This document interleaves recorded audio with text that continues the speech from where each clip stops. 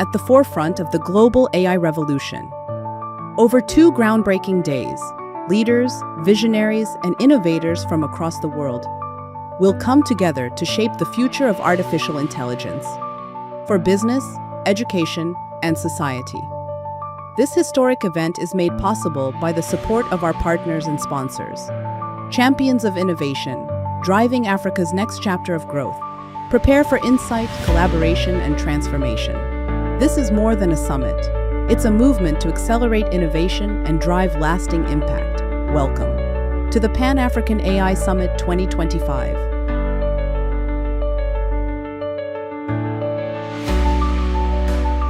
African AI Summit. If you need to locate the washroom, please, when you move out to the holding area, straight ahead, you can find the washroom for both female and male, which AI does not speak. But I'm sure that we are going to have a good time here. So please put your hands together for the organizers of the Pan-African AI Summit. And just before I go ahead to introduce them to give us a warm welcome note, which is not from AI, let me go ahead and say a very big thank you to the sponsors and partners of this August event. Ladies and gentlemen, a round of applause for the Ministry of Communication, Digital Technology and Innovation of Ghana, for Fidelity Bank Ghana, for Prudential Bank, Telecel, which is reimagining connectivity and enhancing customer experience through AI. You want to put your hands together for them. For the venue where we are beautifully seated this morning, Palms by Eagle, please, a round of applause for them. And for our media partners, Joy and the Multimedia Group. Please put your hands together for yourselves as well, because you are making the room very beautiful. And thank you for coming.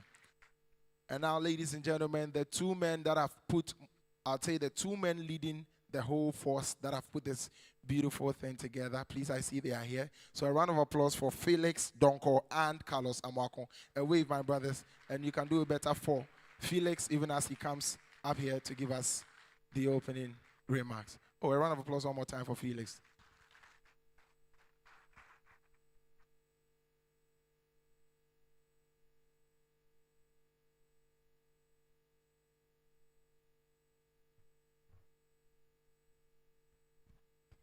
Good morning, Ghana.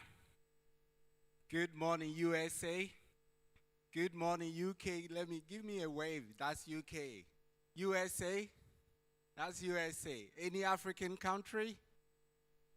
There we go. They're coming. Carlos and I and the team, we are very honored this morning to welcome you here this morning. This is Pan-African AI Summit. It doesn't start here.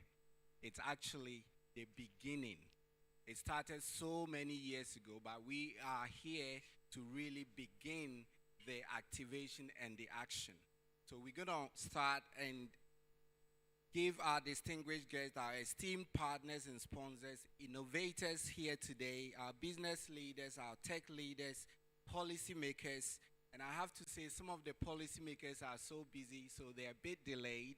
So please, if we shift things around, we beg you to deal with us and bear with us, but they're coming. Now, it's our profound honor to welcome you today to this inaugural Pan-African AI Summit. Myself and Carlos and the team you see at the back, some still back in there working. We welcome you this morning here in Accra, a city that becomes the beating heart of Africa's digital future.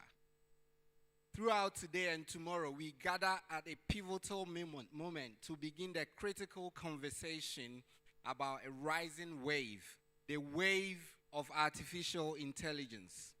It's a tectonic force that is reshaping the world. It's reshaping industries, economies, and it's actually reshaping societies globally. Now, within the globe, artificial intelligence is projected to contribute about 15 trillion to the world economy by 2030, with 1.2 trillion potentially unlocked across Africa, but only if we act boldly. Only if we act boldly to unlock that 1.3 trillion. Now, are we ready? Are we ready, Africa? Are we ready beyond Africa? Yes. With within Africa, we have 70% of our population under the age of 30, and you can see that testament within this room. If you just turn your back, you can see the young population. We are the youngest continent on earth. This is not just a statistics. It's not just a statistic, it's not a number. I want to say that it's a strategic advantage. The fact that we have 70% of the population being under 30, it's a strategic advantage for us, but we need to tap into it. Our youth are digital leaders in the making. They are digital natives. And today, the summit becomes the launch pad of the youth within this continent. We're here to build a glocal, and we termed it, we were discussing it, how should we term this? It's actually a glocal AI ecosystem. Glocal is a combination of global and local.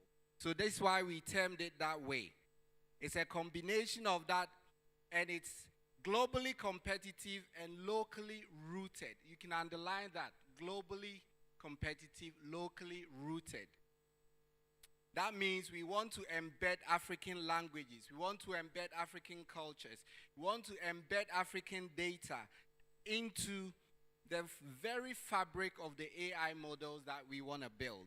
It means that we want to ensure that AI serves our farmers, AI serves our teachers, AI serves our doctors, AI serves our entrepreneurs, and in practice rather than theory. Some of us may know that as theory. This summit begins the watershed moment. Over the next 2 days, we'll hear from visionaries, as I mentioned earlier, from US of A, UK, and across the world. We're going to hear from them, and we want to understand how we can make this our own. This is why we're here today. And so we want to welcome you today and the next day. Every startup, if you're here, every university, every civil society, every group that is represented here in this room, we thank you for being here, but we need your collaboration. We need your patience. We need your understanding. We need to tap into your knowledge so we can work together to make this a force for us. So we want to thank you and welcome you to today. Those of you who have traveled far and wide, everywhere, we want to say thank you for coming and help us make the success. I'm going to quote one word, one sort of phrase from Malcolm X. He said, the future belongs to those who prepare it today. And we want to prepare our future today. And so thank you for helping us to prepare our future today so that we can take the leap that we want to do in artificial intelligence. Thank you very much for coming, and I'll hand over briefly to my colleague, Carlos. Thank you so much, Felix. Thank you so much to everybody for turning up. We're really, really grateful. Just to add to what Felix has said, he said a lot. From me personally, I just want us to look at the opportunities that exist within Africa. We've got a brilliant set of people that transcend every part of Africa, and we have to take advantage of this opportunity. Large tech companies are investing hundreds of billions into artificial intelligence.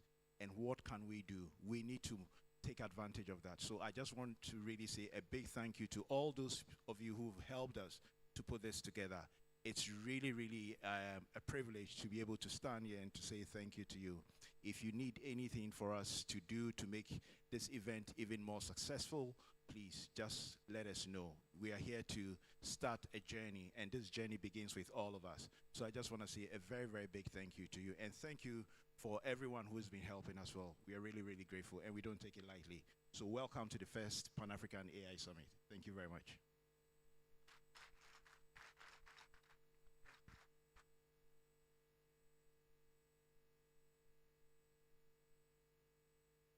Ladies and gentlemen, that welcome note deserves one more clap. Please, a round of applause for Carlos and Felix. Now, from what he said, I couldn't help but remember that the future belongs to those who plan for it. I would say the future is now. And ladies and gentlemen, we are here now for the first ever Pan-African AI Summit. It doesn't stop here, and it doesn't stop with us, but we are going to be the agents of change. So like I already mentioned, please prepare your heart and mind for what promises to be nothing short of education for all of us to go teach the whole of Africa or the African continent. Now, Felix began by doing some few housekeeping, and I don't think he did too good for my Ghanaian brothers. Do we have people from the US here? Oh, US is here. Please put your hands together for the US. We have people from the UK. Yes, the UK is in the house, ladies and gentlemen. Which other country is here? I know Ghana is here. Oh, you are here. Yes, my brother is here all the way from... Oh, Trinidad is in the house, ladies and gentlemen. A round of applause for Trinidad. Now, if you did that for all the parts of the world but Ghana, ladies and gentlemen, you are here, you are Ghanaian, and you want to celebrate yourself because Ghana is in the house, ladies and gentlemen. Put your hands together for yourselves. And just by the way, for our friends coming from the US, the UK, and Trinidad, in Ghana, Ghana is a big umbrella. We have people from La Paz, we have people from East Legon, we have people from all walks of life in Ghana, but we are all Ghanaians, and we eat kinky. So feel free to eat kinky with us, all right? Now, ladies and gentlemen, once again, we are going to receive a dance performance from the Ghana Dance Ensemble. And once we are done, we'll go on with our keynote addresses, and the panel will begin. So one more time, a round of applause for the Ghana Dance Ensemble.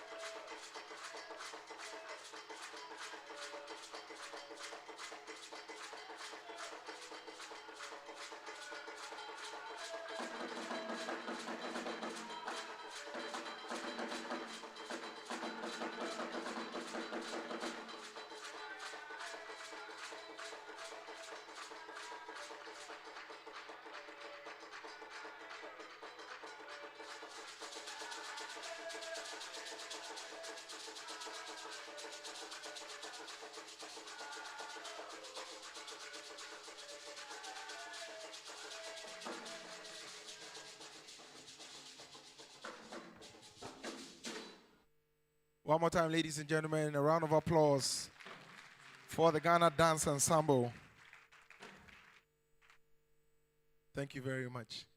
Now, ladies and gentlemen, if you can just look behind the tags you were given once you were registered, you'll find a QR code scanner there. Kindly use your phone to scan it, and you get the whole running order or program for today. So I'll give you a second to do that so that we're on the same page. We are going on the AI journey together.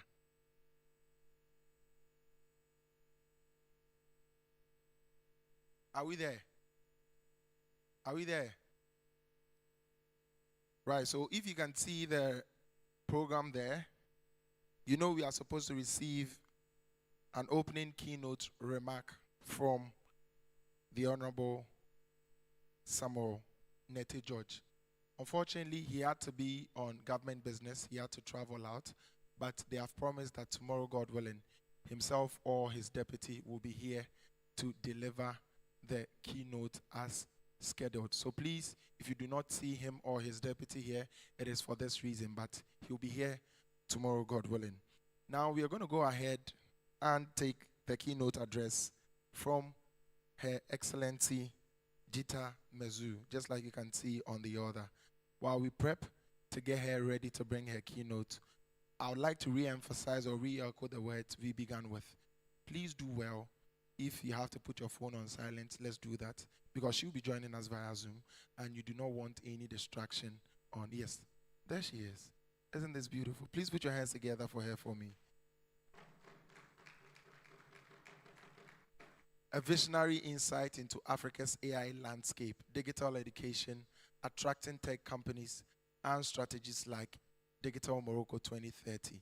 So this is what she will be speaking on. She has walked the path, she has lived it, and I believe she is more than equipped to give us that address we need. But just as we prepare to have a keynote address, again, I'd like to welcome everybody that just joined us for the first ever Pan-African AI Summit. Ladies and gentlemen, for the next 2 days, like I said in your absence, we are going to learn. It is an education that we will not be writing exams about, but an education that is going to transform lives and change the whole continent of Africa. So please prep yourself while we prepare to bring you all the seasoned speakers that we have shortlisted and put together to ensure that we are all getting that education that we need. My name is Bobby Otis. A few of you folks told me that you couldn't hear my name when I said it. I am Bobby.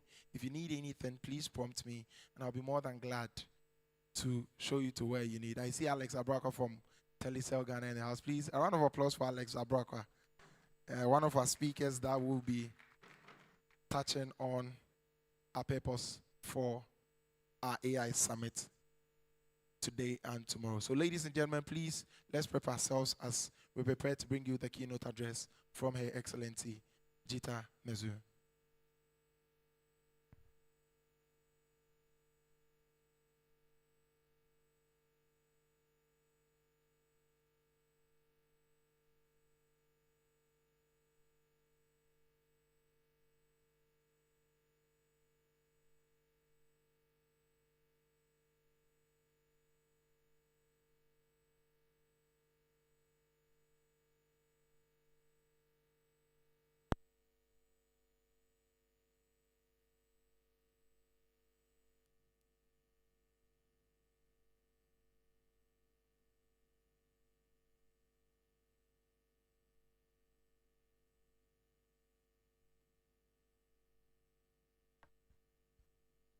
Ladies and gentlemen, there's one question on my mind I've always wanted to ask. I was waiting for the right panel to direct it to, but I think I should pose it to everybody here. Maybe you might have the answer that I'm looking for. You know, some time ago, I don't know about you, where you grew up, but where I grew up, there was a notion that AI or machines were going to replace humans. Did anybody here hear that? Oh, you heard that? Nobody did? Oh, I'm not alone. At least I have one brother there. So one thing that I really like to learn today is AI or artificial intelligence really going to replace our human capabilities, even in the workplace. And I think there were films to this effect.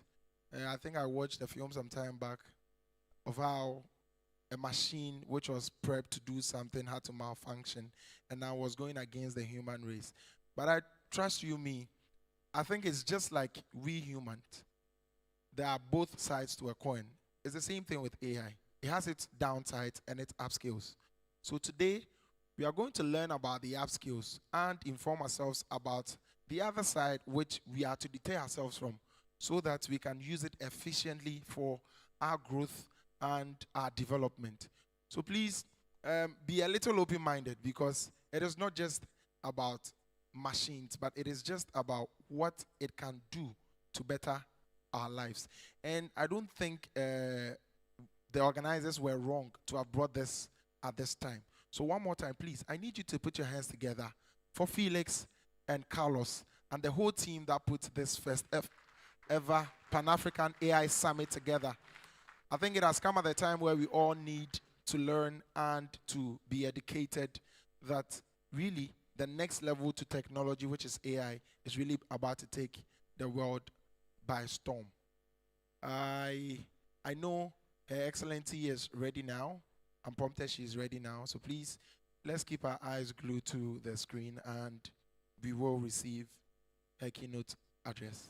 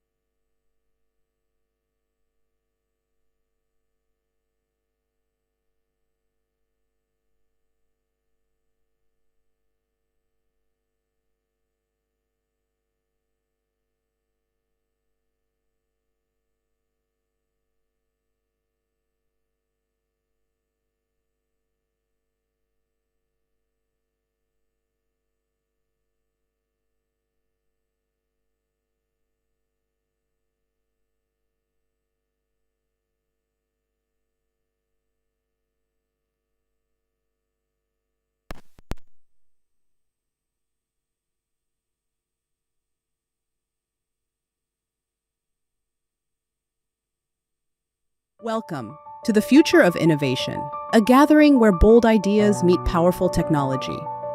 and where Africa takes its place at the forefront of the global AI revolution. Over 2 groundbreaking days, leaders, visionaries, and innovators from across the world will come together to shape the future of artificial intelligence for business, education, and society. This historic event is made possible by the support of our partners and sponsors, champions of innovation, driving Africa's next chapter of growth. Prepare for insight, collaboration, and transformation. This is more than a summit. It's a movement to accelerate innovation and drive lasting impact. To bring us her address. Please help me welcome with a clap Professor Kobe Mensah of Ghana Tourism Development Company.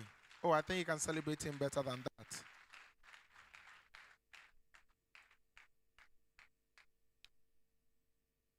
Welcome, Prof. Thank you very much. Good morning, everyone. Great. I bring you greetings from my minister, the Honorable Minister Ablaji Fagomashi, the Minister for Tourism, Culture, and Creative Arts. I'm sure you can imagine why we're here. Obviously, summits, conferences fall under tourism as MICE, which is meetings, incentives, conferences, and events. So if you see GTDC here, it's because we are partners to this great idea, great vision, and we believe this is the way to go. How many of us are actually exposed to AI stuff in the country so far? How many of us are using AI? Yeah? Oh, quite a lot of people. Yeah. GTDC is using AI now. If you don't know, we are creating one of the biggest marketplaces called Ghana Tourism Marketplace. And it uses AI to direct you where to tour, how much you have, and which places you can go. It is very exciting moments. And I think that as a country, we have to be ready for this amazing technology. There's also an AI news app. I don't know how many of you have seen it. It's called Muse AI. That's what I use to consume my news. It's on, I think, the Play stores. So the future for AI in Ghana is big, I think. And I'm sure we should be ready to really tap in. So I give my opening remarks. Distinguished guests, esteemed colleagues, innovators, and visionaries from across our beloved continent and beyond, it is with profound pride and unwavering optimism that I welcome you to the Pan-African AI Summit, a historic convening of minds, missions, and momentum. Today, we gather not merely to discuss artificial intelligence, but to shape its future through an African lens, ethical, inclusive, and rooted in our values. Africa stands at a crossroads of possibility. With the youngest population on Earth, a rich tapestry of the languages and cultures, and a growing digital infrastructure, we're not just participants in the AI revolution, we're poised to lead it. But leadership demands intentionality. It demands that we ask whose data trains the models, whose languages are preserved, whose values guide the algorithms. This summit is your answer. We are here to ensure that African voices, African knowledge systems, and African aspirations are not only represented, but centered.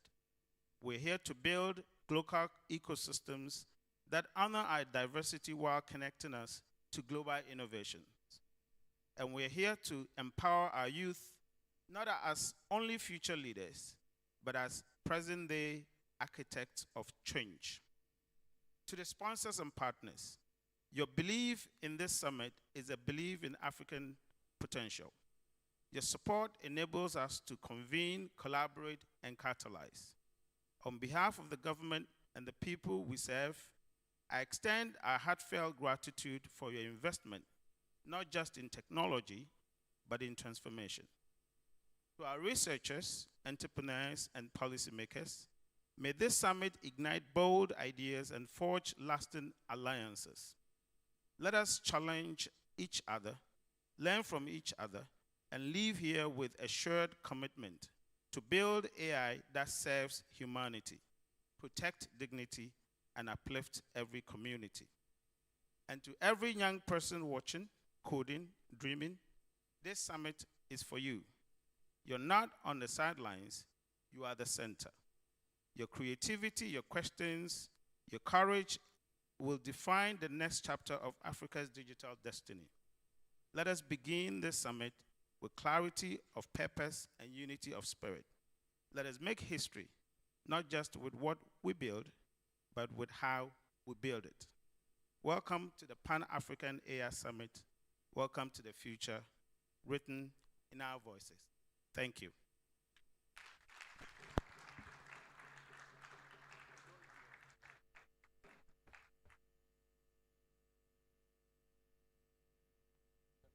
Please do it better for Professor Kobe Mensah. Now, just before you go, I know you outlined quite a number of things that TDC is actively engaged in so far as AI is concerned. What I want to know is, you being one of the frontliners in policy making, what is the future goal for AI in Ghana? Well, I suppose the big players, obviously the Ministry of Communication, would give us policy guidelines. But for us as adapters, for us as application users, I think the direction is that for tourism, we need to present the tourist diversity, convenience, and we need to make sure that we have them on-time information. And that is exactly why we are plugged in. Now, if you have $5,000, 5,000 cities, if I should put it before I'm hauled to the central bank, you have to ask the Ghana Tourism Marketplace, I have 5,000 cities. Where in Ghana can I enjoy a very good visit? Then the AI will tell you maybe Pounds by Eagle would cost you 2,500. A tour company will cost you 500. Kwame Nkrumah will cost you 25 cities. That is an immediate answer. That is useful, relevant information. And quickly you can book your tour with Ghana Tourism Development Company. So the future is productivity, the future is efficiency, and the future is real time. Thank you. Thank you very much. Now, just before you go, and I'm going to let go of you. You said some of the amount, the 5,000 CDs, not dollars, can go to Kwame Nkrumah. No. Total sum of how much you want to spend for your tour in Ghana. Now, this question, I believe, is not just for myself, but for a lot of other foodies in the house. Is there going to be a time, not just in Africa, but in the world, where I can see some very nice, sumptuous meal on my phone and be able to use AI to print it out and eat? Wow. Felix, you brought the issue. You should come and answer that question. And I believe Felix is going to do justice to that. But if I have, I'll take one question from the crowd. If there is any question from our guest or the delegate for Professor, I'll be glad. Okay, I see him. Excellent. Thank you. Felix, please start thinking about the printer. It's very important.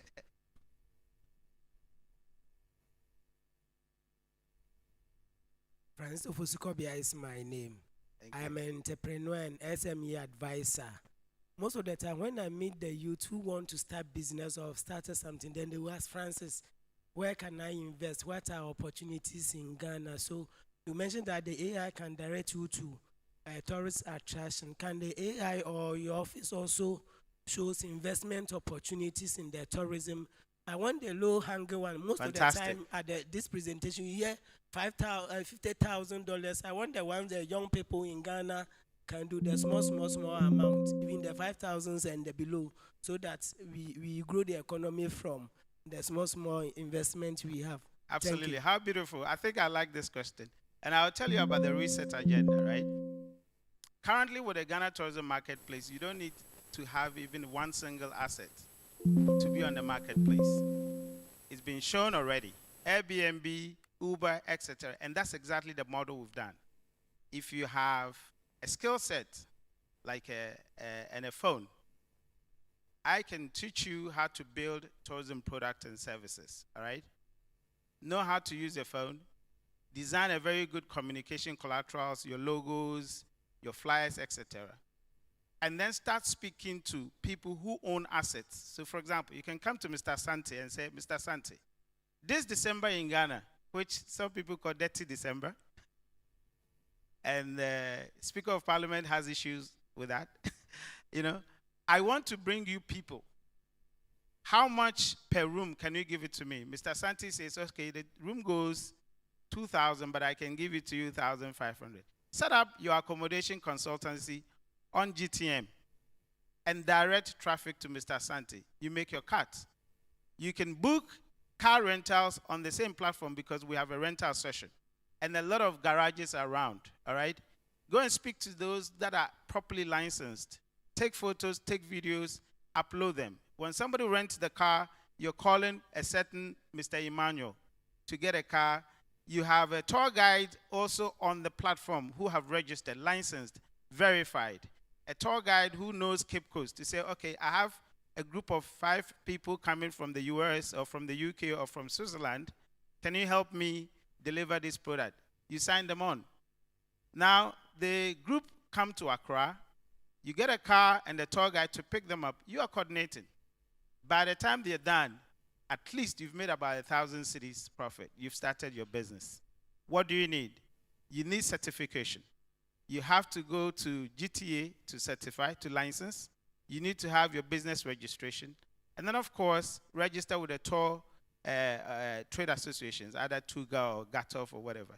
Once you can verify with your Ghana card that we can identify you if something goes wrong and make sure that you would not give fake services, you're good to go. So what I'm telling you is that in modern day reset Ghana, you don't need assets to start your business. Get to GTM. Thank you. Nice. So, Prof, I promised I was going to ask, I'll take just a question, but just like AI, sorry, I don't have feelings, so I'm going to take one more. Thank you. My name is Joel. Hi, Joel. Yeah. So in some countries, tourism is like their #1 economic booster, right? Absolutely. How are you going to use AI to boost your ministry, the tourism ministry, to at least be #3? Do you have any plans, and how long are you going to? You're right. You're asking me the right questions. Okay, so now we're engaging search engine optimizers. As I speak to you now, I'm just coming from the office. I have a gentleman who is actually going to write our blogs, all right, travel blogs. We need to get, my target is South Africa and Kenya. I need to beat them to the game. I need optimizers who can get Ghana to the top hits once you type in tourism from anywhere. We have over 200 plus news portals, all publishing corruption, chaos here and there, and they are all online. They have Facebook accounts, they have web portals. We have over 200 plus tourism companies, but they're not online. So the bad news get hit whenever somebody types Ghana, corruption is coming up, chaos is coming up, but the good experiences that people are having are not showing up because they're actually on the microblogs, TikToks, Instagrams, etc.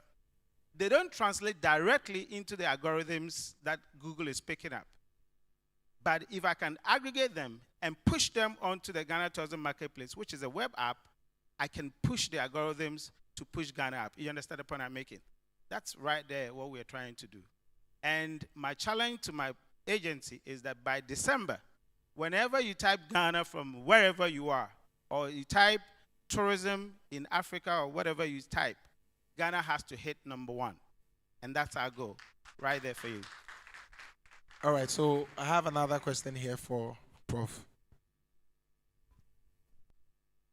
All right, good morning. Good morning. Dr. Prof. So my question is tied to, sorry, I lost my voice. My question is tied to his question.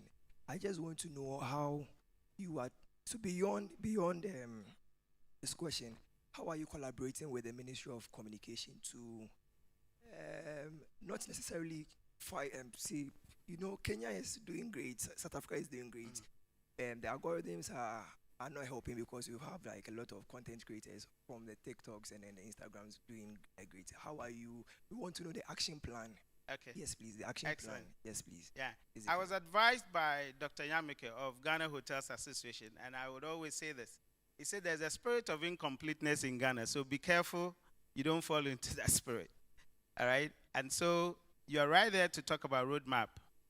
At GTDC, we say we have three-pronged approach: infrastructure, strategy, and a backbone. We have to put the infrastructure together. I don't want to go to the minister and use my mouth. I don't like talking. I have to show. And I know Jillian is here, one of my students, so she knows how I do my things. I have to make sure that I have the infrastructure to speak to it. If I go to the minister and say, I want to do this, all plans. And as I said, most people fall into the spirit of incompleteness. Tomorrow, they're not following the agenda again. I want to build infrastructure. When the infrastructure is ready, and I'm speaking to you now, you would know what I'm talking about. Show me the money, right? Now the infrastructure is ready. The next is putting the strategy team together for us to start doing the, the proper, action things to promote the site. When I go to the minister, he knows that I'm not just talking. Currently, we've built what we call investingtourism.org. I don't know how many of you have seen it. We are profiling all the touristic areas, investable tourism areas in the country. We've done 6. We've been to districts, we've been to Savannah, we've been to Volta region. I want to show evidence that we are serious about doing things so that when you go to the minister or when you go to a certain investor, they can believe in what you're doing, all right? So for me, it was important that I put the infrastructure together. I put the team together. We have our strategy paper. When I go there, I'm talking to them. They know that I'm serious about business. So our next move is to go to the communications minister. But in the meantime, we want to make sure that the infrastructure is working. We've tested our cards. So the Momo payment works, the international card works, the local bank card works. The difference between us and Booking.com, Booking.com would not manage your destination image. They will not focus on Ghana. They will do transactions with Pounds by Eagle, take their money and list them. But us, we are very, very conscious about the name Ghana being on top. And also the platform is free. Now, if I can articulate these to the minister, I'm sure he will give me every support that I need. So I have to be ready. That's why the infrastructure is very important. Thank you. Thank you very much, Professor Kobe Mensah. Ladies and gentlemen, a round of applause for him. Thank you, far too kind. Now, ladies and gentlemen, just like I already announced, join us via Zoom is Her Excellency Jita Mezu, who is the founder and CEO of Decisive AI, former Minister of Digital Transition and Administrative Reform of Morocco. Ladies and gentlemen, a round of applause for her. Her Excellency, can you hear us?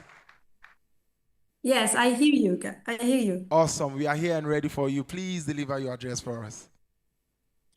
Okay, so thank you very much for the invitation.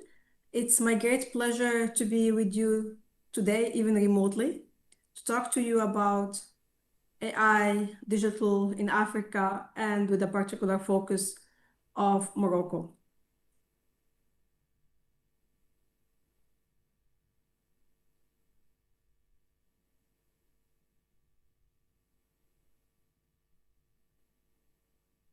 So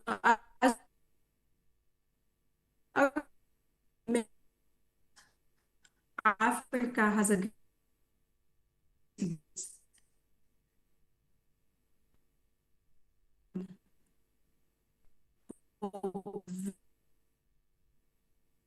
very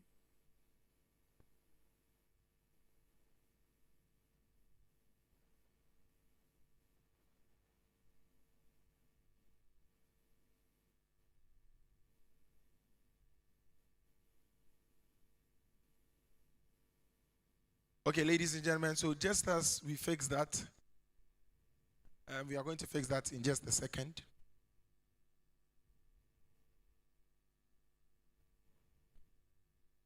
And you know, I'm more excited because I know the future is bright, where we don't have to sit in a conference and for some reason internet will be a challenge. But we could have a whole hologram here of her and she'll deliver her keynote address. That I'm sure the programmers and the coders can do for us. So let us cut straight ahead to the first panel discussion of the day. Now, ladies and gentlemen, moderating the session on driving innovation across sectors, exploring how AI can be leveraged by African nations, multinational businesses, institutions and SMEs to enhance globally. productivity, We talk about AI. competitiveness, and Sorry? growth across various sectors like finance, agriculture, and industry. Ladies and gentlemen, please help me welcome and put your hands together for our moderator, Mrs. Ayo Jones, who is an AI in education strategist, the Shift System. Please, a round of applause for her. And she'll be doing this with Miss Edna Engman, Head of Transformation Programs at Fidelity Bank Ghana. Dr. Tim Schneller, founder of Collab Inspire USA, all the way from the United States. Please, a round of applause for Dr. Tim. Also to Ransford Kwenu, who will be joining the panel. I'm told Ransford is on his way here, so once he gets here, he will join the panel. And finally, Mr. Kwame A. Opon, Head of Fintech and Innovation, Bank of Ghana. I believe he's on his way as well, but the panel is going to start, and once they get here, we can go straight ahead for them to join. Madam Moderator, good morning.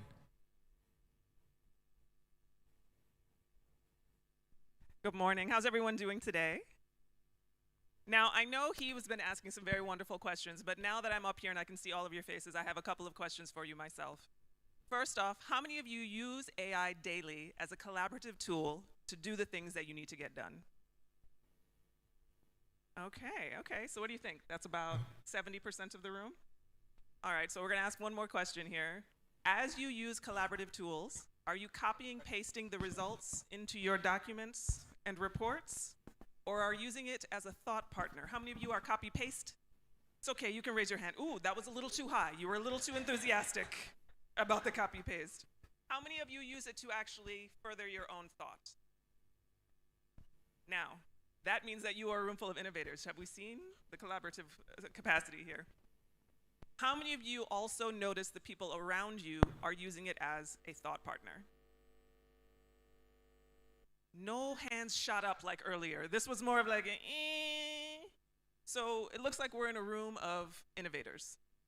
The question then becomes, how do we get the people around us to adopt the same thought partner interactions in order to further the economic potential here on the continent, and also to get the development, growth, and impact?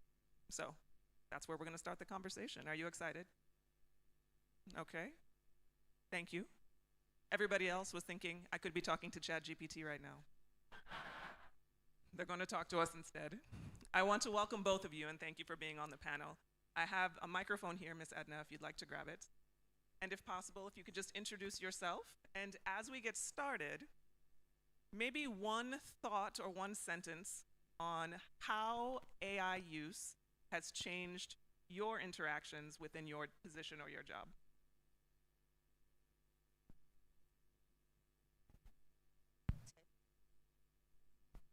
Hello, good morning. My name is Edna Engman. I work with Fidelity Bank as the head of transformation programs.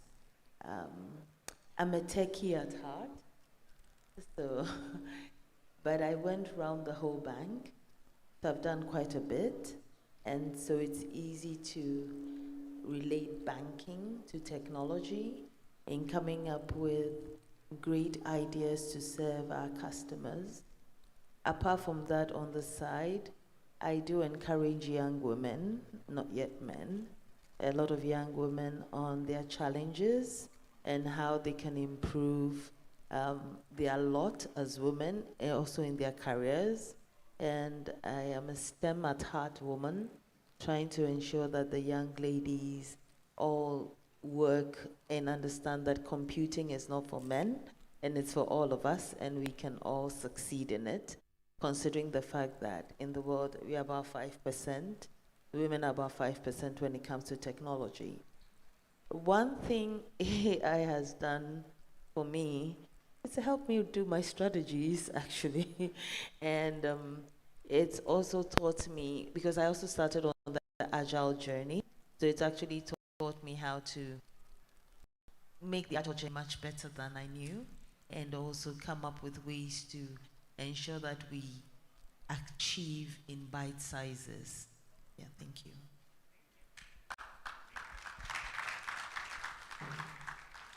So good morning, I'm Dr. Tim Schneller. I'm happy to be here from the US, all the way from Milwaukee, Wisconsin, which is near Chicago. I've spent nearly 30 years working with industrial manufacturers as the channel strategy lead. And my interest lies in that intersection between companies. As a channel strategy expert and working in that space, looking at how technology being adopted in one space impacts the other company or the other entity in the ecosystem is very fascinating to me. And so recently I founded Collab Inspire so I could share my expertise over the last 30 years, share my research into how AI, the wave that we talked about earlier this morning, is impacting those relationships and building on the technology that's there at the same time, recognizing that AI has the potential to both enable and disable those relationships. How AI has impacted my life, I use it as a thought partner daily. It helps me get started when I'm having trouble thinking, helps me put together those quick plans that I can start with. So it's something that I think becomes integrated into everyone once they begin to use it, and helps to be more productive.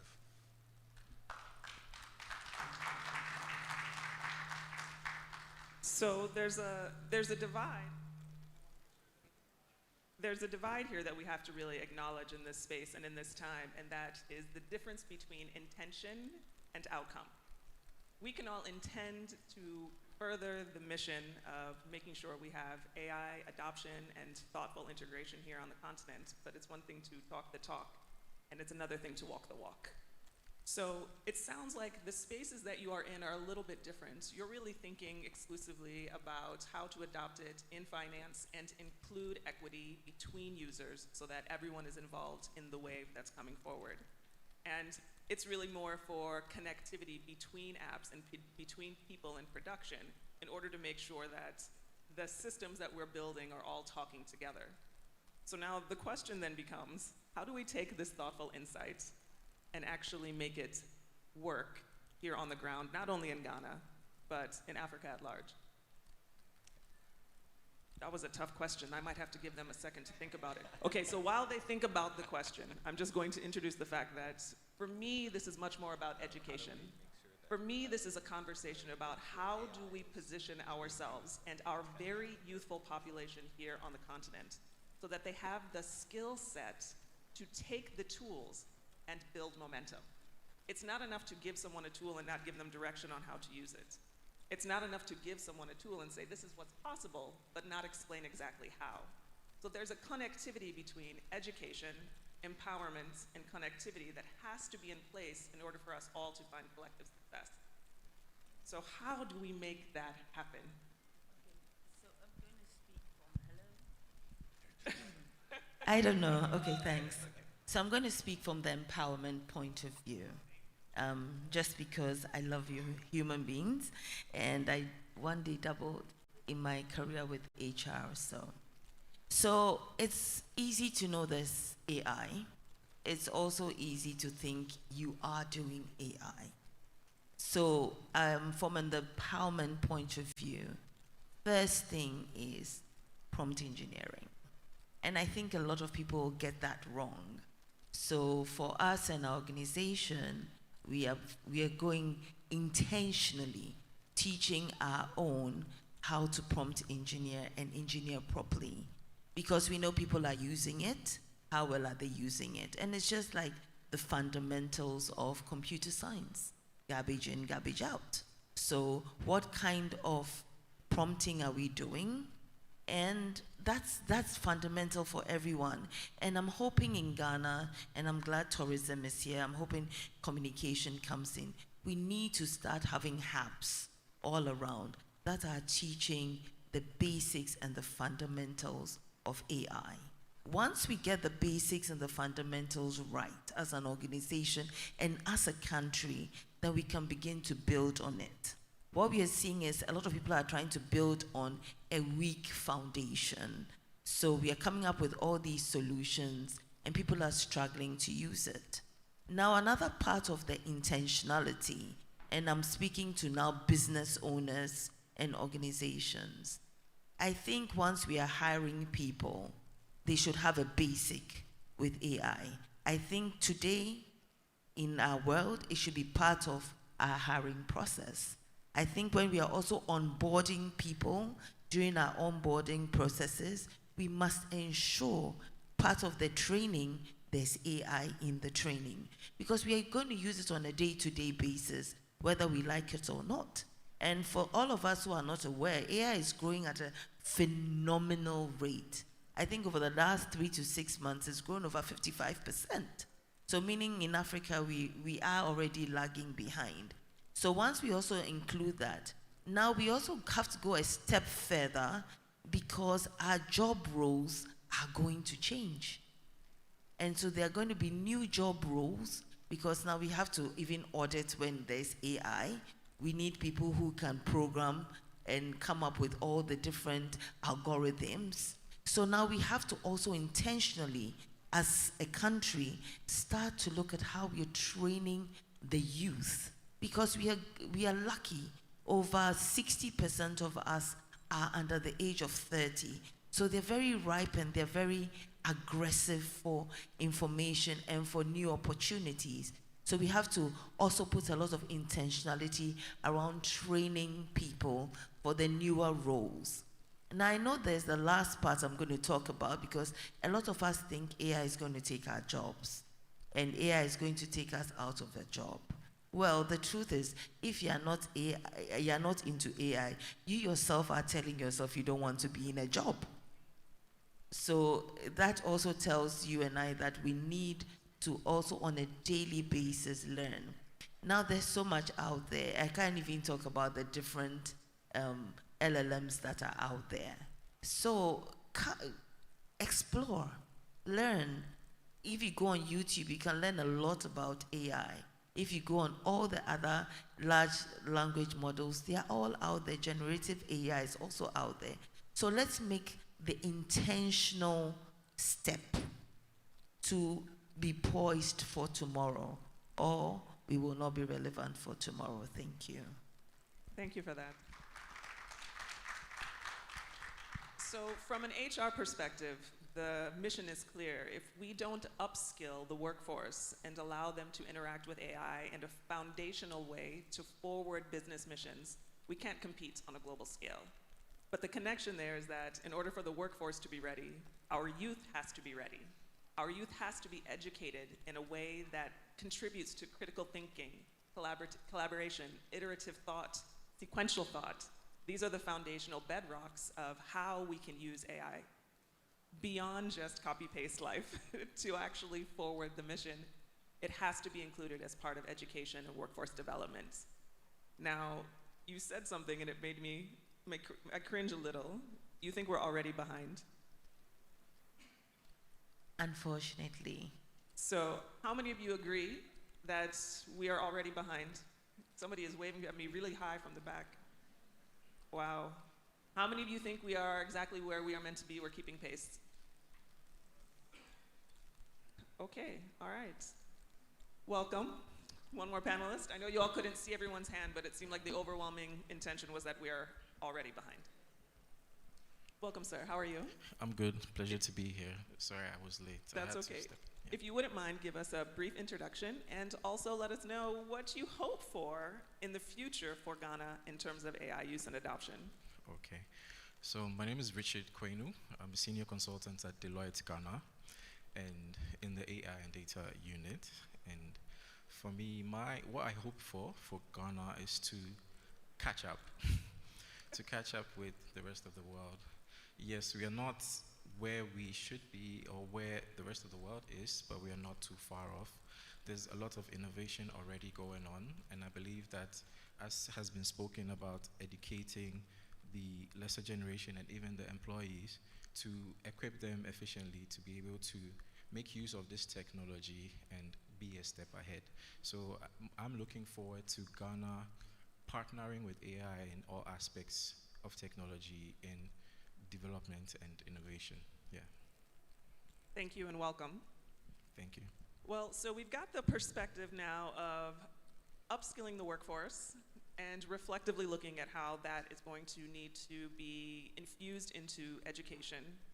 But once we start building businesses on the backbone of AI, the systems have to communicate effectively in order for us to take that momentum and scale as a country and as a continent. What insight can you give us about how we can harness AI as a collective instead as siloed individuals? No, that was for you, Tim. You ready? No, Mike. Well, first, I would like to say that I'm not one of those under 30 in the room.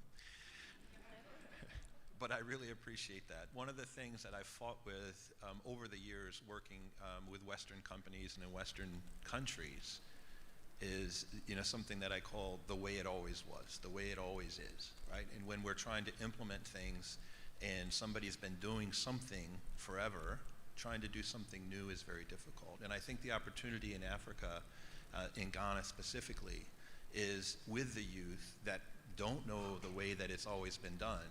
We've got this great tool called AI that's able to then, leapfrog where things are. So I think that's a really fantastic opportunity, specifically when it comes to connectivity. If we go back to Professor Bobby's example about the Ghana Tourism Board, I have $5,000. I want to do something with it, or 5,000 CDs. I'll try to use the right words as well. So I have 5,000 CDs. I want to go do something with it. If that tool tells you that you can take a 21-day trip around Ghana and spend, nights in 5-star hotels for 5,000 CDs, and that's not true, you might go back there again. But if it tells you the same thing that's not true, you're not going to probably go back there and visit it. So when it comes to systems connectivity, one of the underlying foundational pieces of AI use and AI implementation is building trust into the system. The system has to be trusted, right? So for those young folks that are getting upskilled, if they can't trust the information coming out of the system isn't any good to them, and they'll go look for another system. For companies that are implementing AI, if they can't trust the data that's coming from their partner, they'll not work with that partner. And that's really the connectivity that has to be built in. Data is foundational, but in order to share data, which is really critical for AI, trust has to be there. So trust has to be between companies and the people within those companies in order to have a successful implementation, and the commitment to use it. There's something called the technology acceptance model, and it relies on the individual's perception and the ease of use of that tool.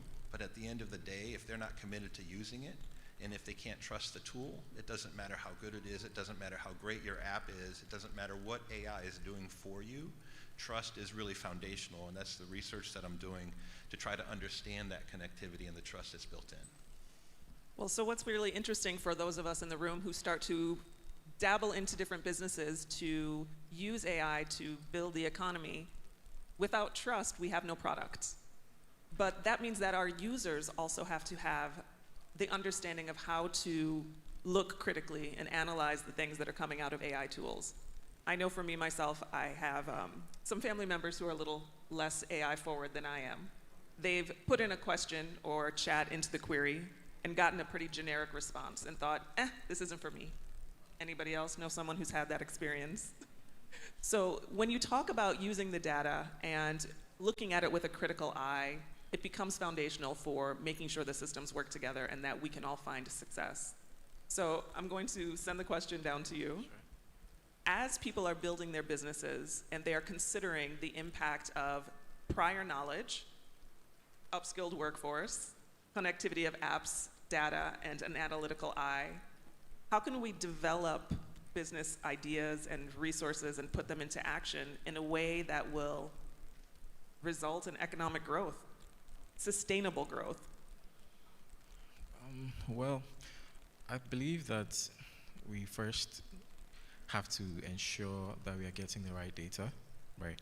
As you mentioned, taking all these things into consideration, technology or AI is largely dependent on data, and what they say, there's a saying that garbage in, garbage out, and Mr. Tim here mentioned that if you can't trust the information, what good is it, right? So it's important that we filter or first off acquire the necessary skill sets to handle large volumes of data and to know exactly what to do with that data in order to be able to develop products that would actually make a difference, right? So I'm into process automation and dashboarding, right? So one of the issues I identified is that most businesses don't have a clear overview of their business, and they're always looking to see where they're making losses, where they're making gains, where's the risk. So they always want a risk dashboard to be able to monitor these processes. And I believe that in the monitoring of these tools, in the monitoring of the data and its flow, you're able to easily gain some insight as to where there is a need for innovation. Why example with banks, the customer churn rate. Technology allows us to understand the trend in customers leaving the bank or leaving the bank basically in terms of being a customer, and understand why they're leaving the bank, identify what their interests are and what the bank is not providing for them, and then focus on innovation in that area. So I believe that you always have to start from the data, analyze, assess it, and then a lot of insight will come from that in terms of innovation. Thank you. So y'all, you gotta have the data. You got to have the data. Thank you very much, appreciate that. Welcome. If you wouldn't mind, would you just take a moment to tell us who you are, where you're currently working, and possibly to connect all of this together, the impact that you see AI having on your industry. Thank you very much. First of all, sincere apologies for being late. Interestingly, we're having this discussion. So I'm Kwame Opong, Director of Fintech at Bank of Ghana. And as I was listening to the conversation, I think Dr. Tim and then Edward also made a point about how we approach AI in a way that really makes us understand the need to actually adopt it and really sort of practicalize it. So actually, I was stuck out there a bit because my name was not in the system somehow. And even though my picture was out there, we're trying to reconcile it. And I thought, why are we letting process and systems hold us up? So I just walked in. But this is also a practical description of the point you made, that you have family members and friends who probably on their first attempt at using AI may give up on it.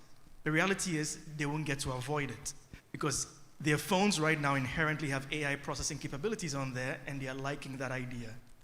Their experience, whether it's from airline travel or anything else, already has AI embedded in there. Their very basic email usage already has AI embedded in there. So one way or the other, you don't get to avoid AI, you're living in it. The question is when you're going to reconcile yourself with that reality.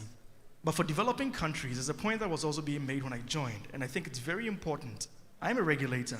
We also make policy targeted at economic development. And one of the dimensions that shouldn't be underplayed is the issue of truth and trust and credibility. The reason why I highlight the importance of this, whether you're looking at it from a commercial standpoint, the description that Mr. Akins gave pertaining to, let's say, a bank or an institution understanding the dynamics of its churn rate, is something that if you called without, in the absence of AI, we've had other mechanisms of doing this, by the way, to be fair, machine learning capabilities, other forms of regression that have been used in the past, all those have helped us understand the dynamics of consumer behavior, churn, and activity in a service environment. When you ask any seasoned commercial manager, they're going to be able to give you, anecdotally, some of the reasons underlying it. What AI does, especially if the data is solid and trustworthy, it's going to tell you what actually is the reason versus what you may think is the reason. And that delta is the difference between commercial success and perhaps some moderate level of success on the market, but significant success and moderate success, or perhaps a misguided strategy. From a policy level, as a regulator, look, and just not even here in Ghana, pretty much in most countries, look at the level of data access we have. You can correlate it with the decision making that happens in the country. It's not a peculiar challenge to us. When you don't have enough information, you wind up with decisions that reflect the limited data set you have. So I think there's a fundamental issue of being able to ensure that we're making data more available, more access, but fundamentally, first of all, digitizing data. We have a lot of information, but it's hiding in corners. It's not properly an analytical tool. But the reality is, if you can use especially capabilities like generative AI, you begin to move away from what has been historically a standard approach for regulatory data collection and submission, template-based data collection. So we know we're looking for the usual high-level numbers you'll often see, right? Number of customers, number of agents, transaction levels. Fortunately, that's not what we are stuck with in Bank of Ghana, I should mention. But pivoting into a more intelligent way of analyzing data, you begin to identify trends that you couldn't have anticipated, and that's the very important aspect.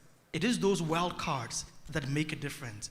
So from a generative AI perspective, our decision-making from a policy level is significantly enhanced. One, if we are harnessing our data better, or organizing our data better, and two, leveraging capabilities that can help us identify the irregular patterns, the wildcards, and all the asymmetry that may exist in data, but we're not privy to or is not obvious to us, and for that reason, the quality of our decision-making is not as targeted. Thank you very much. Thank you. You know you're in the right room when people get excited about data, right? No, it's just me. I actually did get excited, but the thing that really sparked me the most was that the conversation about having good data to formulate good systems has a reflective kind of element. If data isn't harnessed well on the continent, or specifically here in Ghana, how does it inform the AI tools so that we have representation in the technology that we're trying to use and capitalize on? Are we even represented in the data sets that we are interacting with on a daily basis? I open that up to anyone. I would say that we still have a lot to do. Yeah, as part of what we do at Deloitte, we engaged in a partnership with AWS to do a Gen AI assessment of clients.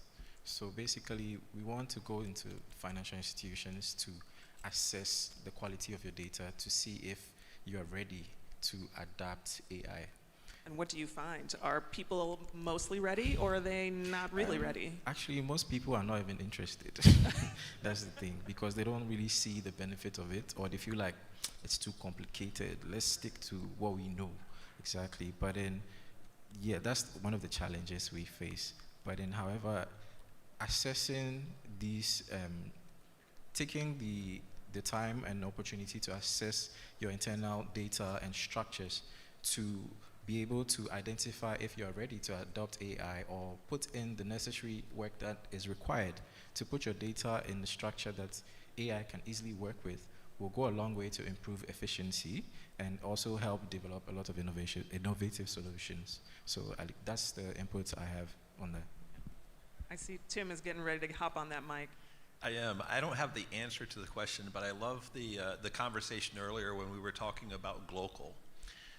If we don't solve it, if Ghana doesn't solve it and get Ghana's perspective into the AI tools, it's not going to be effective. And so when you're looking at solutions for Ghana, for Africa, there are global tools out there. There's global processes, policies, regulations, but at the end of the day, if that local context isn't built in, Ghana won't be able to capitalize and won't be able to really optimize the use. It's not going to work, right? And so that local context is critical in all the AI systems and tools. And I just want to touch one other point on the regulation piece of it. You know, it's so important that there are frameworks and guide rails in how the companies interact and how the apps interact and how the data interacts, right? There's a whole new opportunity here with shifting power to places it shouldn't be because data becomes accessible. So the local context, very critical. I don't have the answer for Ghana, but I hope someone in this room does. Madam Edna, I have to pull you into the conversation because we want to see representation of different subcultures within the country as part of our AI footprint. How do you also reconcile the representation of different genders and ages and cultures within AI usage internally here in the country? Okay, so I think we've all talked about trust, we've talked about data is very siloed, and I want to touch on that and go into culture. So I think for our regulator, and that's my regulator sitting right there, it's very critical for us to start to see how, especially our financial institutions and our fintech speak together. Now, when we look at it from that point of view, I see us getting all our data into a good place where we can all access the data, especially when even we want to go for assets and you're trying to find data on the person's history, it's difficult. Now, when we take it to our different age groups, okay, I think for the youth, they're looking more at how they can grow a business or how they can start a business. And at times it's daunting for every youth who wants to start a business. But today we have AI, and you can get one of the best business cases as long as you know how to push AI to do it for you. So that's why we did talk about really need to know how to prompt. So once you have your business case, right, and a lot of the youth want to sustain their business, we have chatbots, right? We have WhatsApp. How do you leverage that for your customer experience? So that means you don't need to start large with people, because that could be capital intensive and you haven't gotten to that stage yet. So you can use that. You may have a small to medium enterprise, and what I've noticed is whenever you want to even extend an asset to them, they don't have good bookkeeping. They don't have ways of tracking. And there are lots of tools out there today that can help you with bookkeeping, with tracking. So from that aspect, you have used AI to start your business, and you're using it to maintain your business. Now, from the banking perspective, now it's also honors on us, like communication has started, culture has started with a marketplace. It's now honors on us to also come up with good marketplaces for all the young entrepreneurs, all the young businesses that want to come out there. So you're giving them finance, you're giving them analytics, and apart from giving them that, you're also giving them the opportunity to fund their needs. So that also helps us for the youth with business. Now we have also a lot of youth who are going into gig working. So they want a gig, they want to program, and maybe you're writing code, you're struggling. ChatGPT is there, Gemini is there. Put your code in, it will run your code for you. It will help you fix your code. So that also gives you free advice to make money. So AI is actually here to augment, to ensure that as youth we are making money. Now for the older ones like ourselves who are above 30, and we tend to think that this change is so daunting, we don't want to change. And he did allude to that. A lot of organizations, we are not ready for change. And it's true. But the most important thing in life is change, and it's inevitable. So do you, as above 30s or above 40s, 50s, 60s, want to remain relevant? Or you want to, when you retire, you can't do anything? So there are also ways for us to start getting all the information out there to improve ourselves. So it is a huge marketplace. I remember when I started trying to do imaging with AI. I had so much fun. And first when I started, there were cartoon pictures, and I was like, oh no. And I've now gotten to the stage that they're real human beings. And when I show it to my friends, they're like, wow, you did that. And I'm like, yeah, this old lady did that. But young old lady, by the way. So there's so much opportunity for all of us. You can use it for music. And now I'm exploring having my own personal assistant. And not a human being, but AI. And it's so easy to do. All you need to do is plug into any of the LLMs and learn how to do it. So there's so much opportunity for all of us out there. And I think we need to grab the opportunity. And it's so much fun. Thank you. Thank you. Well, so as we consider the enthusiasm behind adopting these AI tools, I do want to have a moment where we still continue the conversation of ample representation of African countries, African culture, African languages within the AI systems themselves. When you go to an AI chatbot to get advice on a business, you might be asking about Wache and it has no idea what context that's in. It needs to know the difference between Nigerian jollof and Ghana jollof, right? In order for, I said it. But in order for to get the good advice, we need to go ahead and make sure that the systems have been trained on us. And that training on us does have an impact on the output that we get. So as you talk about personalizing AI tools, it's essential for us to realize that we can take the out-of-the-box tools and make them personalized to our context, to our culture, and to the businesses that we're trying to build. And that can make it an all more powerful tool for you as you implement that economic development. So as we get ready to close out, I have kind of a final question I want to throw out to all of you. Where we are now and where we all aspire to be is separated by some distance.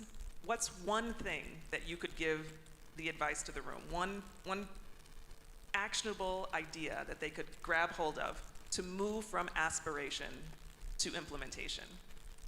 Can I start with you?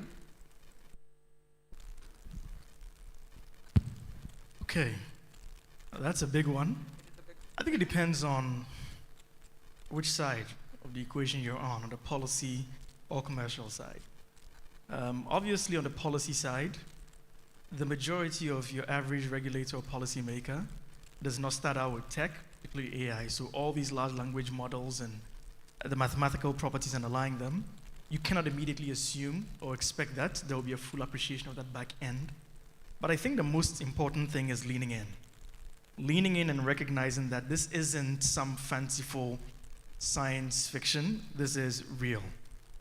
It's an opportunity, and I will, as a policymaker, have to be also open. It has its risks, and for that reason, we need to, as Tim mentioned, put the right guardrails and frameworks in place to guide and guard the development of AI, the ethical use of AI within our jurisdictions. But it starts with recognizing that we need to lean in. And perhaps the one thing that leaning in may require is, I think I saw in the US a couple of years ago, there was a passage of a rule, some kind of a directive from the presidency that requires the setup of every institution having an AI. What's it? Yes, and at the state public institutional level, some AI committee of some sort, or in the end, they didn't just have that on the board level, they have chief AI officers for most institutions, recognizing the fact that you're not going to get that change happening organically at the pace that you need in this modern world. And so you need to catalyze that change, and that is that issue of leaning in. We need to purposefully inject that catalyst. People in this room who have that capability need to be in various institutions attempting to at least change mindsets and drive interest so that we can begin to adopt AI at the policy level. I'll leave the commercial dimension for the regulated entities to speak to. Okay, so if you're gonna lean in, say yes. That was terrible. That was terrible. If you're gonna lean in, say yes. Yes. Okay, Miss Edna, please. Okay, so all I want to say is AI is not in the future. It's now. We are living in it. In the next 6 months, look at one thing you have wanted to do. Do it. Achieve it. What I can say also is, when you start, you will fail. But do not give up. Just know that at the end of the day, you will get the right solution if you keep at it. And when you do, please let Carlos and Co know what you have achieved, and so that we can all build this community together. Thank you. All right, so if you are going to take action and keep at it, say yes. If you're going to take action and keep at it, say yes. Yes. Thank you. Mr. Tim. All right. Well, first, one thing I've learned in my 3 days in country is that Ghanaian jollof is the best. Is that right? All right. So I came here to learn. No, Tim, 1 second. I think there are a few Nigerians who have made their way here. But what he said is Ghanaian jollof is the best. So I just want to I have 2 points, actually, and I'll give a little preview to some of the talk that I'll do tomorrow. But from a company perspective, what I would encourage, the one thing for you to do is to look at the partnerships that you have and to form a cross-functional team. If you haven't yet formed a team with your partners, whether it's supply chain partners, whether it's the consumers that you're working with, but figure out how you can form a cross-functional team to talk about this, talk about the AI impact, what you can do together to drive productivity together. That's number one. Number two is upskill those around you, whether it's your family members, whether it's your employees. The upskilling is so critical. There's so much information out there to the points that you were raising. Upskill those around you because it's necessary to succeed. All right. So if you are going to collaborate by building teams and upskilling your people, say yes. That was much better this time. Thank you. Last but not least. Hello. All right. So what I'd like to say is, let's all try to be open-minded, and as much as possible acquire knowledge on what AI is and its impact, as well as its risks. Because the major factor that is preventing us from speeding up to where everyone else is our fear that AI is going to take over the world or take our jobs. But then that this stems from a lack of knowledge of what it can do from us. So my final word is to be open-minded and acquire knowledge on what AI is. Thank you. All right. So if you are going to stay open-minded and continue to learn, say yes. So and if you are going to join me, tell Ayo that her time is up, say yes. Hey. So your time is up, but we have 5 more minutes for any questions that anybody may have. Yes, please. I just wanted to take a moment to thank everyone who was up on the panel and let you know that the moment is now for all of us, but we have to take action and implement all of the steps that were outlined here. Questions?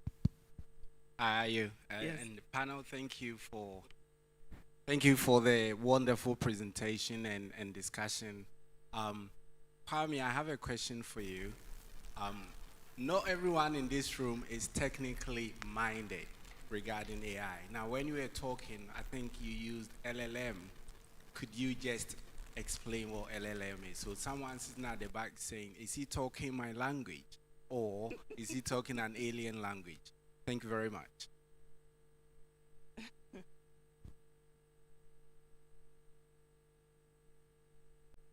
Oh, no. So LLM is large language models. And to put it simply, it's a model for evaluating large volumes of data, if you want to put it that way. But I think what matters, the big point being made, is the data that is available is a lot. The traditional approach for evaluating it is not capable of fully assessing it to derive the most benefit. So some of these models, quote unquote, are used for assessing it. That's it. I'll keep it this as first principle as I can get. I hope that helps. Okay. That was very helpful because at a point I thought AI had lawyers because LLM and thank you for. But now I'm going to take the final question. I know there's a lot more. Unfortunately, we have to work with time.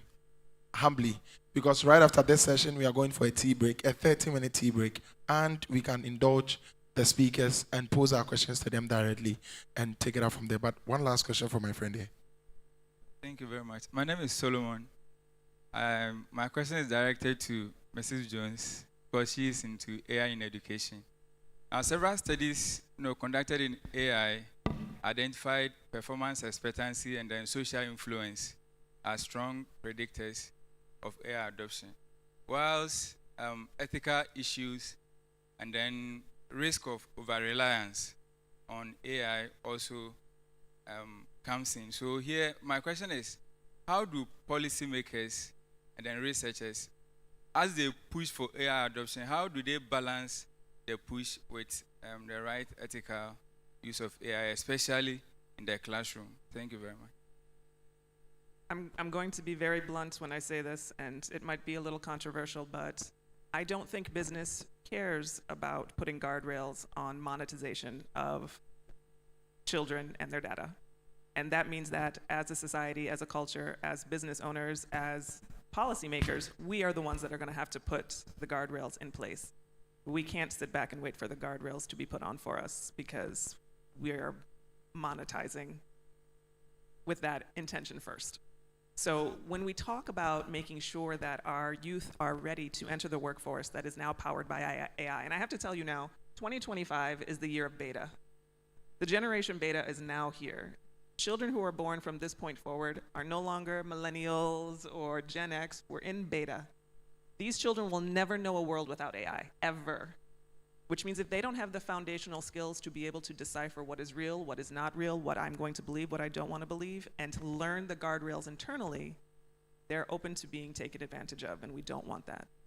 So unfortunately, we are the ones that are going to have to make sure that we're guiding the evolution of what this looks like, especially in terms of education and AI as part of education adoption, not only here in Ghana, but globally. I know I didn't answer the full capacity of your question, but I could talk about that for like 34 more minutes. So I will say that it just comes down to really good quality education of all of the individual pieces that go into being a thoughtful user of AI and not being used by the algorithms developed by AI, and that is a very fine line. All right, now a final contribution from Professor Kobe. Thank you. Just my experiences. For the past 3 years, I've been experimenting with the AI. I just wanted to share my experience. At the business school, I find my students asking, oh, where is the class this morning, etc. Sometimes, oh, I'm looking for the TA. Who is the TA for that? I realized that there was a need for AI. So we started organizing small, putting the business school data together with my Malcolm's team. Eventually, we developed a chatbot that actually responds to. So when you wake up in the morning and you are late for class, you just ask him, where's my class? Then you put your lecture code, and it tells you, oh, 2B, that kind of thing. So let's start small. And then we can build a national database where people can plug in. I think we need to remove 3 things: MFA, myth, fear, and anxiety. And whenever I do that, I do certain AI prompt and I get the answer, I tell my student, oh, prof, you use AI? I say, yeah. You know, because they think that teachers will not allow them to use AI. But I have to learn proper use of it and tell them so that it takes away the anxiety, whether we would accept or we shouldn't accept. Last night, I developed some prompt in my head. When I was sleeping, I got it. And then I went to my page, my PhD student. I said, guys, I think I found something. He said, tell us. I said, okay, we're going to have a workshop and we'll discuss it. So let's remove the myth, the fear, and the anxiety. We can get there. Ladies and gentlemen, let us remove the fear, the myth, and anxiety. MFA, if nothing at all for the first session, please let's get rid of MFA. And just like Miss Edna said, start small and put it at the back of your mind that when you start, you will fail.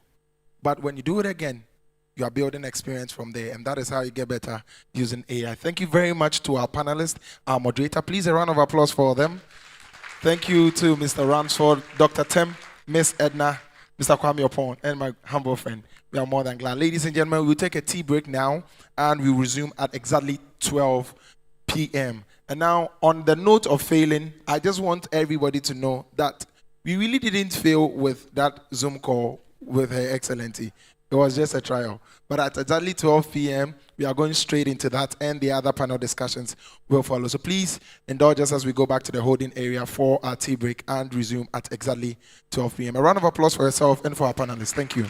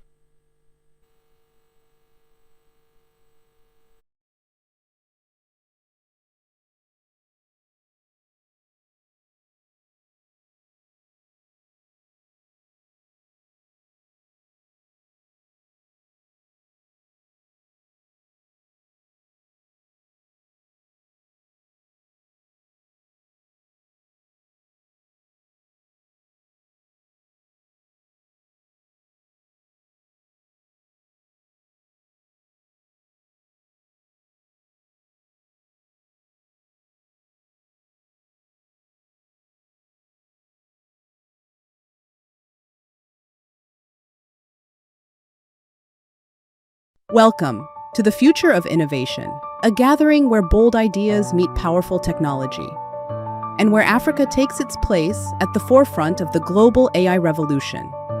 Over 2 groundbreaking days, leaders, visionaries, and innovators from across the world will come together to shape the future of artificial intelligence for business, education, and society. This historic event is made possible by the support of our partners and sponsors, champions of innovation, driving Africa's next chapter of growth. Prepare for insight, collaboration, and transformation. This is more than a summit. It's a movement to accelerate innovation and drive lasting impact. Welcome to the Pan-African AI Summit 2025.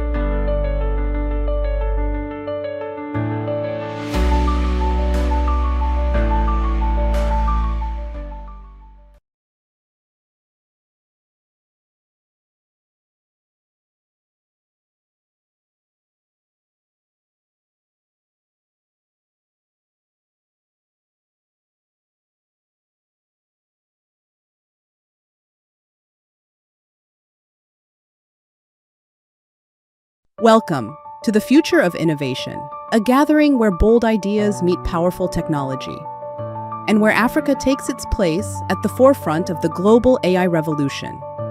Over 2 groundbreaking days, leaders, visionaries, and innovators from across the world will come together to shape the future of artificial intelligence for business, education, and society. This historic event is made possible by the support of our partners and sponsors, champions of innovation, driving Africa's next chapter of growth. Prepare for insight, collaboration, and transformation. This is more than a summit. It's a movement to accelerate innovation and drive lasting impact. Welcome to the Pan-African AI Summit 2025.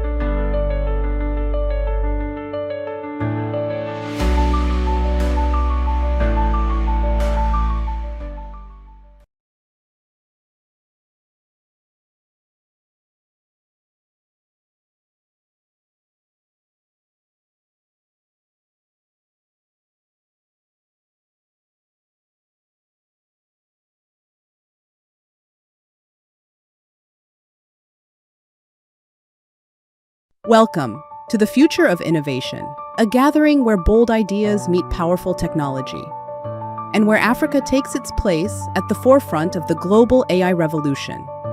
Over 2 groundbreaking days, leaders, visionaries, and innovators from across the world will come together to shape the future of artificial intelligence for business, education, and society. This historic event is made possible by the support of our partners and sponsors, champions of innovation, driving Africa's next chapter of growth. Prepare for insight, collaboration, and transformation. This is more than a summit. It's a movement to accelerate innovation and drive lasting impact. Welcome to the Pan-African AI Summit 2025.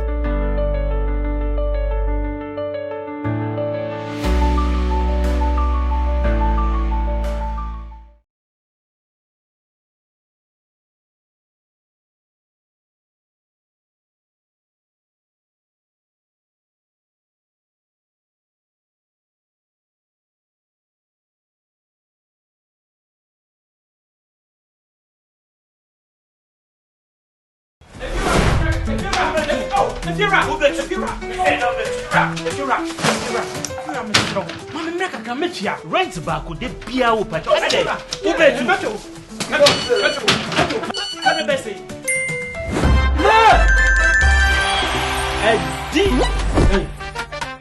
Come on, come see you. Hey, wait, this guy.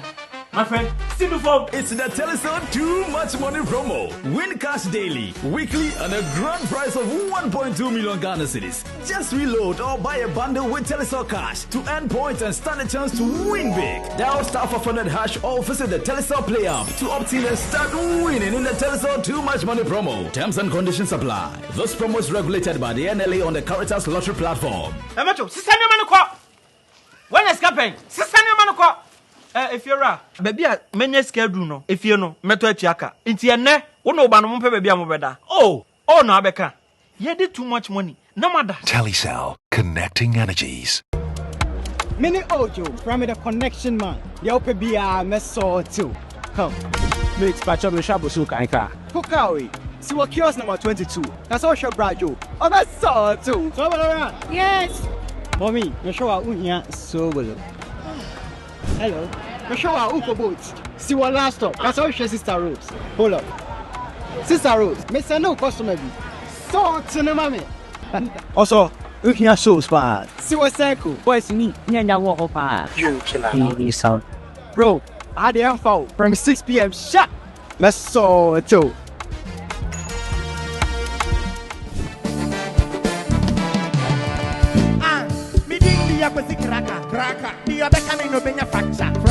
When we connect our energies, great things happen. Connect to a world of amazing and endless possibility with Telecel. Telecel, connecting lifestyle, connecting passions, connecting dreams. Telecel, connecting energies.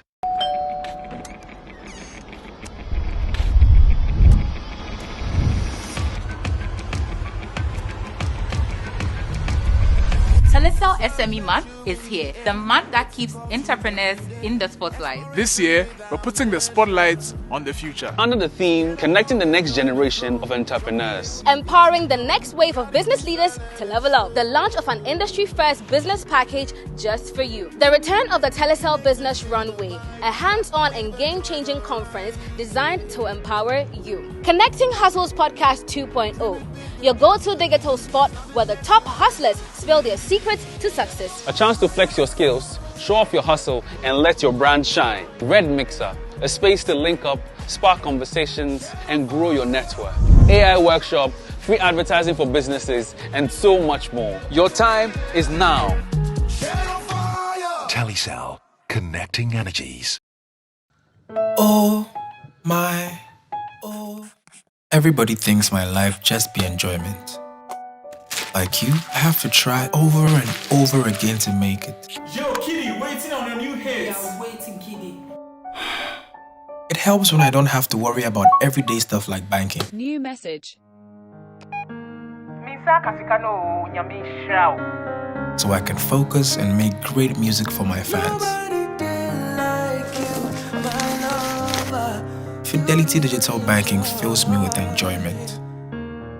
Try Fidelity Digital Banking today and make it happen with Fidelity Bank. Fidelity Bank. Believe with us.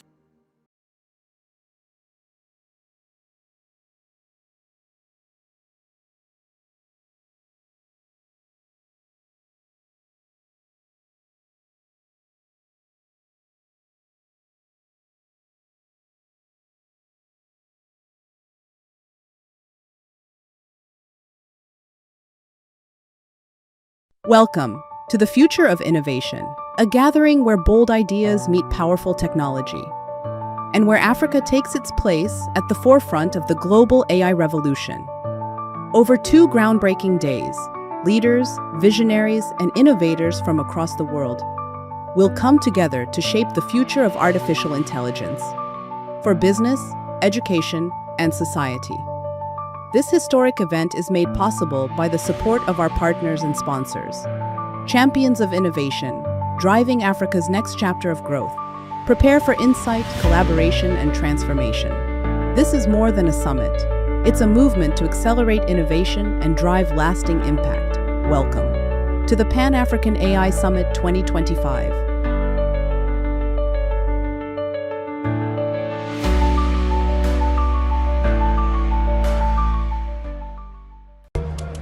Mini Ojo, from the connection man. The open beer, meso too. Come. Mix patch up the shabu kanka. Kukawi. See what kiosk number 22. That's all shop brajo. Oh, that's so too. So around. Yes. Mommy, you show out unya so well. Hello. You show out uko boats. See what last stop. That's all your sister Rose. Hold up. Sister Rose, Miss no customer. So to the mommy. Also, you can show spot. See what circle. Boys, me, Nyanya walk up. You sound. Bro, I didn't fall from 6 p.m. Shut. That's so too.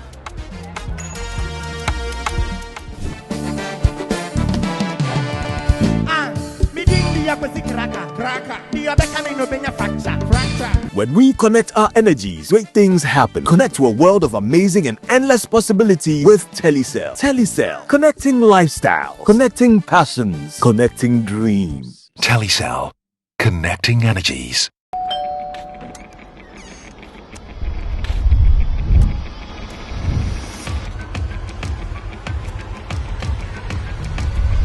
Telecel SME Month is here, the month that keeps entrepreneurs in the spotlight. This year, we're putting the spotlight on the future. Under the theme, connecting the next generation of entrepreneurs. Empowering the next wave of business leaders to level up. The launch of an industry-first business package just for you. The return of the Telecel Business Runway, a hands-on and game-changing conference designed to empower you. Connecting Hustles Podcast 2.0, your go-to digital spot where the top hustlers spill their secrets to success. A chance to flex your skills, show off your hustle, and let your brand shine. Red Mixer, a space to link up, spark conversations, and grow your network. AI workshop, free advertising for businesses, and so much more. Your time is now. Telecel, connecting energies. Oh my, oh. Everybody thinks my life just be enjoyment. Like you, I have to try over and over again to make it. Yo, Kitty, waiting on your new hits. Yeah, waiting, Kitty. It helps when I don't have to worry about everyday stuff like banking. New message. So I can focus and make great music for my fans. Fidelity Digital Banking fills me with enjoyment. Try Fidelity Digital Banking today and make it happen with Fidelity Bank. Fidelity Bank. Believe with us.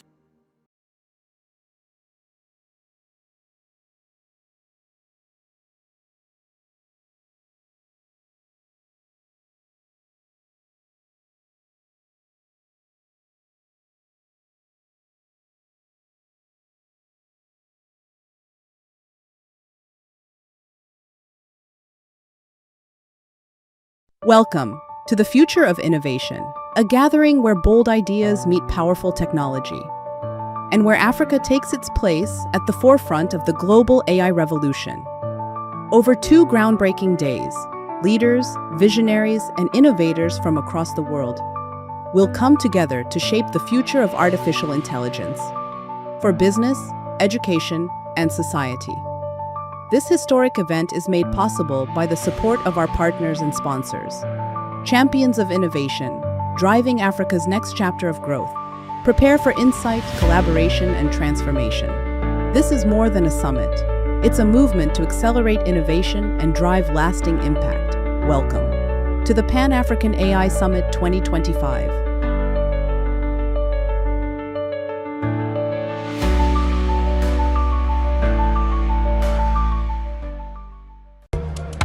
Mini Ojo, from the connection man. The open BR Meso too. Come. Mix patch up the shabusu kanka. Fukawi. See what kiosk number 22. That's all shop Brajo. Oh, that's so too. So around. Yes. Mommy, you show our unya so well. Hello. You show our uko boots. See what last stop. That's all your Sister Rose. Hold up. Sister Rose, Mr. No customer be. So to the mommy. Also, you can show spot. See what circle. Boys me. Nyanya walk up. You killer. Sound. Bro, I the info from 6 p.m. Shut. Let's so too.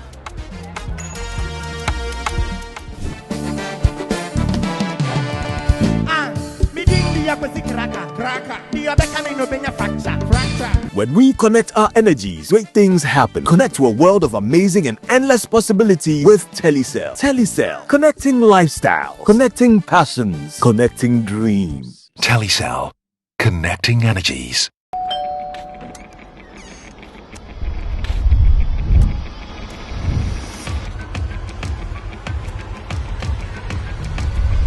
Telecel SME Month is here, the month that keeps entrepreneurs in the spotlight. This year, we're putting the spotlight on the future. Under the theme, connecting the next generation of entrepreneurs. Empowering the next wave of business leaders to level up. The launch of an industry-first business package just for you. The return of the Telecel Business Runway, a hands-on and game-changing conference designed to empower you. Connecting Hustles Podcast 2.0, your go-to digital spot where the top hustlers spill their secrets to success. A chance to flex your skills, show off your hustle, and let your brand shine. Red Mixer, a space to link up, spark conversations, and grow your network.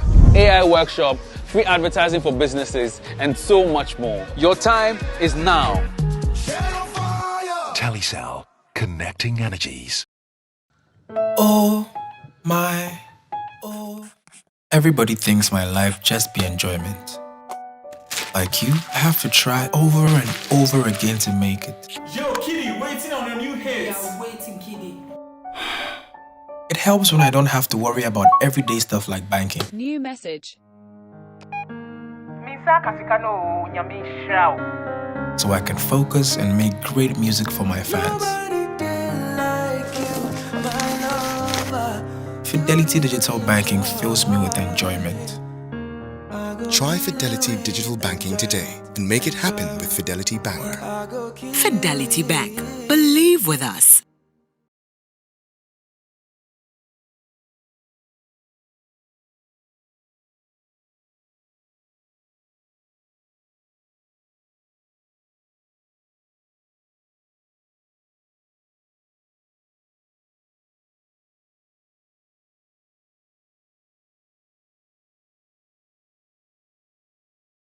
Welcome to the Future of Innovation, a gathering where bold ideas meet powerful technology, and where Africa takes its place at the forefront of the global AI revolution. Over 2 groundbreaking days, leaders, visionaries, and innovators from across the world will come together to shape the future of artificial intelligence for business, education, and society. This historic event is made possible by the support of our partners and sponsors. Champions of innovation, driving Africa's next chapter of growth. Prepare for insight, collaboration, and transformation. This is more than a summit. It's a movement to accelerate innovation and drive lasting impact. Welcome to the Pan-African AI Summit 2025.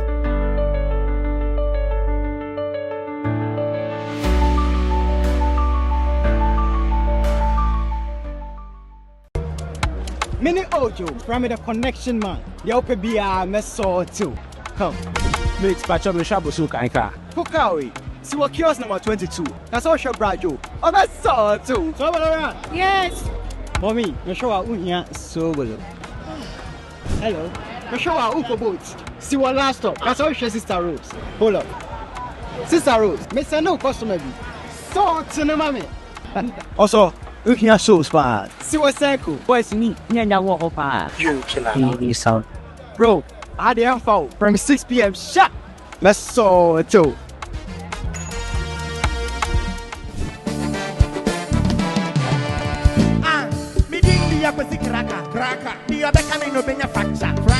When we connect our energies, great things happen. Connect to a world of amazing and endless possibility with Telecel. Telecel, connecting lifestyle, connecting passions, connecting dreams. Telecel, connecting energies.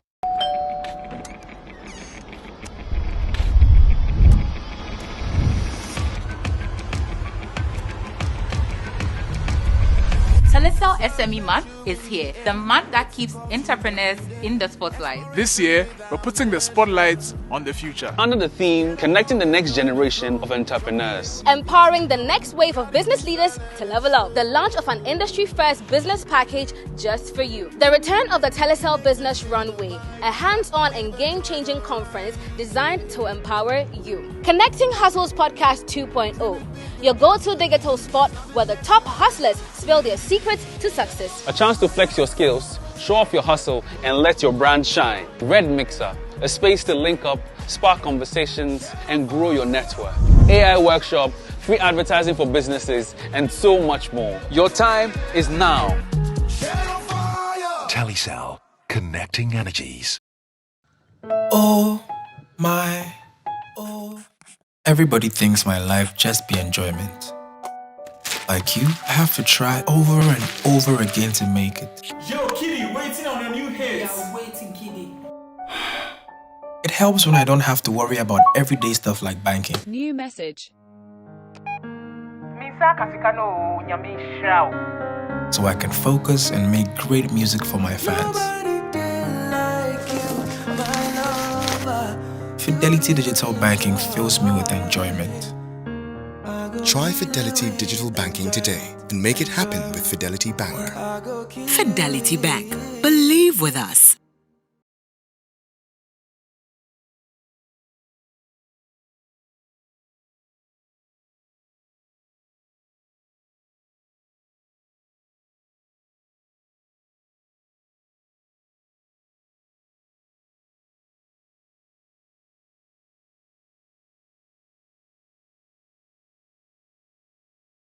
Welcome to the Future of Innovation, a gathering where bold ideas meet powerful technology, and where Africa takes its place at the forefront of the global AI revolution. Over 2 groundbreaking days, leaders, visionaries, and innovators from across the world will come together to shape the future of artificial intelligence for business, education, and society. This historic event is made possible by the support of our partners and sponsors, champions of innovation, driving Africa's next chapter of growth. Prepare for insight, collaboration, and transformation.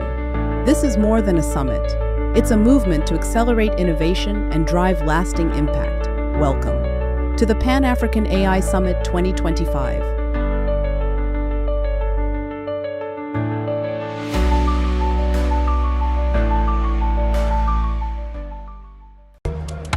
Mini Ojo, from the connection man. The open BR meso too.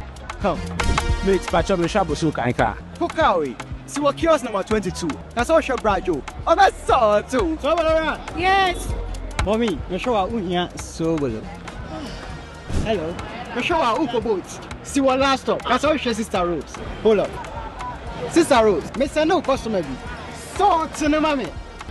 Also, you can show spa. See what circle. Boys me, nyanya walk up. You killer. Sound. Bro, I the info from 6 p.m. sharp.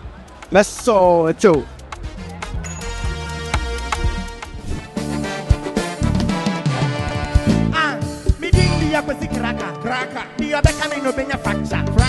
When we connect our energies, great things happen. Connect to a world of amazing and endless possibility with Telecel. Telecel, connecting lifestyle, connecting passions, connecting dreams. Telecel, connecting energies.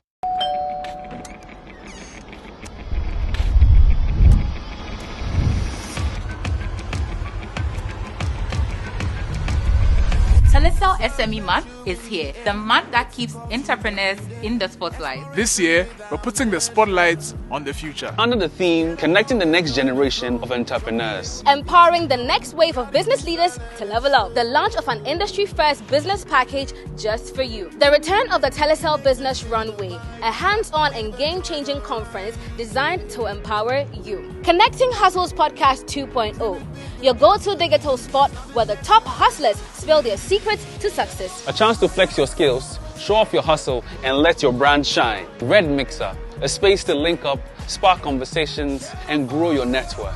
AI workshop, free advertising for businesses, and so much more. Your time is now. Telecel, connecting energies. Oh my, oh. Everybody thinks my life just be enjoyment. Like you, I have to try over and over again to make it. Yo, Kitty, waiting on your new hits. Yeah, waiting, Kitty. It helps when I don't have to worry about everyday stuff like banking. New message. So I can focus and make great music for my fans. Fidelity Digital Banking fills me with enjoyment. Try Fidelity Digital Banking today and make it happen with Fidelity Bank. Fidelity Bank. Believe with us.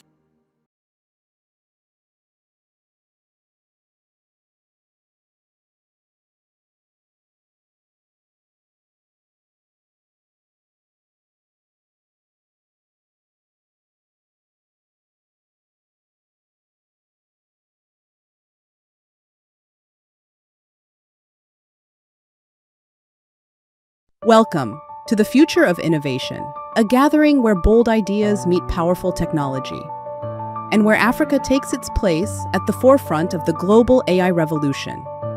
Over 2 groundbreaking days, leaders, visionaries, and innovators from across the world will come together to shape the future of artificial intelligence for business, education, and society. This historic event is made possible by the support of our partners and sponsors. Champions of innovation, driving Africa's next chapter of growth. Prepare for insight, collaboration, and transformation.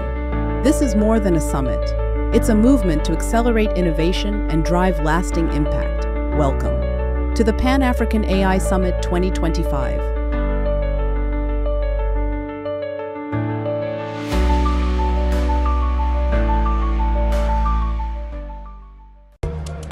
Mini Ojo, from the connection man. The open BR meso too. Come. Mix patch up the shabusu kanka. Fukawi.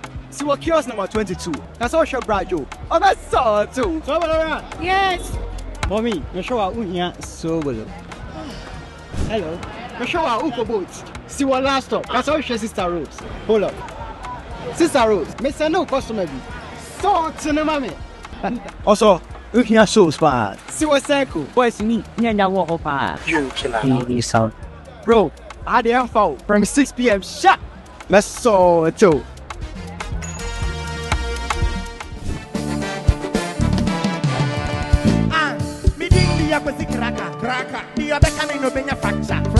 When we connect our energies, great things happen. Connect to a world of amazing and endless possibility with Telecel. Telecel, connecting lifestyle, connecting passions, connecting dreams. Telecel, connecting energies.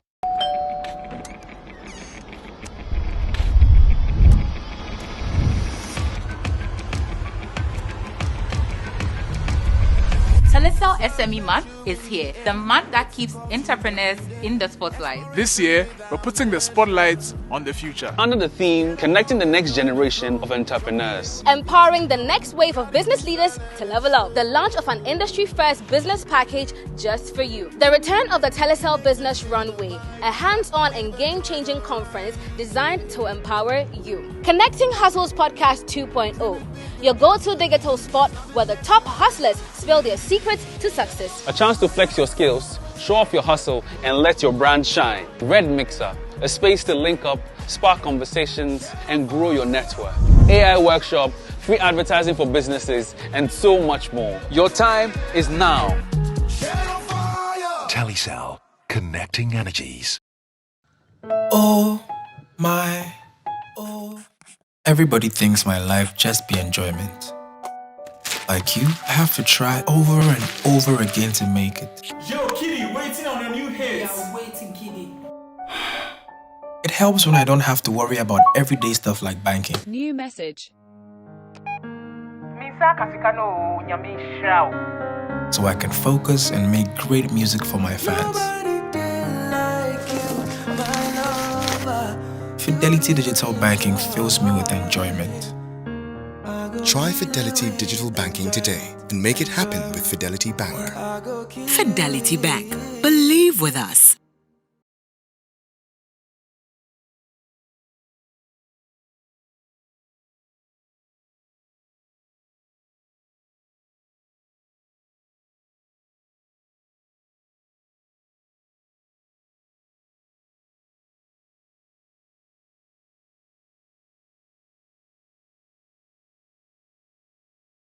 Welcome to the Future of Innovation, a gathering where bold ideas meet powerful technology, and where Africa takes its place at the forefront of the global AI revolution. Over 2 groundbreaking days, leaders, visionaries, and innovators from across the world will come together to shape the future of artificial intelligence for business, education, and society. This historic event is made possible by the support of our partners and sponsors. Champions of innovation, driving Africa's next chapter of growth. Prepare for insight, collaboration, and transformation. This is more than a summit. It's a movement to accelerate innovation and drive lasting impact. Welcome.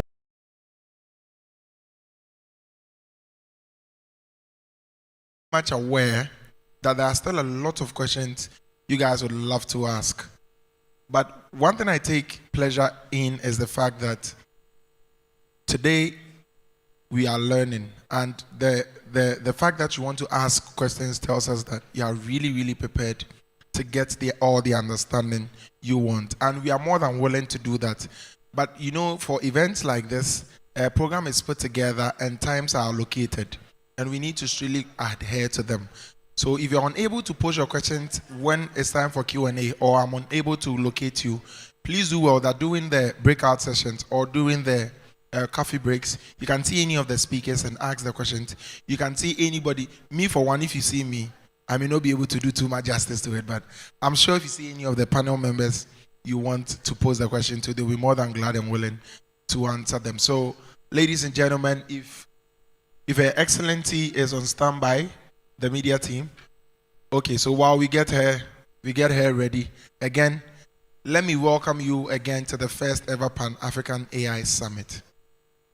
And just the first 2 or 3 hours have been more than dedicated for me personally, because there are a lot of things I am realizing that I even needed, that I didn't know I did need.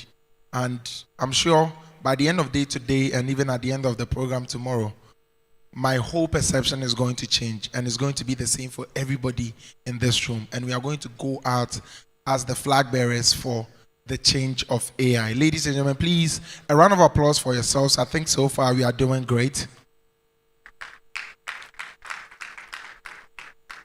Okay, I can understand that you didn't hear me. But what I won't take is the fact that you just came from tea break and we can't clap. Please, a round of applause for yourselves. So after we get Her Excellency to bring us her keynote address, after that we are going to go ahead to take some presentations, and all the other activities will follow suit. But again, if you perchance want to have a copy of the running order or the program for the summit today, please do well to flip your accreditation card or your registration card, the tags you got, and the QR code scanner you have will give you direct access to all the activities we have planned for today, and tomorrow we will also do same.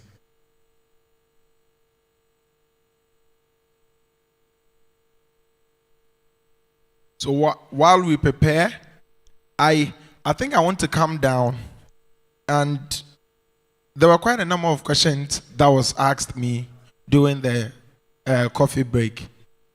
Personally, I may not have all the answers you are looking for, just like I mentioned, but I'm also very curious. I would love to know the answer to those questions. And I'll agree, is Professor Kobe still here? I was very intrigued to know that he has put together an app which you can put in your results from, say, high school or junior high school, and you can ask the AI which programs your result can get you to do in any of the universities in Ghana. And it will give you the percentile probabilities of you, say, going to a Legon or, say, University of Cape Coast or whichever university. And with the highest rank percentage, you know that with this result, you are able to get pharmacy in University of Ghana. With that result, you can get, say, your doctorate in University of Cape Coast. And I think it's humbling. You want to put your hands together for somebody like Professor Kobe. This is an academic blasphemy. Forgive me. Professor Kobe is doing a great job.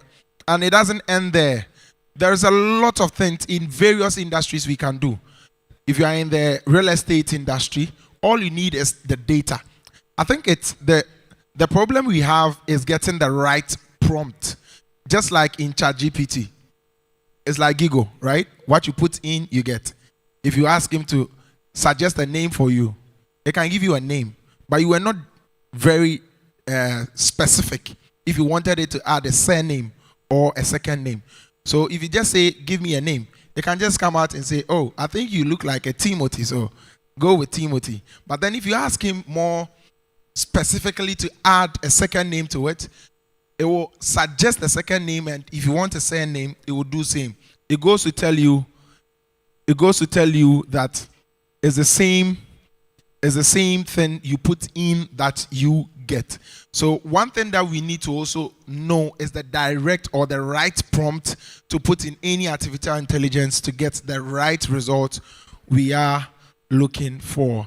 Now, I'll just take a second to go check on my media guys, and I'll be right back for the next activity on the agenda.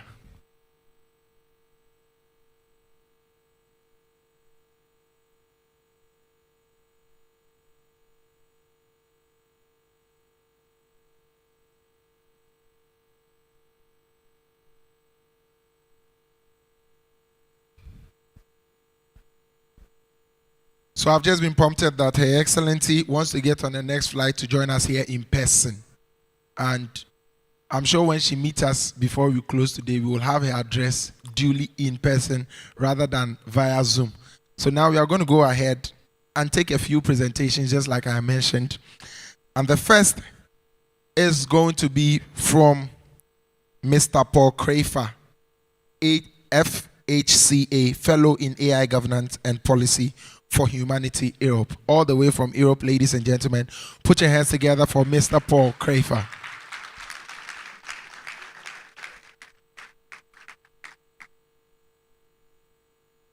All the way from Europe. And just by the way, even in Europe, Ghana's jollof is still the best. Where's the clicker? I'll get it. Can you hear me okay? Up the back, can you hear me okay? Talk louder. Talk more passionately. Talk more. Just talk more. Okay, let's see if we're all set up.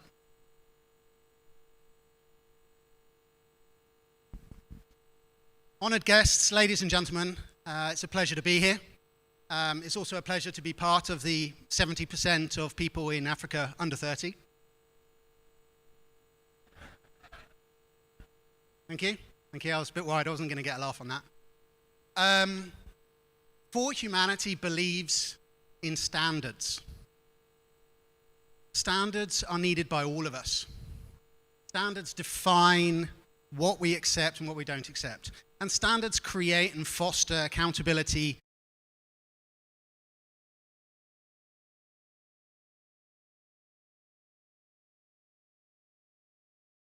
What makes standards legitimate is when they are created and drafted and designed by the people that are going to be governed by them and the people that are going to be using them. And For Humanity partners with policy, with industry, with civil society, with academics, with researchers all over the world to create those standards that are relevant and contextual to your laws, to your principles. For Humanity has a bunch of tools.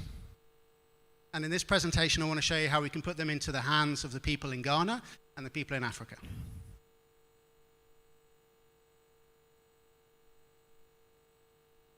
But why do we need standards? Why do we need standards for AI systems? The taxonomy of risk and harm is growing all the time from AI systems. From misinformation that causes us to question our ground truths, to toxicity, to discrimination, privacy breaches, security breaches, malicious actors, right?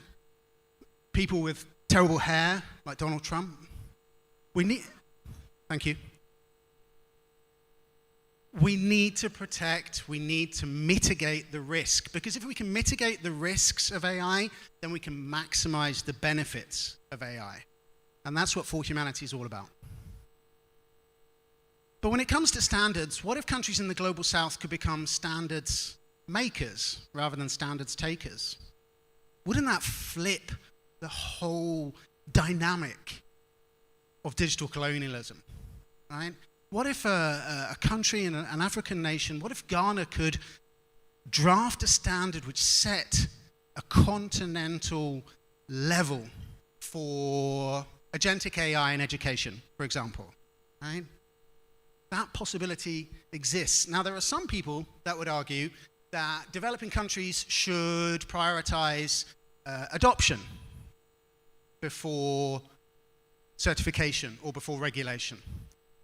But I would say to that, and I say this to policymakers, don't you want to be creating the standards instead of letting other people draft them that you're going to be ruled by?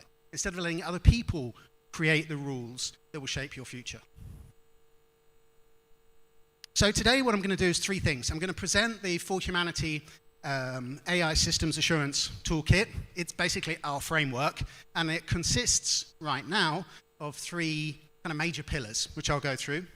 I'm also then going to tie that to next steps for the government of Ghana. I'm going to tie that into a roadmap for what can happen next in Ghana using these tools. And then finally, I'm going to connect it back to the most important priorities in Africa, those vital frameworks like Agenda 2063. So let's get started. So the first one of those lists is our certification schemes, and that's where standards come in, right? We have global coverage for creating standards. We partner with local communities. Working groups are set up with policy, with industry, with civil society. I'm going to keep on mentioning that, right, because it is so central. We have over 3,000 volunteers, practitioners, AI experts, people within the AI for Developing Countries Forum, people within the United Nations, people within the Center for AI and Digital Policy, and then people who just are passionate, who care, who want to be a part of it. And they're all volunteers, almost 3,000 of them, from over 101 countries around the world. And this global coverage means that we can draft certification schemes together for countries like India, which we currently have a certification scheme with the regulators in India. We currently have a certification scheme with the regulators in Bermuda. We currently have a certification scheme sitting with the European Data Protection Board in the EU. We currently have a certification scheme sitting with the DIFC in Dubai. In the process for accreditation, when you have accreditation, then you can build on that. But we keep on moving. We've got over 50 certification schemes around the world, either in process or completed. That's over 9,000 audit criteria. That's over 9,000 standards that have been drafted for responsible AI, for ethical AI. And this Thursday, the latest news is that the working group for Team Nigeria will start. I'm going to avoid saying anything on that meeting on Thursday about Jollof, but the working group for Team Nigeria will start. 10 minutes. The other key part of what we do is this participatory co-design process. I mentioned it right at the start. It's so important that these are relevant, contextual, local standards. So when we form a working group, it has to be a co-design process. It has to be consensus-driven. A working group will never meet unless there's at least 3 people ready to contribute. Right? It has to have that consensus. We have to have that expertise in the room, but we also have to have that local passion. So we form these local working groups. And then on top of that, we start to draft the audit criteria. And the number one principle we always start with is jurisdictional sensitivity. Put your hand up if you know what jurisdictional sensitivity is. We've got one person. I had no idea when I started at For Humanity what jurisdictional sensitivity is. It sounds like a really fancy phrase for God knows what. It's actually a combination of local, a shared moral framework. It's your ethics. It's what you hold dear, combined with the laws that govern your society. Right? Your laws are based on your local principles. They're based on your ethics. They're based on what's important to the people in Ghana, the people in Africa. So we have to respect that when we draft criteria. That's what jurisdictional sensitivity is. We need that input. At the same time, obviously, we need a law. We're going to base it around data protection, or cybersecurity, or AI governance, or a whole range of different laws that are important for ensuring that AI systems are governed ethically. The second pillar, the first pillar is certification schemes. The second pillar is training, professional education and certification. Once you have schemes in a country, you want auditors, certified auditors, that can go out into the market, feel economically empowered to audit those systems, to say to providers and deployers of AI systems, yeah, well done, that's good enough. Or, nope, your risk management isn't up to par, your human oversight isn't sufficient, your quality management system doesn't work, you know, who's marking your homework? So it's really important that from an empowerment perspective, when we have certifications in country, that we train auditors. And they get a fancy badge like that. And I've got 3. So if you want a fancy badge, see me. The second thing is awareness and upskilling. Now, we also do mini courses. We offer the co-design of mini courses for, let's say, governments or senior officials. If you want to kind of really, if you're interacting with AI systems and you want to know what are some of the key biases, what are some of the key risks. For example, automation bias. Put your hand up if you know what automation bias is. Come on. Must be more than me that knows what automation bias is. Thank you. This lady at the front knows more than me. So, automation bias, right? Or deceptive patterns, nudges, things like disability, accessibility, inclusion. These are all things that are important for people that lead AI systems deployment to understand and to be able to apply within their teams. So we do these mini courses. And then lastly, AI literacy training. Big topic, right? Big buzzword. AI literacy training, we do 2 types of AI literacy training. We do a generalized course that is formulated to be rolled out on a kind of a train the trainer perspective. So we work with local organizations to train them on AI literacy, and then they can roll that out to the masses. We also do specialized AI literacy for organizations that want to or need to comply with Article 4 of the EU AI Act. Right? So if you're running an AI system, if you're a provider, and you want it to go to European citizens, you're going to be part of the EU AI Act. Right? So you're going to need to conform to Article 4 as of February 2025. So for those kind of organizations, we also run specialized AI literacy. Oh, and by the way, certification schemes, that service is completely free. Training, completely free. Right? Lastly, once you've drafted the standards, trained on the standards, put auditors in place who can validate those standards, then you want to test those standards. You want to test your system. And that's what a regulatory sandbox can do.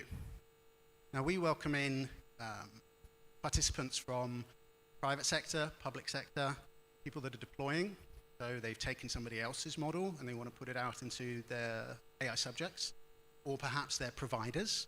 They've created, built, designed a model, and they want to test it before it goes out to AI subjects. So we run it through different modules within the policy accelerator. So these are bite-sized modules. So you're not trying to comply to the entire law, the entire certification standard in one go. You're testing, you're dry running, you're pushing it through monitoring, pushing it through transparency requirements. You're testing your ability to deliver ethical oversight. We've been running this policy accelerator since March, and we've had both private and public sector organizations pass through. There's a small cost for this service, just small. Okay, so I've presented the For Humanity AI Systems Assurance Toolkit, the tools that I want to put into the hands of the people of African nations, and especially here in Ghana. How do we make it relevant to where Ghana is today? Now, I've taken the AI Governance Toolkit for Africa from published by Carlo and Qubit and Smart Africa earlier this year, and I've looked at their phases. And Ghana's done a fantastic job in passing through phase 1 and phase 2.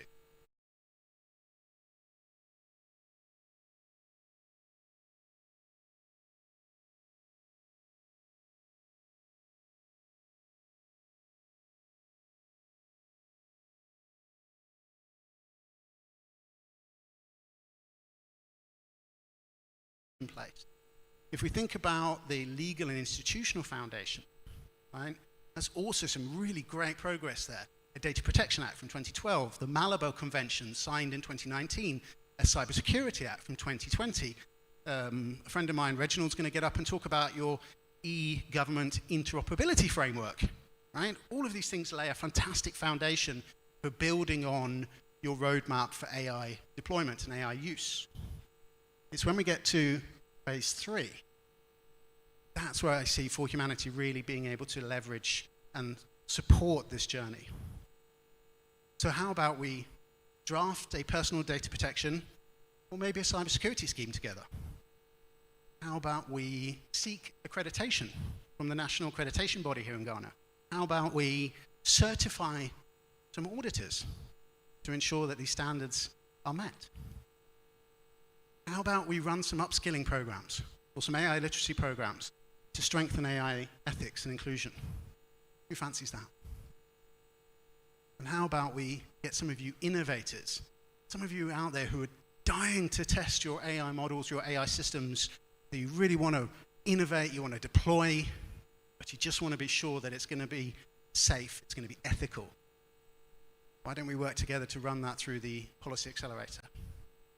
So those are the 3 steps that I'd love to have been able to talk to the Right Honourable Samuel George today. Maybe I'll get a chance tomorrow, who knows? But these are some of the conversations I really want to have with civil society, with industry, and with policy. So if you want to partner with For Humanity, remember, this is a partnership. We're a non-profit organization. We're not going to push you to do anything. We're not going to ask for any money. We are going to volunteer, and we are going to support you in everything that we do.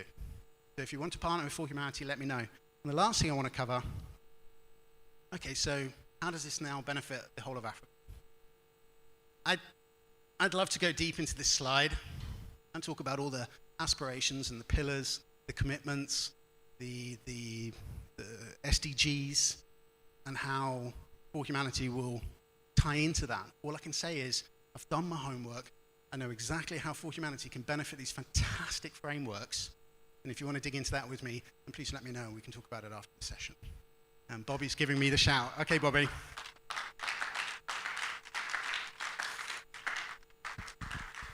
Thank you very much. Please connect and find me after the session. I'd love to talk to you. So just before I let go of you, I'll take 3 questions from the audience. 3 questions in no particular order. I couldn't help but see your hand first.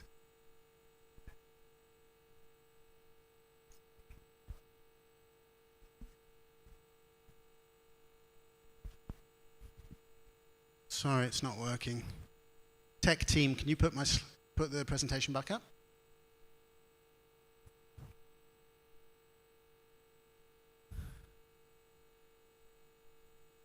Okay, so while they find it, I'll take one more question here. I think what she wanted is for us. That gentleman in the blue shirt. Yes, he's my last person. I'm going this way, and I'll get to him. All right. And I know a lot of you were asking if there's any possibility that you could get the slides. Very much you can. So they are going to get the slides back up, and then you can use the QR code. Okay. Yeah, thank you for the opportunity to talk on this summit. And I think, Paul, you're welcome to Accra, Ghana. Thank you. I believe you took part in our, when we're designing the Ghana's AI Practitioners Guide on the online conference. That's right. You were part of it, and we appreciated your contributions. And we've included you in as one of the contributors. So Ghana now has an AI Practitioners Guide. It was developed by Heritage Labs, 3 consultants in Heritage Labs. It was funded by GIZ Ghana. And by end of this month, the guide will go public. It's a free publication that basically gives you the guide on how to maneuver or navigate in this whole AI guide, where you can get a loan to start your business, everything. It's user-friendly, nice, good fonts, make it easy for everybody to see. Thank you. Wonderful, thank you.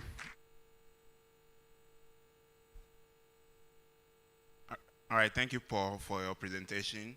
Thank you. I'm an AI founder, and there are many like me here who basically are building from nothing. And AI solutions require data, and we have to be compliant with data regulators. Yes. One major regulator is the European GDPR. Yes. It has a whole lot of unrealistic expectations and requirements that AI founder like me will never meet it. So how can you help us maybe come up with a program that will help AI founders like myself meet the requirements of European GDPR? Thank you. 100%. The policy accelerator would be the first place to start. We've done GDPR modules within the policy accelerator to help people go through, for example, Article 22, if you're running an automated system, or if you're looking at international data transfers, and we can run through those types of articles. So the policy accelerator, we can tailor the policy accelerator. It's not an off-the-shelf thing. We talk to people, we find out what it is that's pressing for them, for founders, for innovators. What is it about your system that you feel is least compliant with GDPR? And then we put together a policy accelerator. And then that is staffed by volunteers from around the world. Right? That can be 200-300 sometimes volunteers. It's project-led. There is a project manager. I've been a project manager for the policy accelerator. But it's staffed by volunteers. So the price and the cost is very low, but the quality is very high. And that's what we do as a non-profit. So we can definitely do that together. One more question. Oh, there. Yes. My question is built on your topic, AI Toolkit for Ghana. And you also had a sub-topic, governance and accountability structure. My question is built on sovereignty and ownership. So I want to ask, who owns the data pipelines of Africa's AI economy? And how do we Africans ensure that Africa languages, cultures, and value systems are not colonized by the algorithms and systems and structures built by non-African states, so that we, the Africans, do not become consumers of the AI products, but become partners and owners of the AI development? Thank you. Yeah, great question. I refer the honourable gentleman back to slide 3, which would be, how can countries in the global south become standards makers instead of standards takers?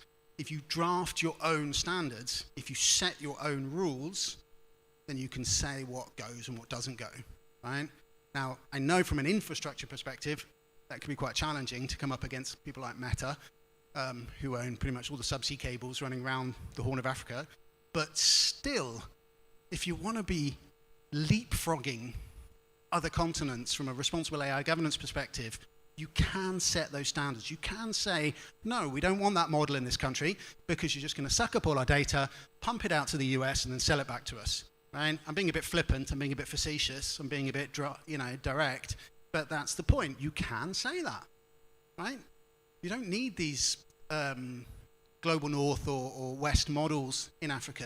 They're not going to pay respects necessarily to the language, to the culture, to be able to identify when tree is spoken and when English is mixed into, tree. You need these local models. And I know there's lots of conversation going on about small language models, so I think that's also a part of the future. But I refer you back to slide 3. Set your own standards. Work with For Humanity so that we can ensure that you have models in Africa, AI systems in Africa that are ethically sound and responsible, but also benefit people. This is not about slowing down innovation. This is about building in compliance by design so that innovation can speed up, but be really powerful. Did that answer your question? Kinda? Sounded good though, didn't it? Ladies and gentlemen, please a round of applause for my AI friend, Mr. Paul Crafer. Thank you very much. Great presentation. And again, let me just say there's no pun intended if I do not make my way to you for a question, humbly, so that the event can flow and we can leave at the time we put on the program. We need to put some timelines and cut-offs to some questions. But yes, I really do acknowledge that you had the question to ask, and on the second one, you'll be the first. I'll ask if you have a question so we can proceed from there. Now, we are going to go to our next presenter, and it's another woman or lady in AI or in tech, women in tech. So I need to hear the lady scream even louder for her. Please, with a round of applause, ladies and gentlemen, For the Digital Transformation Advisor of Tony Blair Institute, ladies and gentlemen, I have the humble or the singular honor to present Miss Cynthia Entry Dodo. I think you can do it better for her, even as she makes her way here.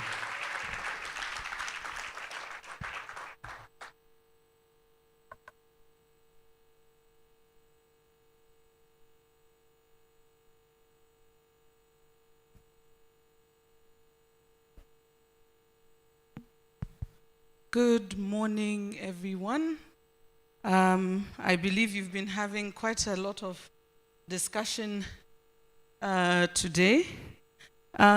So yes, my name is Cynthia. It's actually a Mrs. Don't let him hear that you called me a Miss.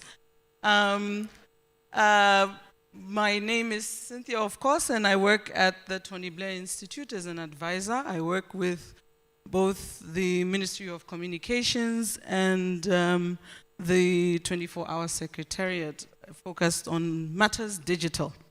So today's discussion is going to be touching on how government, and I think there are some government officials, I don't know if there's anybody from MOCD.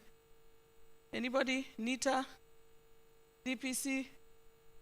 Okay, no problem. I will speak with their spirit. So in short, like we work with senior political governments or individuals or ministers in driving activities around policy, strategy, and delivery of such and said policies and strategies. And so today I'm going to talk a little bit around a framework for AI regulation, policy, and ethical governance. And I really enjoyed the first presentation that that was shared earlier around coming up with a way to better accelerate operationalization of AI. So in short, what are we talking about when we refer to governance? We're talking about the way in which we orchestrate. I always say it's an orchestration of the ecosystem, not necessarily walking around with a whip and sanctioning people. And so this time around, we have to think of a better way of engaging stakeholders so that we're able to extract, or well, extract is the wrong word, but perhaps elicit the best of our capabilities and skills to the fore. And so the idea with this approach is that we shouldn't be very, how should I say, the bureaucratic governance structures that we have when you are a government institution is establishing some activity, but rather making it a bit agile so that we actually empower our ecosystem players, drive inclusivity, and make sure that innovation thrives. I think there's a gentleman who spoke about the startup bill. This is something that they've been working on for quite some time, and I'm sure he will appreciate that it is not so easy to come up with something that is agile and enables innovation to thrive. So I think we've already talked about the realities. I don't think I want to go into that. We all understand. And I do believe there are CEOs in this room who are still receiving files in hard copy. I also believe that somebody told me, a senior person told me she still has a pen drive for all her secret source stuff. Right? So we have a lot of fragmented data. Someone is asking for data, they don't even have a document management system, a knowledge management system. Where is all this data collated? And in the public sector, hey, it will be difficult to ask.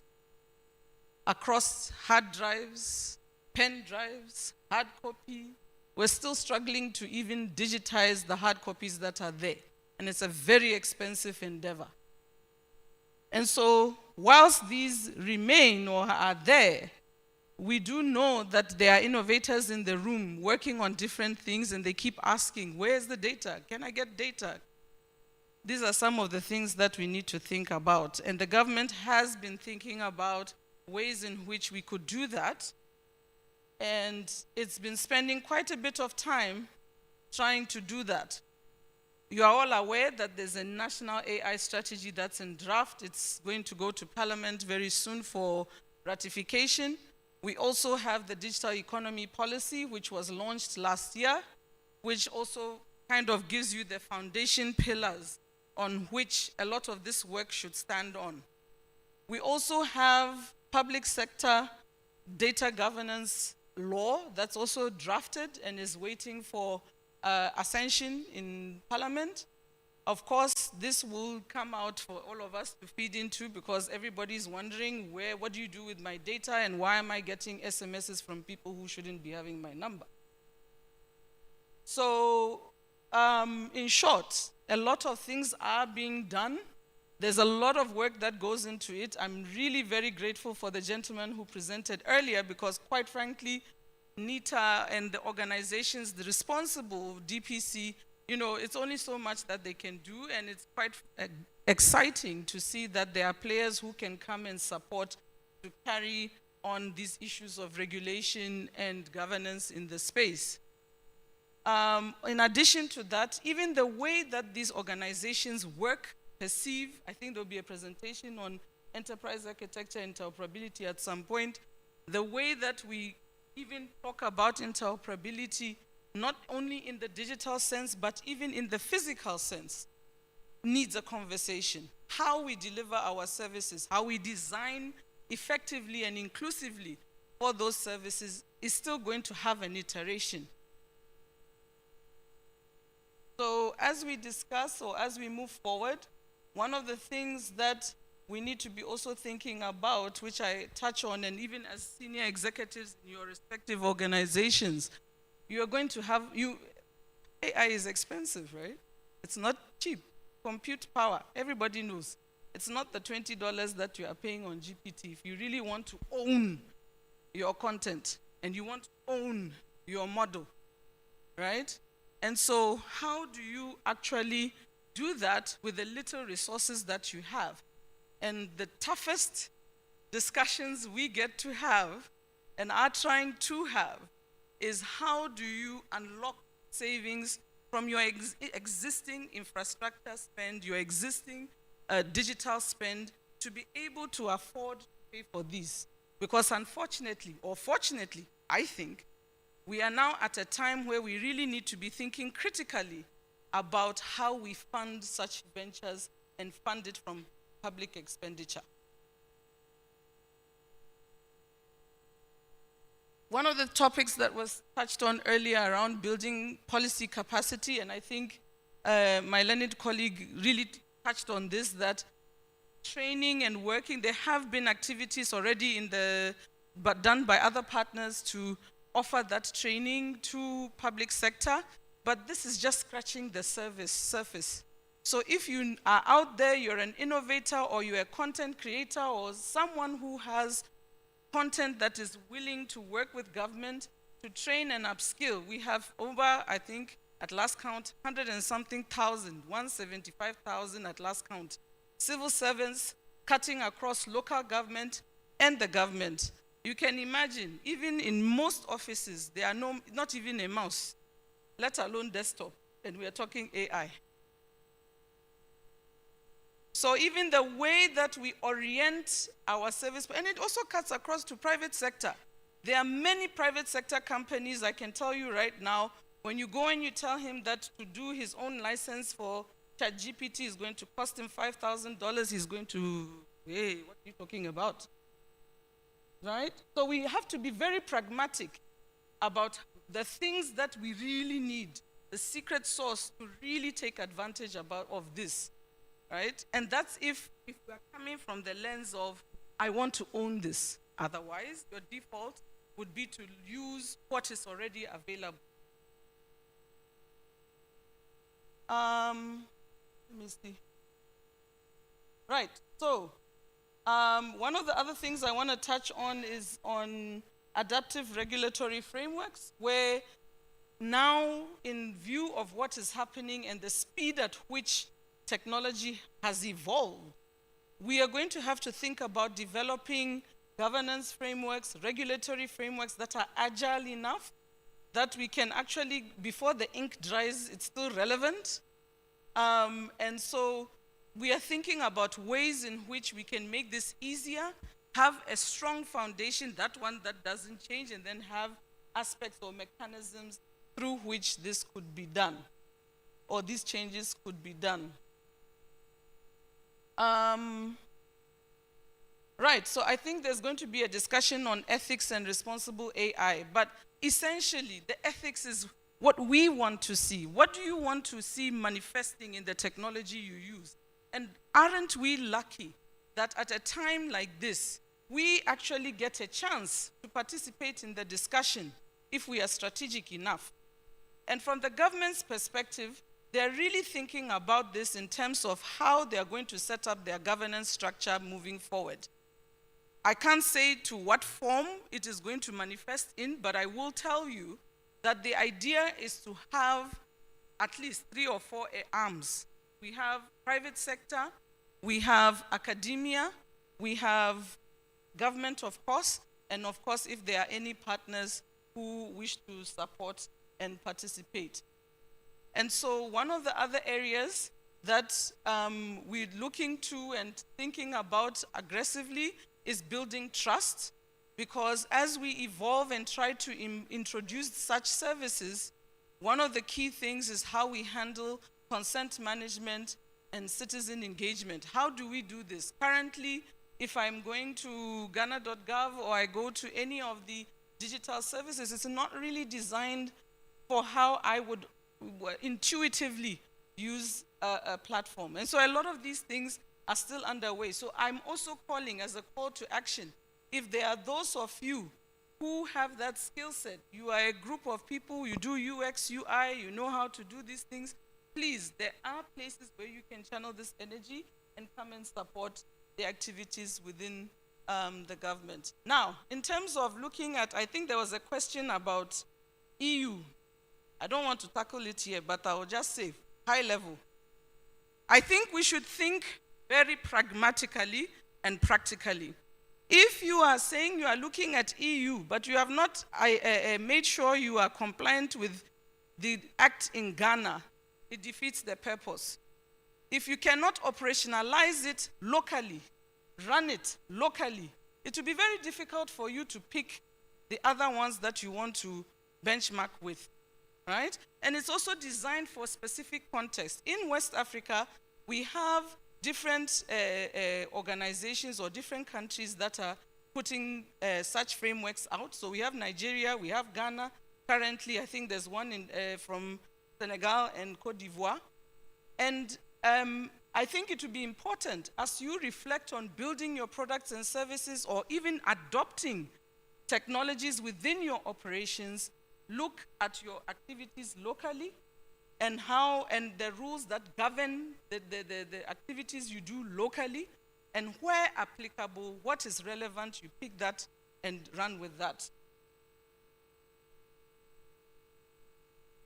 This one, I think you all know, I don't need to say anything.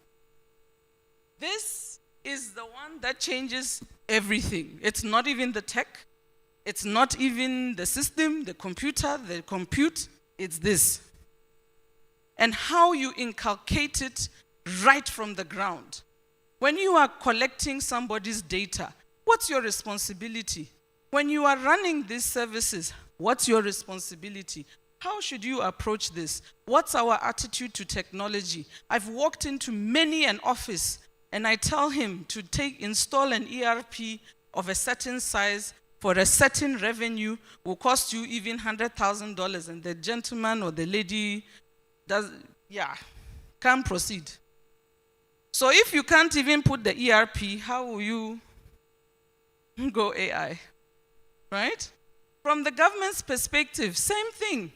If we don't work with the attitudes, if we don't know, I mean, we do have, and I will admit, there are turf wars even between ministries, between agencies. My mandate says I should collect this, your mandate says you should collect that, you can't collect my data. So in effect, you are going to be forced or compelled to come up with a law to get harmony. But this is a very important issue, and this is something that has to be inculcated within time. And I think some of the presenters, as they are talking about ethics, as they are talking about other areas, this will be one of the key areas that need to be thought about if we are to successfully actually leverage this. One last thing, funding AI adoption. As I said earlier, some of the things that we asked, definitely, we're running in the middle of an IMF program.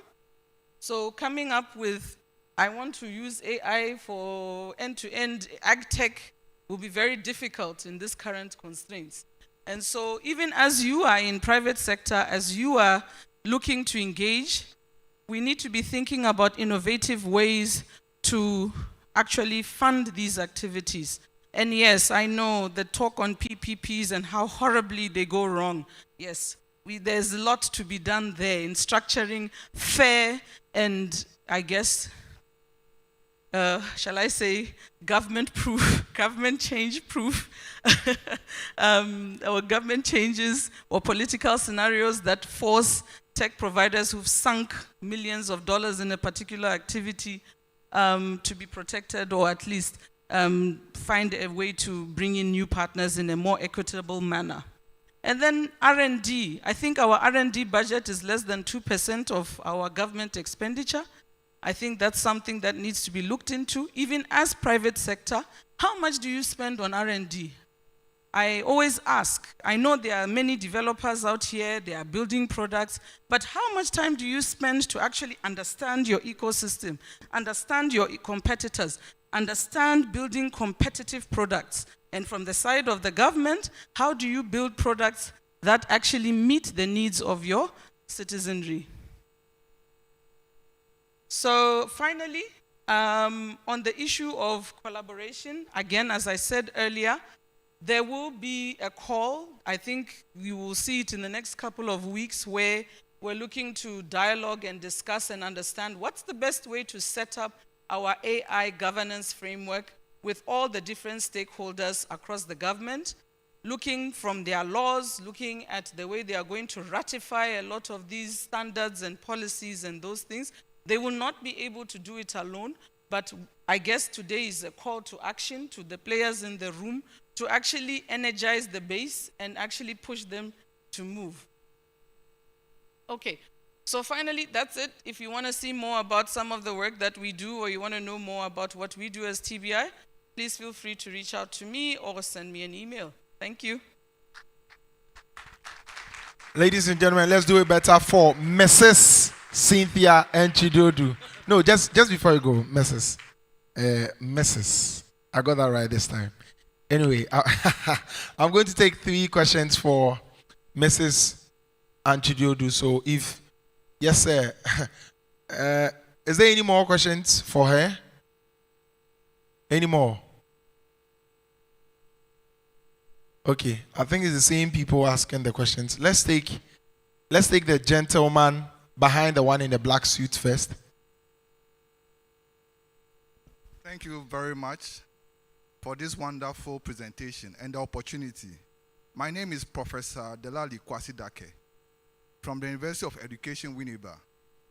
You talk about ethical AI, and currently I'm doing a research with some global scholars on ethical AI, integration into education, because we know what is happening in the educational sector, where students are lift and put into assignments and the rest. Now, when it comes to your organization, are you considering the historical antecedents in Africa whilst creating these ethical frameworks?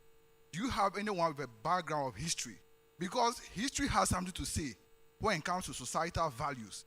So all these frameworks that you are mentioning, in your guiding principles, are you looking at history in coming out with your frameworks, or is just another say from what the foreigners are telling us? Thank you so much. Actually, there's a whole framework and guiding principles that have been developed right from the African Union.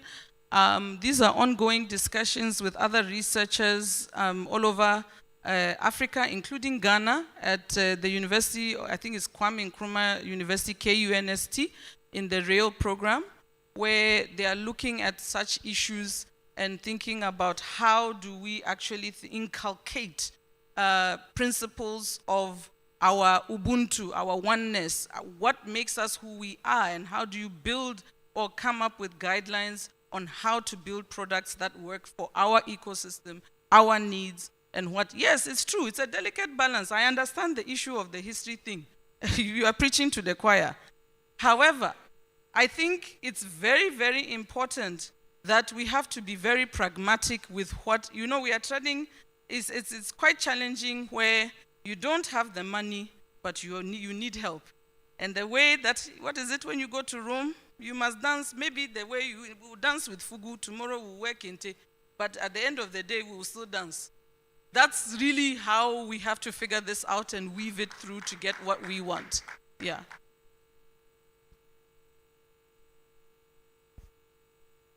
Hello, madam. Thank you for your presentation. I'm Clifford, and I'm coming from the AI Venture Lab of INSEAD in Singapore. And out of my cohorts, 5 of us are Ghanaians, and none of us is building in Ghana. Why? The main reason is that the total addressable market in Ghana is very small, so you are not investable. So everybody wants to build a solution that is ready for investments, and we are looking for investment at the end. But we are looking at a population where majority of the people are not tech savvy. Majority of the people are not AI oriented or something. So that's why I was asking for the EU GDPR. And you mentioned in your presentation that how can you ask EU GDPR when you've not even addressed a problem in Ghana? Most Ghana founders, AI, not only AI, other technologies, Web3 founders, are not building in Ghana. They've realized that, one, the adoption is not coming now because the people themselves are not ready to learn it. So how is Tony Blair Institute really tackling the issue of educating the masses about data solutions, data transformation, AI, all these new technologies that are coming up to increase the total addressable market so that our founders can stay in Ghana and build solutions in Ghana and get investments in Ghana? Thank you. I would actually want to push back on that. I know a couple of solutions. Is Aya Data in the room? They are here. Is Mino Health in the room? They are not here. I know they've traveled. There's quite a few players who are addressing the addressable market. It's all dependent on your user experience and where you are going to deliver this to. There are people, I know technology companies, Ghanaian technology companies, who are building AI solutions with the USSD front end. It's all about what problem are we trying to solve, where do you want to apply it, and what will you put in front, what's going to happen at the back. I think we just need to think about what is the problem we are trying to solve that AI can address. Because there's a thin line between what process automation can deal with and something that amplifies it, which is the AI, right? I also know that there's an issue with data, accessing data, getting all these data sets to be able to crunch and deliver a service. So I think there's more to do with thinking about what problem we are really looking to solve and where we can address it and in what form it should manifest to the person on the other side. Again, we as TBI, we work with senior political leaders. So if you are to say, how do we introduce education or work with them to teach the masses, my job is to encourage and, encourage the minister, encourage the president to think about increasing the budget for R&D. We don't have an R&D budget. We don't.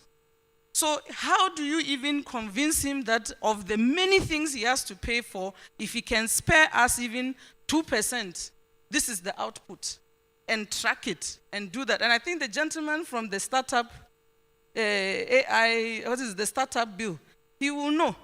The challenge is even trying to convince the ministers or how to even think about supporting startups on tax incentives, even rent, spaces for them to work so that they start up, right?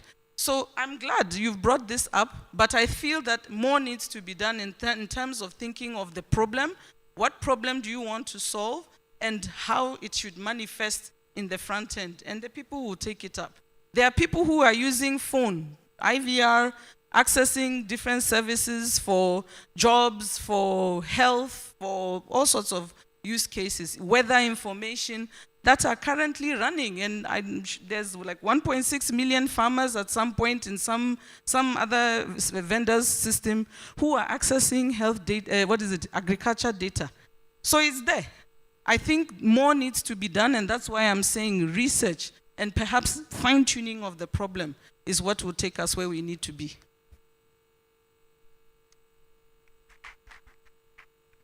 Just one last quick question. I'm just curious if what you see the AI landscape looking like for the people in this room in 3 to 5 years.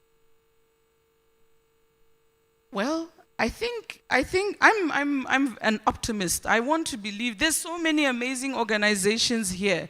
And to the gentleman's point, we have the ability, we know what we can, we know what we want, we know what we can deliver, and that's why we are in multiple countries.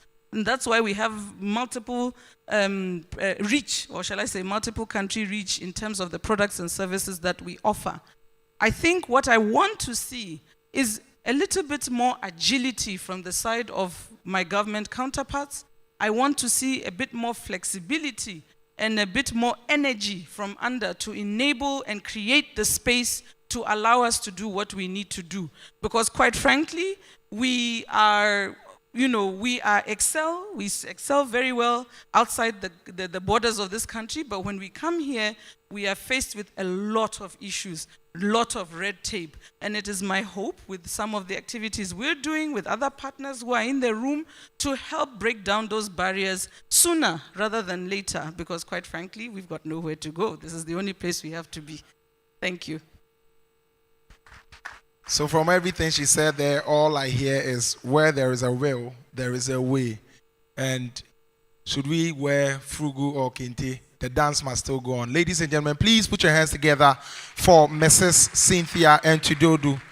Thank you for that great presentation and answering those questions just the right way.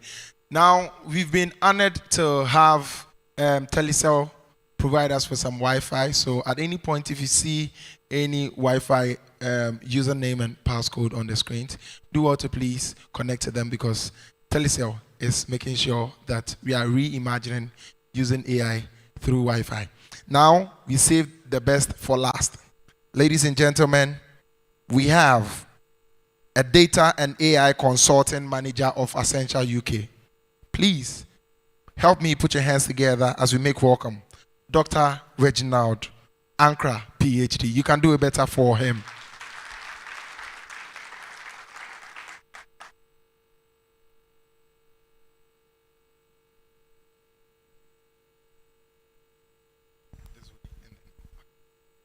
Thank you very much. It's been really insightful hearing about all the guardrails and all the amazing work that's been done around governance for us. So my presentation is not going to be focused on governance. Rather, I'm going to take you back to the classroom and make it more exciting. But before we start, can I see by hands how many of you use Gmail, Google Maps, Truecaller, Uber? Now, these are all AI solutions. Before the advent of generative AI, which you call ChatGPT, you were already using AI. So there shouldn't be that anxiety and fear about the use of AI, right? A lot of you use ChatGPT, which is amazing and it's phenomenal. It's revolutionized the way we do things. But how many people have access to ChatGPT on a whole? If you really want the best out of ChatGPT, you may need to be a subscriber, which means you'll be paying, what, £20, $20 for a Plus subscription.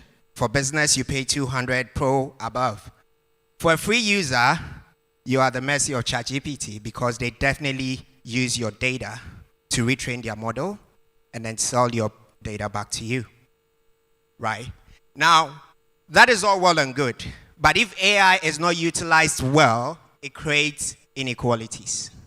I'm thinking about how a maternal mother or a pregnant woman will go to a Czech compound in a rural area and benefit from AI. Yeah, I'm thinking about how we can leverage our health data to be able to profile and say somewhere in Kokrobeto, a lot of the diseases that we record is cholera. Why don't we create a program to educate them about environmental health? If we make AI inclusive and ensure everybody benefits from it, then we grow inclusivity across board. So my presentation today is focused on how we build AI solutions, but we embed trust in it. So you heard the panel talk about trust. How do you get people to adapt the trust element? How do you get people to buy into your AI solution? So what we're going to do is we're simply going to build a very tiny AI model. It's really accessible for all. What I'd like you to do is please take your phone and scan this barcode. That should give you access to what we call a TensorFlow platform. And basically what we're going to do is we're going to create our own neural network. Now when you use ChatGPT is using what we call neural networks. Think of it like this. You're a chef. Today Ghana Jollof is in motion. So you're a chef, or you go into a restaurant and you order for the best Ghana Jollof, right? Now they provide inputs to the chef, all the ingredients, everything, and they tell the chef, use the input, use the ingredients I provided you, and provide me the best jollof you've ever made. Now, what the chef does is he then employs so many other chefs internally. Now, one chef will cut the carrot, one will cut the onion, one will cut the pepper, and so on and so forth. Then they will pass it on to the next chef, who will then combine the carrot and the pepper, taste it and say, this is not great. Let me try cucumber with carrot, right? So they do this so many times, and the chef can employ as many chefs as he likes, the head chef. And then finally, you get a jollof rice that is outputted, which is your final output, right? Now, what happens internally, can I please get the demo up? What happens internally is that you don't know what the chefs are doing, how many chefs are actually working on. So it's very difficult to explain and understand what is happening. And that is where sometimes you have issues of unfairness and bias in your AI models, because you're unable to explain what is actually happening internally. So if you scanned my code, you should get an interface like this. This interface is basically a neural network, just as I explained it. So you see the features here, which are your ingredients, basically. You see a hidden layer, which in this case will be your many chefs, which are being employed, and then the final output. What this model is simply trying to do is draw decision boundaries around these. So you see blue specks and orange specks. And basically, the model is supposed to draw a decision boundary around the blue and segregate them from the orange, right? We can, because a limited time, I'm not going to go through all the gears that works, but this is basically a classification model I can walk you through later when we have conversations. Do you mind running the model? Just play for me. Okay, so now when you play, all you see is that all the blues are then categorized in the blue location, and the orange are categorized in the orange location. Now, this is a simple model. In a very simple world, where you're talking about, is this person ready, able to be approved for a loan or not, it's a straight yes or no. For example, if they earn a certain amount and you say, oh, this person, the threshold is if a person earns 5,000, they should be approved. If they earn less, they should. But in the real world, this is not what we see. There are several factors that comes into play. Now, this model is just looking at a very simple scenario. Now, what if we go into a scenario where we need to factor regional inequalities? We need to factor gender. We need to factor historical events that have led people to be deprived in certain locations. That becomes a problem. So if we can go to the very last one, that is the spiral. The very last data set, right? Assuming we're just running that model, we're trying to draw a decision boundary around the specs you have. Please run it. what happens is that you see that the model struggles to draw a decision boundary around this. So what do? We need to employ more chefs. So what we do then is, can you add some more layers to it? Great. Add 6 layers, and then for each layer, add in 8 neurons. So you can practice this on your own. But basically what I'm trying to show you is that for you to be able to build AI models that actually works in the real world, it becomes extremely complex. And complex models makes it very difficult for you to understand how the model is making decisions. And that is where we need to embed governance to ensure that we're doing the right things by embedding explainability into how our models make decisions, right? Great. So can you play now so that we can see what the difference is? Now, over time, you should see that the decision boundary will start to draw effectively around and isolate all the yellows or all the oranges from the blue. For lack of time, I'm not going to fixate on this, but you can try that. So, what are some of the proof? Can I have the presentation back, please? Just to hone in on why it's extremely important that we embed trust and responsibility, building AI in a responsible way. Amazon actually built an AI model that was meant to find the best talent for the organization. Now, what happened is that they realized that the model was only picking men as the best candidates, and they were actually penalizing women. And ideally, if you were a woman and you had your CV and you had written something like, oh, I was a women's ball captain, you were literally blacklisted or penalized. When they investigated, what they found was that the model had been trained on recent past data, because within the tech world, it was primarily men. So the model had automatically learned bias and assumed that the best candidates are men, right?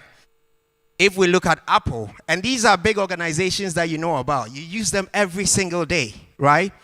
Apple partnered with Goldman Sachs to build an AI credit scoring system, which basically approved people for a credit loan. Now, what they realized is that men were given credit limits 20 times greater than their women counterpart, even though their women counterpart had better credit scores and had better assets. Why? Because historically, men have been in position of power, men have been likely to earn more, and overall, the system assumed men have better powers to pay back eventually. Finally, you have invisible faces. Joy, she has Ghanaian roots. At MIT, she was doing a research, which basically she was working with a computer vision system where she had to scan her face. Sadly, the model had been trained on white faces. So when she tried to scan her face, the model did not capture her face. When she put up a piece of white paper, the model was able to capture the white paper. Yesterday at the drinks, I was talking to a lady, Celine. Celine has actually allowed me to use the story, so I've cited her properly. Celine took the son to dental clinic for a facial scan for braces. And she said that when they scanned the son's face, the model basically gave an error and was told that the model has been trained on white people's faces. So it assumed that the son had an issue. Why am I saying all this? We need to build AI for us in our context. Especially, who knows this word, gangalia? What does gangalia actually mean? Gang leader. Galaway. What does that mean? Get away. My favorite, which is by my grandmother, plete, which means plate. Right? Now, if we're building AI solutions, that does not allow my grandmother in the village to pick up a phone and basically say, I want this plate. And the model can return, a solution or a viable option for her, then we have failed as a nation. We cannot adapt and lift and shift what they are building out there for our context, right? And so, sadly, I have very little time, so what I've done is, over my decade of building AI solutions across multinational organizations, oil and gas, telecom, finance, energy, I have come across quite a lot of experience, and I brought it all to bear in 5 elements and 5 points. This is also including a lot of the AI, papers and governance that are there, even the Ghana Practitioner Guide. I do have a few 2 cents about that. I can connect with you after. But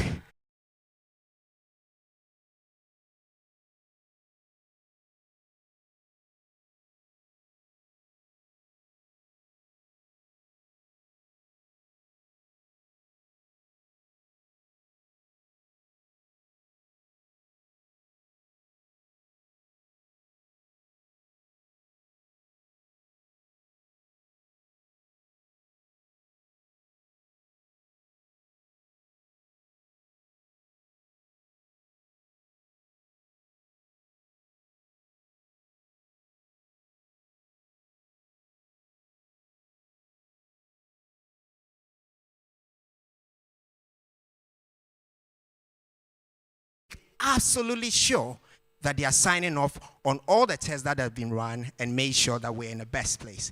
Inclusion. How do we co-design? By bringing my grandmother into the mix to ensure that I'm building a solution that is really helpful. How do we use our health data to ensure that we're building solutions that allow people in the remote areas to have access to it? We need to go to them, we need to bring them in, and we need to design for them. Safety and security. So Felix and myself would be actually having a masterclass tomorrow where we go into details. So we've actually built models and we embed these processes into it so that you can see them firsthand. So I hope you'll be there.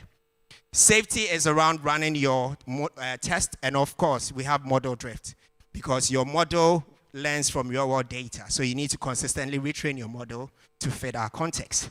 Finally, evidence. You need to have model cards. Think of it as a nutritional label on a data product, right? It tells you what are the limits, what are the benchmarks of the model, all the things that you need to know in order for an accountability person to sign it off. I have you can scan the QR code. I've sort of detailed it out so you can be able to use it. It gives you that one-off information that you need. So finally, I want us all to pledge as we're going forward that we name someone who is an accountable person for our AI solution and ensure that they are making the right checks. Run one subgroup bias test on your most used model. So identify maybe, marginalized people within your organizations who are using your models, right? Run a test and see how fair your model is to them. And then finally, publish a 1-page model card, which is your nutritional label of your model, what it's doing, where it's doing, and everything. Because at the end of the day, all that we're aiming towards is one continent, one standard. And if inclusion is budgeted, accountability is named, and evidence is public, we will be in a better place as Africa and as Ghana. Thank you.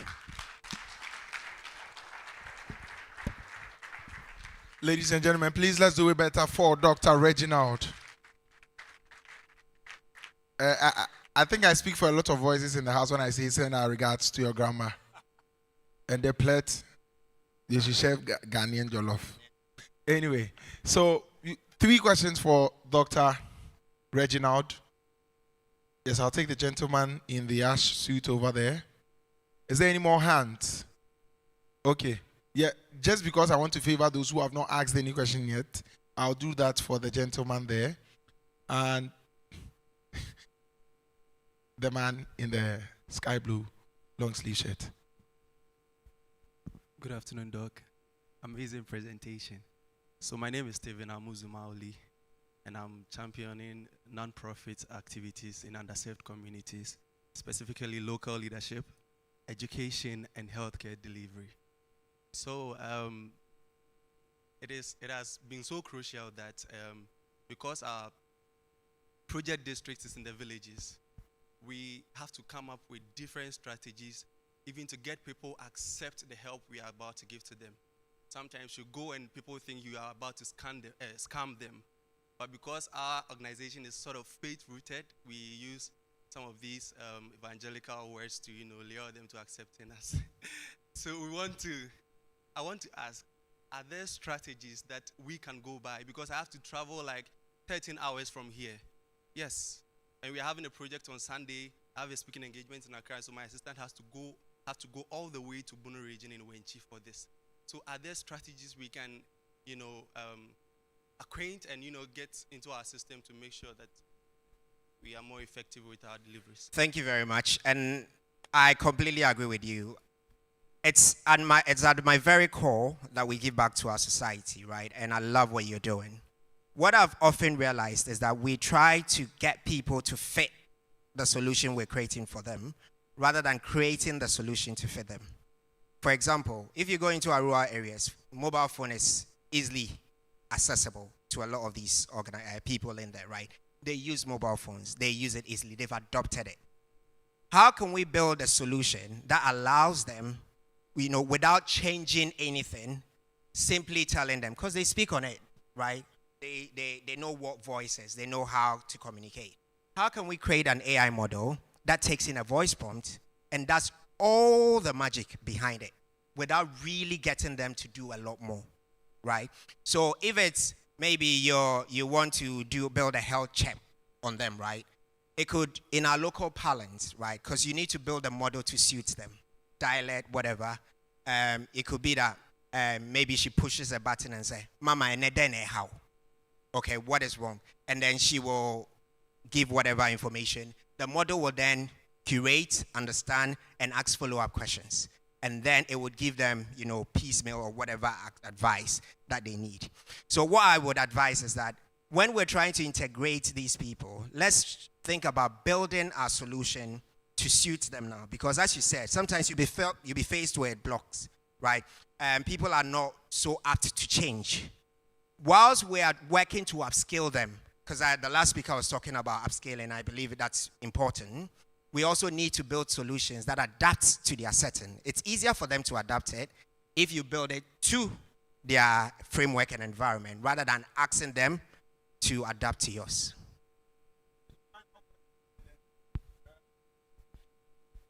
Just to address the gentleman in blue, because of time, no, we are going to go to the gentleman in the, I think, cream shirt. Carlos, we take your question on the foyer because of my time. I'll just take the final question there, and the man in blue, you'll be the first to speak to him when we are going for the lunch and networking session, okay? You do get more than 3 questions, honestly. You get like 6 or 7, but 2 is for here and then because of time. Thank you very much. The final question, sir. Hello, sir. My name is William Senchi, founder and CEO of Weight Technologies. It's actually a non-profit startup working on local languages, leveraging on AI. So my contribution I wanted to add is the biasness of AI, right? So I think most AI systems are trained on base models like Gemini and a couple of DeepSeek models. So I was thinking maybe if we don't want our AI system to be biased, we have to trace on our own data, right? In which maybe creating our own base model will be accessible. Right here at Weight, we are also working on creating our own model from scratch with the help of Ghana NLP. So I think making it. Absolutely right. Look, when you can create your own model, do it. When you cannot, it's not wrong to leverage open source models. What matters most is how you train, the data with which you train your model with, and the parameters that you set. Those are extremely important. Now, my team have built a suite of explainable tools that you can plug into your AI models to tell you how your model is making decisions. So it would weight what features are taking predominance in terms of the final output that you get. I'm happy to point you in that direction, right? You can plug that into your existing models, but also you can plug that into existing LLM open source models, Gemini, OpenAI, whatever.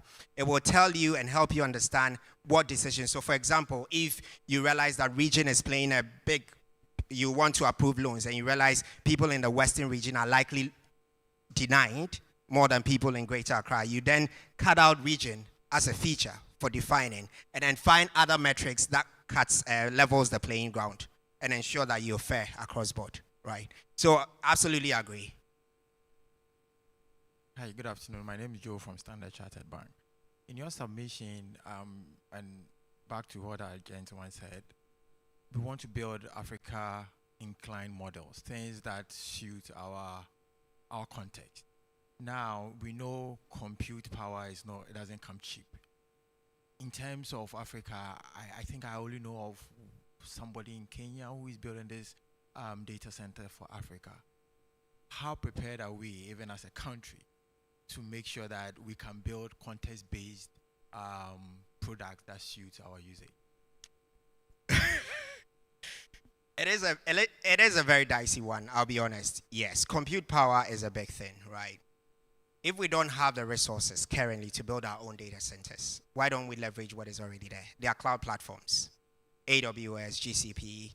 You can build Sandbox. I think one of the European countries have actually built, Microsoft has built a siloed cloud platform for them. It's still hosted on their cloud, but then it's really purposely for their organization, right? Our government could do something similar from a national standpoint. But for you, you can still build on cloud. You can leverage it. Identify specific use cases that you want to build, right? Start building the use case, prove it, get people to buy in, get sponsorship, and scale. That is what I always advise my clients. You want to start small, prove your solution, get buy-in, get funding, then you can scale. I wouldn't advise building your own data center. There needs to be a national agenda where we build a massive data center. Maybe someday, 10 years down the line, I don't know, that is up to the policy, where we can get cross connections, where countries can come together. I already know there is, within the energy sector, there is a database that collates information around distribution of energy, lines, consumption, and all that from an ECO1 standpoint. We could do something similar down the line. But until then, let's leverage what is there, not try to reinvent the wheel, because AI is moving at such a fast rate. If we don't take care, we will be left behind, and the inequality gap widens every single time. So let's ride the wave, let's leverage what is there, and let's chase up. So ladies and gentlemen, for Dr. Reginald, I think everything sums up to the point that we should tailor AI to best suit our region or our need. So if your grandmother, just like Dr. Reginald, would say a plate or gangalia, put in the right prompt so you can help doing that, get the solutions they need. Thank you very much.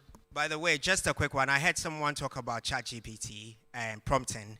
You can actually ask ChatGPT to create you the best prompt. All you need to do is provide the information you need and ask it, write me the most efficient prompt. It knows itself better, and it will write you the best prompts that you've ever used. Thank you. That was me, by the way. I feel attacked, but that is fine. Thank you very much for that clarification. Please, one more time for Dr. Reginald. And now, ladies and gentlemen, for my Ghanaian brothers that was asking if we could replace coffee with kinky, it's time for us not just to replace the coffee with kinky, but have kinky and fufu. It is time for us to go for lunch.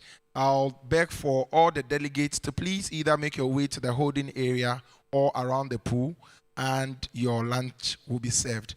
But for our VIPs, please remain seated here. Directions will be given as to how lunch is going to be had. After lunch, which is just to take about 40 minutes, we will converge back here for another panel discussion, and we can now zoom into what happens to be the conclusion on every discussion we've had here today. This is still the first ever Pan-African AI Summit. A very big thank you to all our sponsors and partners. And while you go and take care of your hangar, if I may have it, please, let's keep the AI conversation going. And I'll see you in about 40 minutes. Thank you very much.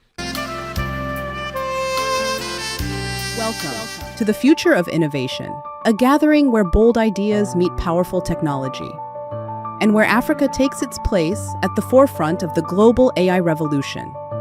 Over 2 groundbreaking days, leaders, visionaries, and innovators from across the world will come together to shape the future of artificial intelligence for business, education, and society. This historic event is made possible by the support of our partners and sponsors, champions of innovation, driving Africa's next chapter of growth. Prepare for insight, collaboration, and transformation. This is more than a summit. It's a movement to accelerate innovation and drive lasting impact. Welcome to the Pan-African AI Summit 2025.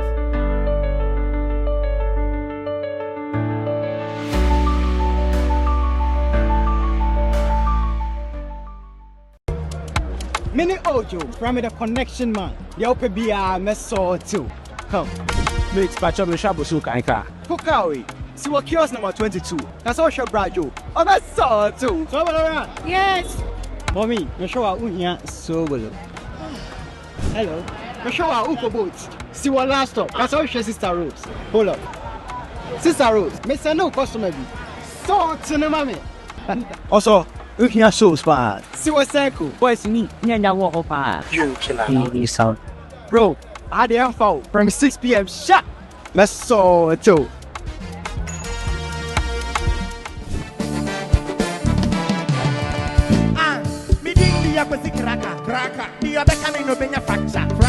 When we connect our energies, great things happen. Connect to a world of amazing and endless possibility with Telecel. Telecel, connecting lifestyle, connecting passions, connecting dreams. Telecel, connecting energies.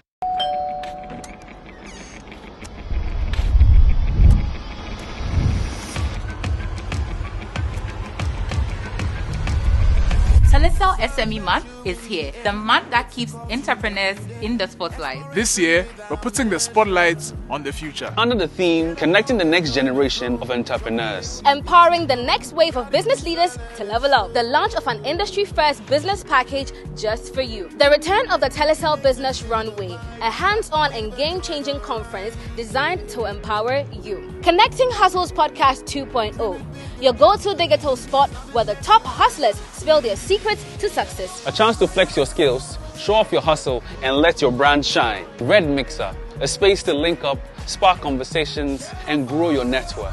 AI workshop, free advertising for businesses, and so much more. Your time is now. Telecel, connecting energies. Oh my, everybody thinks my life just be enjoyment.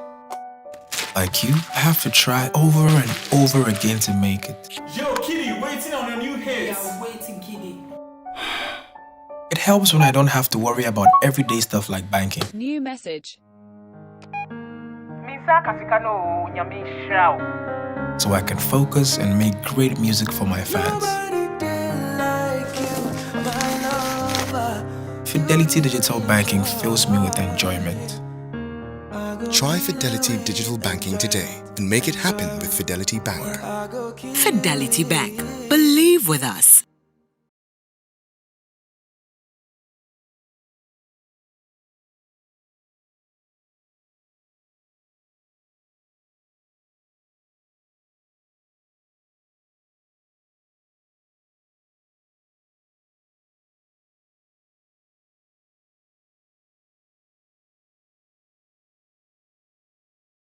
Welcome to the Future of Innovation, a gathering where bold ideas meet powerful technology, and where Africa takes its place at the forefront of the global AI revolution.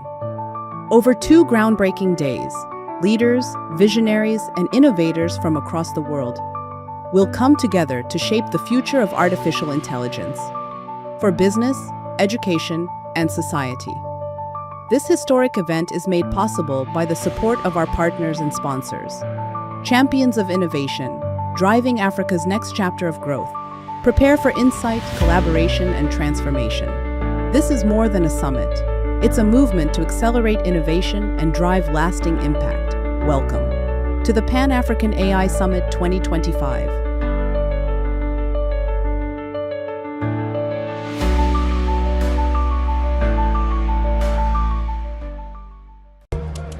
Mini Ojo from the connection man. The OPBR Meso too.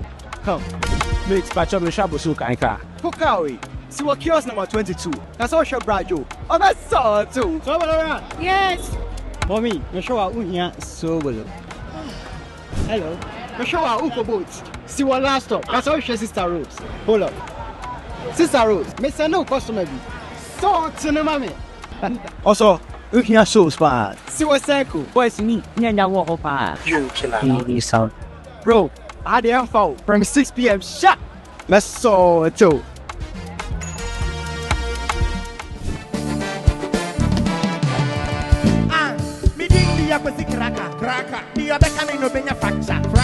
When we connect our energies, great things happen. Connect to a world of amazing and endless possibility with Telecel. Telecel, connecting lifestyle, connecting passions, connecting dreams. Telecel, connecting energies.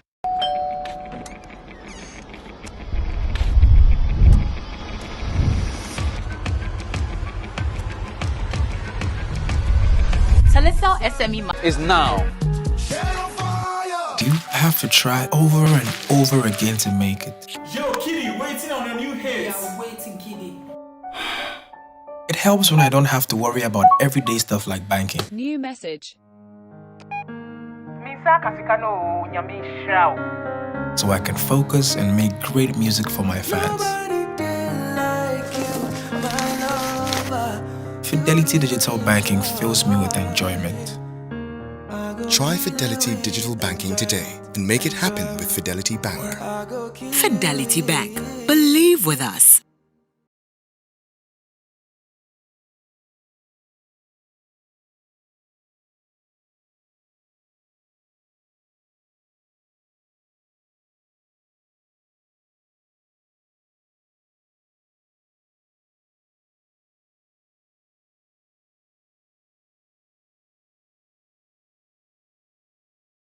Welcome to the Future of Innovation, a gathering where bold ideas meet powerful technology, and where Africa takes its place at the forefront of the global AI revolution. Over 2 groundbreaking days, leaders, visionaries, and innovators from across the world will come together to shape the future of artificial intelligence for business, education, and society. This historic event is made possible by the support of our partners and sponsors, champions of innovation, driving Africa's next chapter of growth. Prepare for insight, collaboration, and transformation. This is more than a summit. It's a movement to accelerate innovation and drive lasting impact. Welcome to the Pan-African AI Summit 2025.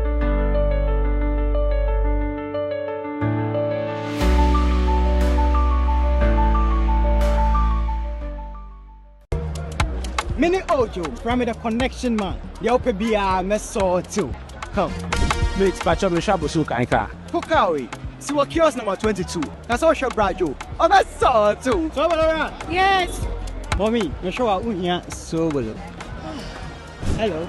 You show out uko boots. See what last stop. That's all your sister Rose. Hold up. Sister Rose, Mr. No customer be. So to the mommy. Also, you can show spot. See what's circle. Boys, me, Nyanya walk up. You killer. Bro, I the info from 6 p.m. sharp. Let's so too.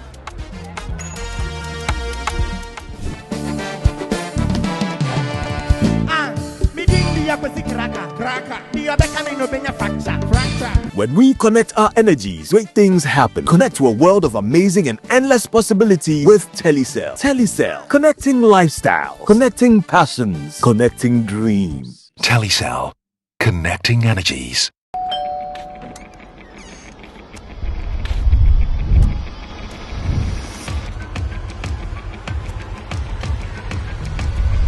Telecel SME Month is here, the month that keeps entrepreneurs in the spotlight. This year, we're putting the spotlight on the future. Under the theme, connecting the next generation of entrepreneurs. Empowering the next wave of business leaders to level up. The launch of an industry-first business package just for you. The return of the Telecel Business Runway, a hands-on and game-changing conference designed to empower you. Connecting Hustles Podcast 2.0, your go-to digital spot where the top hustlers spill their secrets to success. A chance to flex your skills, show off your hustle, and let your brand shine. Red Mixer, a space to link up, spark conversations, and grow your network.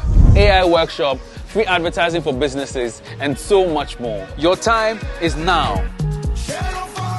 Telecel, connecting energies. Oh my, oh. Everybody thinks my life just be enjoyment. Like you, I have to try over and over again to make it. Yo, Kitty, waiting on a new hit. Yeah, waiting, Kitty. It helps when I don't have to worry about everyday stuff like banking. New message.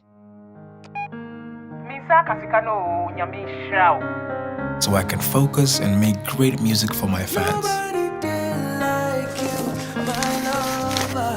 Fidelity Digital Banking fills me with enjoyment.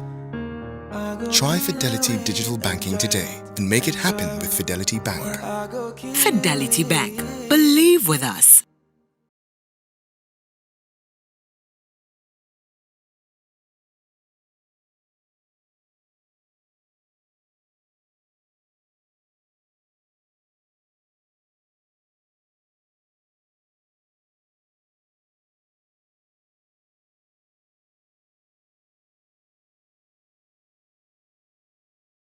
Welcome to the Future of Innovation, a gathering where bold ideas meet powerful technology, and where Africa takes its place at the forefront of the global AI revolution.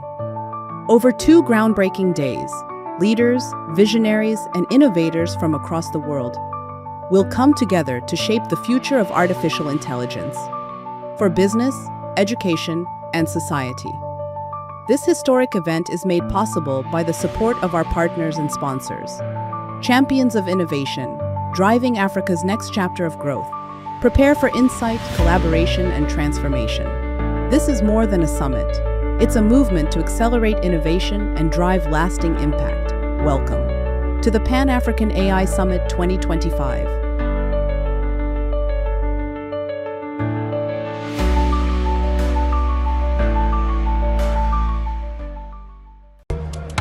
Mini Ojo, from the connection man. The open BR Meso too. Come.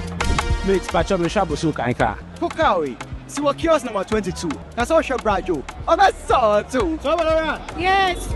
Mommy, you show out unya so well. Hello. You show out uko boats. See what last stop. That's all your sister Rose. Hold up. Sister Rose, Mr. No customer be. So to the mommy. Also, you can show spot. See what's circle. Boys, me, Nyanya walk up. You killer. Sound. Bro, I had the info from 6 p.m. Shut. Let's saw it too.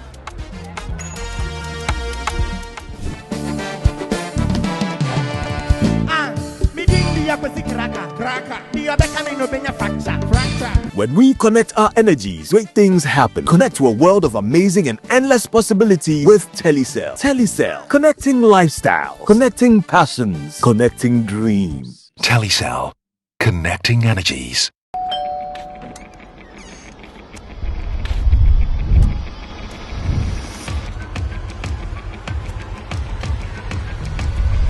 Telecel SME Month is here, the month that keeps entrepreneurs in the spotlight. This year, we're putting the spotlight on the future. Under the theme, connecting the next generation of entrepreneurs. Empowering the next wave of business leaders to level up. The launch of an industry-first business package just for you. The return of the Telecel Business Runway, a hands-on and game-changing conference designed to empower you. Connecting Hustles Podcast 2.0, your go-to digital spot where the top hustlers spill their secrets to success. A chance to flex your skills, show off your hustle, and let your brand shine. Red Mixer, a space to link up, spark conversations, and grow your network. AI workshop, free advertising for businesses, and so much more. Your time is now. Telecel, connecting energies. Oh my, oh. Everybody thinks my life just be enjoyment. Like you, I have to try over and over again to make it. Yo, Kitty, waiting on a new hit. Yeah, waiting, Kitty. It helps when I don't have to worry about everyday stuff like banking. New message. So I can focus and make great music for my fans. Fidelity Digital Banking fills me with enjoyment. Try Fidelity Digital Banking today and make it happen with Fidelity Bank. Fidelity Bank. Believe with us.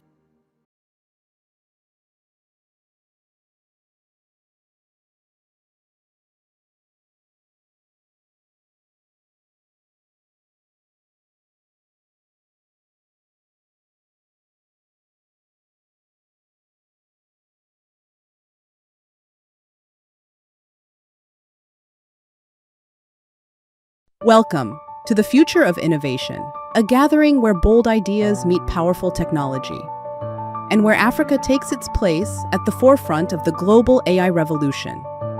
Over 2 groundbreaking days, leaders, visionaries, and innovators from across the world will come together to shape the future of artificial intelligence for business, education, and society.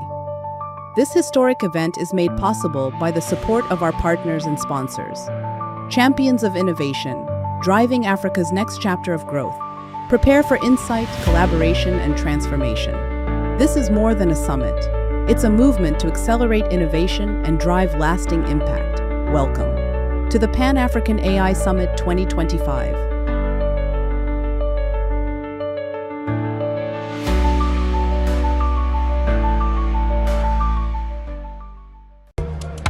Mini Ojo, from the connection man. The open BR Meso too. Come. Mix patch up the shabu suka inka. Pukawi. See what kiosk number 22. That's all shop Brajo. Oh, that's so too. So around. Yes. Mommy, you show out unya so well. Hello. You show out uko boots. See what last stop. That's all your sister Rose. Hold up. Sister Rose, Miss no customer be. So to the mommy. Also, you can show spot. See what's circle. Boys, me, Nyanya walk up. You killer. Sound. Bro, I didn't fall from 6 p.m. Shut. Let's saw it too.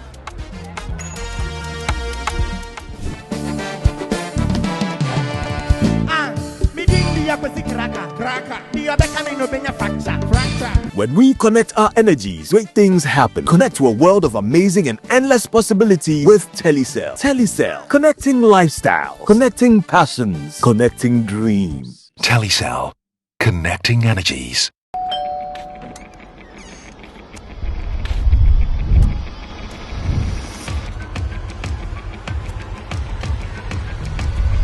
Telecel SME Month is here, the month that keeps entrepreneurs in the spotlight. This year, we're putting the spotlight on the future. Under the theme, connecting the next generation of entrepreneurs. Empowering the next wave of business leaders to level up. The launch of an industry-first business package just for you. The return of the Telecel Business Runway, a hands-on and game-changing conference designed to empower you. Connecting Hustles Podcast 2.0, your go-to digital spot where the top hustlers spill their secrets to success. A chance to flex your skills, show off your hustle, and let your brand shine. Red Mixer, a space to link up, spark conversations, and grow your network. AI workshop, free advertising for businesses, and so much more. Your time is now. Telecel, connecting energies. Oh my, oh. Everybody thinks my life just be enjoyment. Like you, I have to try over and over again to make it. Yo, Kitty, waiting on a new hit. Yeah, waiting, Kitty. It helps when I don't have to worry about everyday stuff like banking. New message. So I can focus and make great music for my fans. Fidelity Digital Banking fills me with enjoyment. Try Fidelity Digital Banking today and make it happen with Fidelity Bank. Fidelity Bank. Believe with us.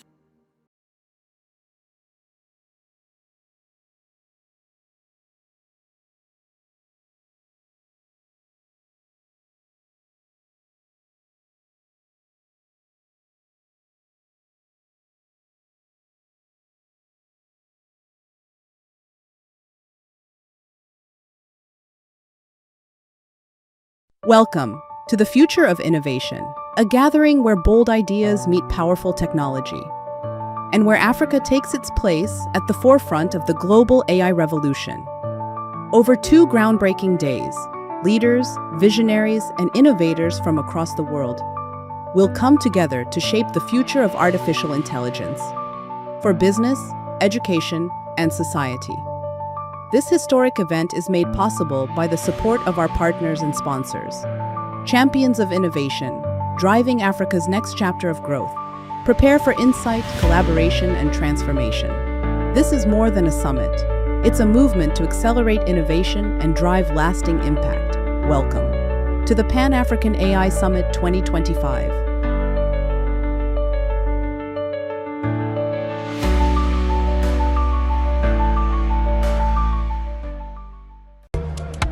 Mini Ojo, from the connection man. The open BR Meso too. Come. Mix patch up the Shabusu Kanka. Pukawi. See what kiosk number 22. That's all your brajo. Oh, that's so too. So around. Yes. Mommy, you show out unya so well. Hello.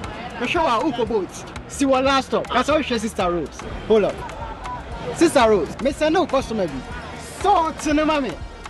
Also, unya shows bad. See what cycle. Boys me. Nyanya walk up. You killer. Bro, I didn't fall from 6 p.m. Shut.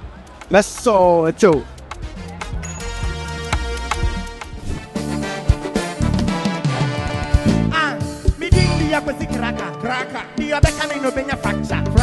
When we connect our energies, great things happen. Connect to a world of amazing and endless possibility with Telecel. Telecel, connecting lifestyle, connecting passions, connecting dreams. Telecel, connecting energies.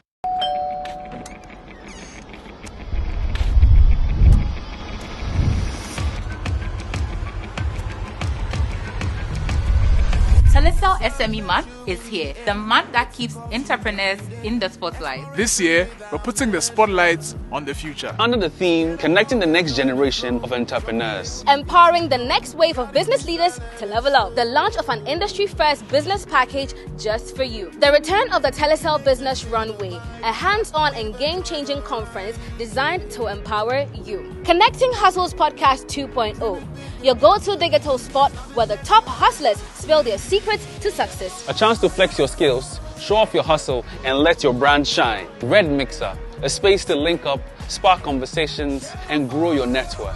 AI workshop, free advertising for businesses, and so much more. Your time is now. Telecel, connecting energies. Oh my, oh. Everybody thinks my life just be enjoyment. Like you, I have to try over and over again to make it. Yo, Kitty, waiting on a new hit. Yeah, waiting, Kitty. It helps when I don't have to worry about everyday stuff like banking. New message. So I can focus and make great music for my fans. Fidelity Digital Banking fills me with enjoyment. Try Fidelity Digital Banking today and make it happen with Fidelity Bank. Fidelity Bank. Believe with us.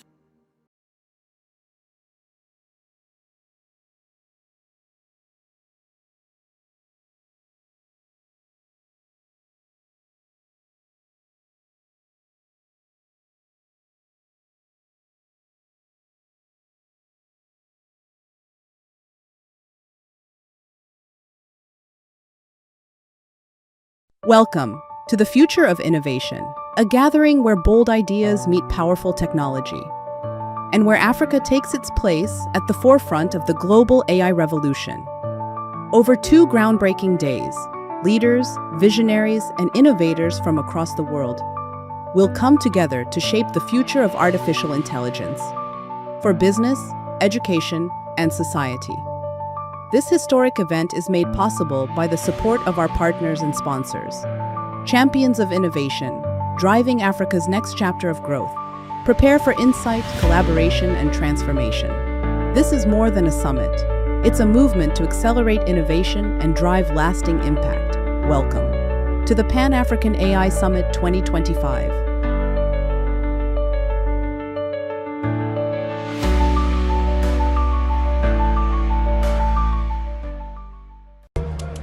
Mini Ojo, from the connection man. The open BR Meso too. Come. Mix patch up the Shabusu Kanka. Pukawi. See what kiosk number 22. That's all your brajo. Oh, that's so too. So around. Yes.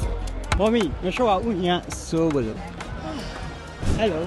You show out Uko boots. See what last stop. That's all your sister Rose. Hold up. Sister Rose, Miss no customer. So to the mommy. Also, unya shows bad. See what cycle. Boys me. Nyanya walk up. You killer. Bro, I didn't fall from 6 p.m. Shut. That's so too.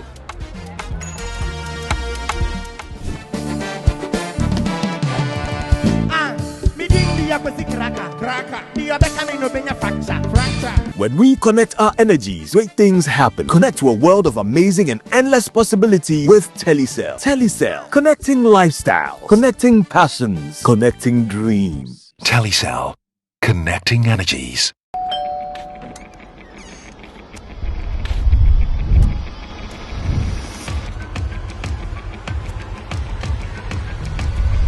Telecel SME Month is here, the month that keeps entrepreneurs in the spotlight. This year, we're putting the spotlight on the future. Under the theme, connecting the next generation of entrepreneurs. Empowering the next wave of business leaders to level up. The launch of an industry-first business package just for you. The return of the Telecel Business Runway, a hands-on and game-changing conference designed to empower you. Connecting Hustles Podcast 2.0, your go-to digital spot where the top hustlers spill their secrets to success. A chance to flex your skills, show off your hustle, and let your brand shine. Red Mixer, a space to link up, spark conversations, and grow your network. AI workshop, free advertising for businesses, and so much more. Your time is now. Telecel, connecting energies. Oh everybody thinks my life just be enjoyment. Like you, I have to try over and over again to make it. Yo, Kitty, waiting on a new hit. Yeah, waiting, Kitty. It helps when I don't have to worry about everyday stuff like banking. New message. So I can focus and make great music for my fans. Fidelity Digital Banking fills me with enjoyment. Try Fidelity Digital Banking today and make it happen with Fidelity Bank. Fidelity Bank. Believe with us.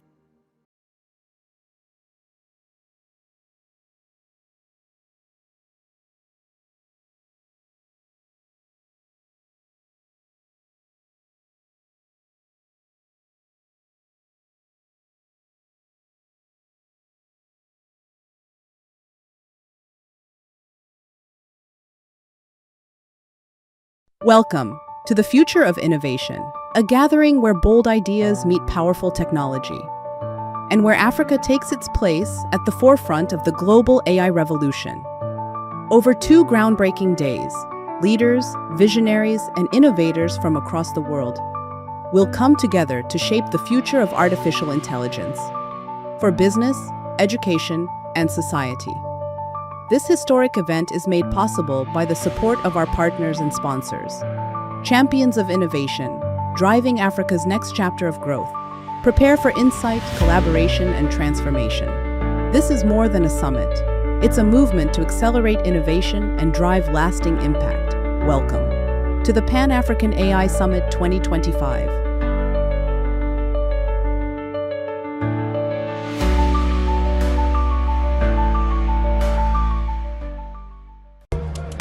Mini Ojo, from the connection man. The open BR Meso too. Come. Mix patch up the shabu sukanka. Pukawi. See what kiosk number 22. That's all shop brajo. Oh, that's so too. So yes. Mommy, you show our unya so well. Hello. You show our uko boots. See what last stop. That's all your sister Rose. Hold up. Sister Rose, Miss no customer be. So to the mommy. Also, you can show spot. See what's cycle. Boys, me, Nyanya walk up. You killer. Bro, I had the info from 6 p.m. Shut. Let's saw it too.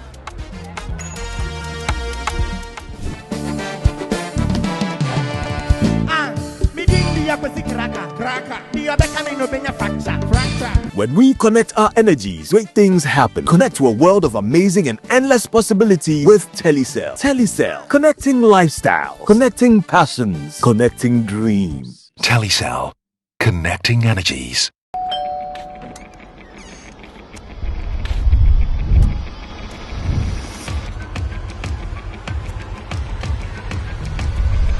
Telecel SME Month is here, the month that keeps entrepreneurs in the spotlight. This year, we're putting the spotlight on the future. Under the theme, connecting the next generation of entrepreneurs. Empowering the next wave of business leaders to level up. The launch of an industry-first business package just for you. The return of the Telecel Business Runway, a hands-on and game-changing conference designed to empower you. Connecting Hustles Podcast 2.0, your go-to digital spot where the top hustlers spill their secrets to success. A chance to flex your skills, show off your hustle, and let your brand shine. Red Mixer, a space to link up, spark conversations, and grow your network. AI workshop, free advertising for businesses, and so much more. Your time is now. Telecel, connecting energies. Oh everybody thinks my life just be enjoyment. Like you, I have to try over and over again to make it. Yo, Kitty, waiting on a new hit. Yeah, waiting, Kitty. It helps when I don't have to worry about everyday stuff like banking. New message. So I can focus and make great music for my fans. Fidelity Digital Banking fills me with enjoyment. Try Fidelity Digital Banking today and make it happen with Fidelity Bank. Fidelity Bank. Believe with us.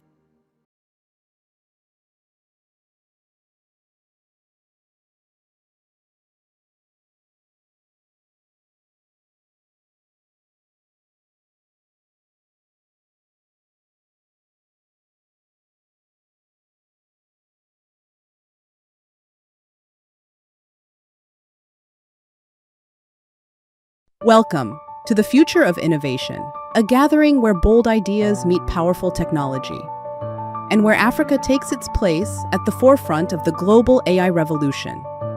Over 2 groundbreaking days, leaders, visionaries, and innovators from across the world will come together to shape the future of artificial intelligence for business, education, and society.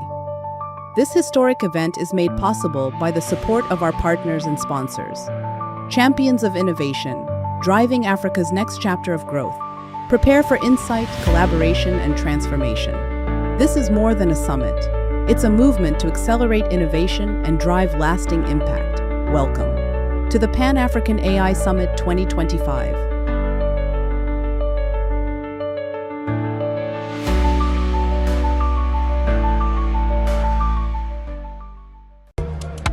Mini Ojo, from the connection man. The open BR Meso too. Come. Mix patch up the shabu sukanka. Pukawi. See what kiosk number 22. That's all your brajo. Oh, that's so too. So yes. Mommy, you show our unya so well. Hello. You show our uko boots. See what last stop. That's all your sister Rose. Hold up. Sister Rose, Mr. No customer be. So to the mommy.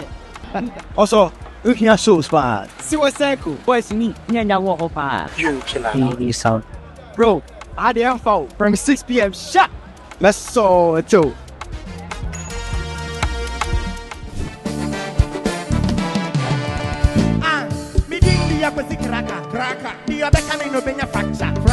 When we connect our energies, great things happen. Connect to a world of amazing and endless possibility with Telecel. Telecel, connecting lifestyle, connecting passions, connecting dreams. Telecel, connecting energies.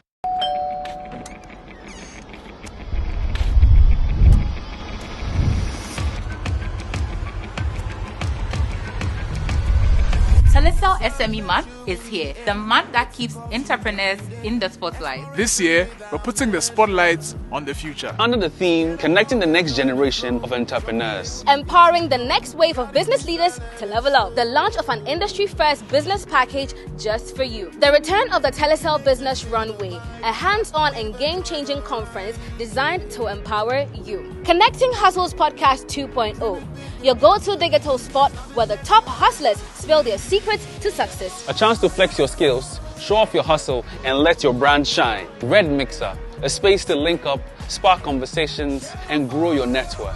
AI workshop, free advertising for businesses, and so much more. Your time is now. Telecel, connecting energies. Oh Everybody thinks my life just be enjoyment. Like you, I have to try over and over again to make it. Yo, Kitty, waiting on a new hit. Yeah, waiting, Kitty.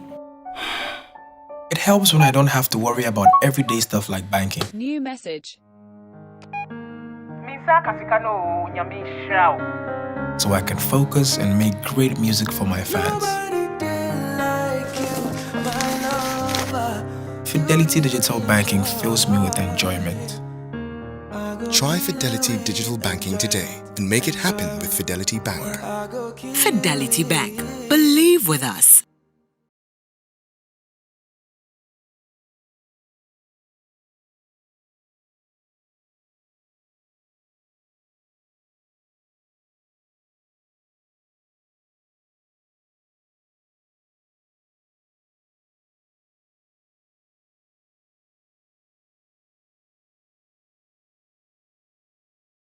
Welcome to the Future of Innovation, a gathering where bold ideas meet powerful technology, and where Africa takes its place at the forefront of the global AI revolution.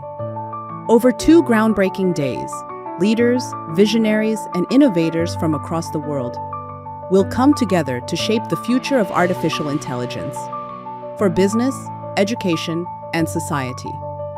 This historic event is made possible by the support of our partners and sponsors, champions of innovation, driving Africa's next chapter of growth. Prepare for insight, collaboration, and transformation. This is more than a summit. It's a movement to accelerate innovation and drive lasting impact. Welcome to the Pan-African AI Summit 2025.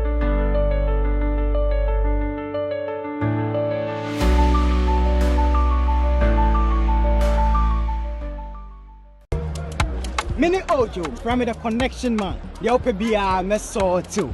Come. Mate, patch up the shop so kanka. Pukawi. See what kiosk number 22. That's all shop Brajo. Oh, that's so too. Come on. Yes. Mommy, you show out unya so well. Hello. You show out uko boats. See what last stop. That's all your sister Rose. Hold up. Sister Rose, me say no customer be. So to the mommy. Also, you can show spot. See what's cycle. Boys me, nyanya walk up. You killer. Sound. Bro, I didn't fall from 6 p.m. Shut. Let's saw it too.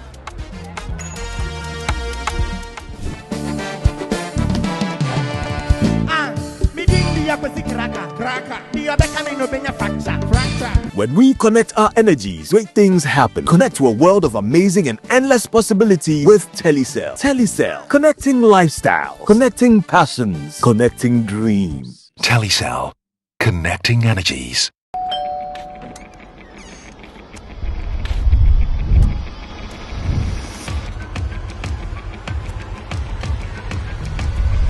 Telecel SME Month is here, the month that keeps entrepreneurs in the spotlight. This year, we're putting the spotlight on the future. Under the theme, connecting the next generation of entrepreneurs. Empowering the next wave of business leaders to level up. The launch of an industry-first business package just for you. The return of the Telecel Business Runway, a hands-on and game-changing conference designed to empower you. Connecting Hustles Podcast 2.0, your go-to digital spot where the top hustlers spill their secrets to success. A chance to flex your skills, show off your hustle, and let your brand shine. Red Mixer, a space to link up, spark conversations, and grow your network.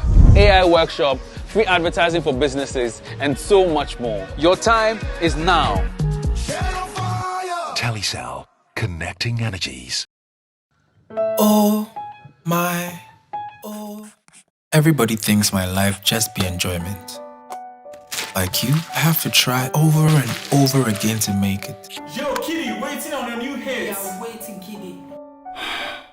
It helps when I don't have to worry about everyday stuff like banking. New message. So I can focus and make great music for my fans. Fidelity Digital Banking fills me with enjoyment. Try Fidelity Digital Banking today and make it happen with Fidelity Bank. Fidelity Bank. Believe with us.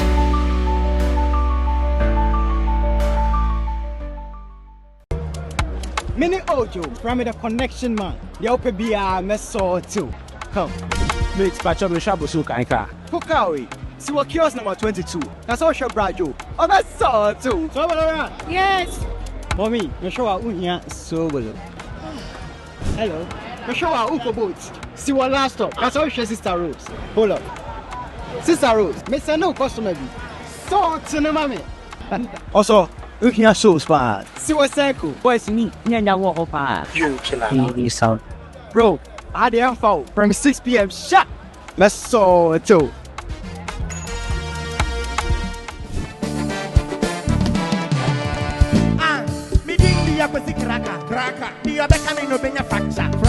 When we connect our energies, great things happen. Connect to a world of amazing and endless possibility with Telecel. Telecel, connecting lifestyle, connecting passions, connecting dreams. Telecel, connecting energies.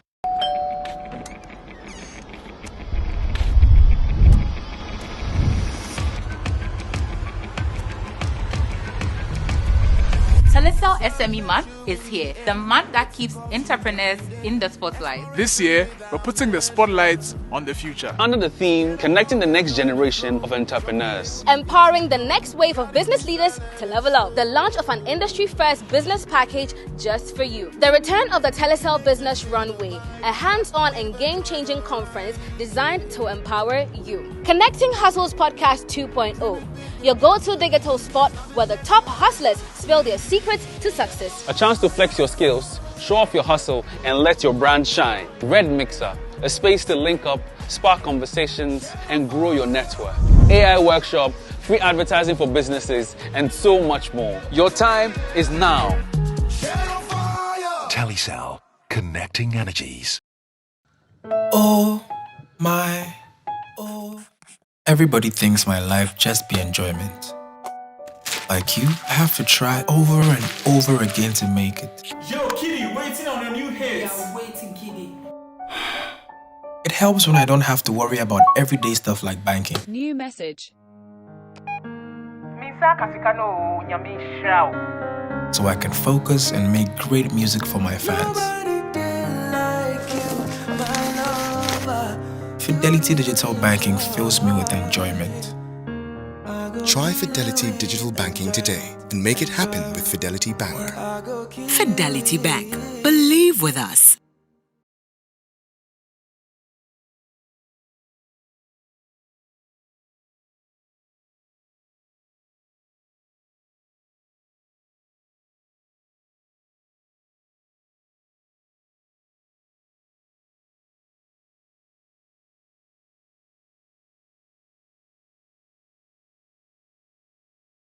Welcome to the Future of Innovation, a gathering where bold ideas meet powerful technology, and where Africa takes its place at the forefront of the global AI revolution.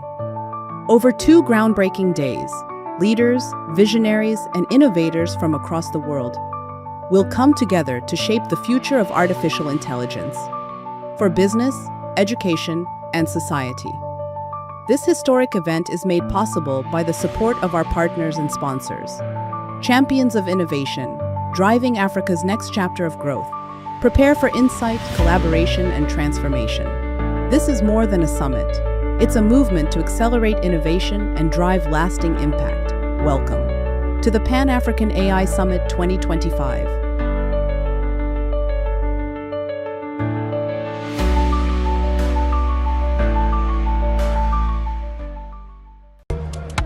Mini Ojo, from the connection man. The open BR Meso too. Come. Mate, patch up the shop so kanka. Pukawi. See what kiosk number 22. That's all shop Brajo. Oh, that's so too. So around. Yes. Mommy, you show out unya so well. Hello. You show out Uko boots. See what last stop. That's all your Sister Rose. Hold up. Sister Rose, Miss no customer. So to the mommy. Also, you can show spot. See what cycle. Boys, me, Nyanya walk up. You killer. Sound. Bro, I didn't fall from 6 p.m. Shut. Let's so too.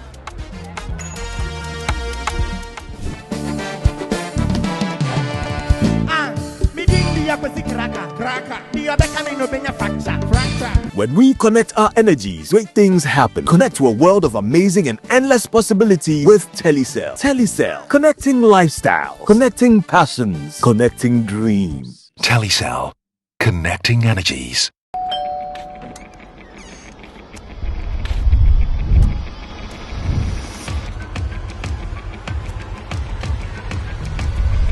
Telecel SME Month is here, the month that keeps entrepreneurs in the spotlight. This year, we're putting the spotlight on the future. Under the theme, connecting the next generation of entrepreneurs. Empowering the next wave of business leaders to level up. The launch of an industry-first business package just for you. The return of the Telecel Business Runway, a hands-on and game-changing conference designed to empower you. Connecting Hustles Podcast 2.0, your go-to digital spot where the top hustlers spill their secrets to success. A chance to flex your skills, show off your hustle, and let your brand shine. Red Mixer, a space to link up, spark conversations, and grow your network.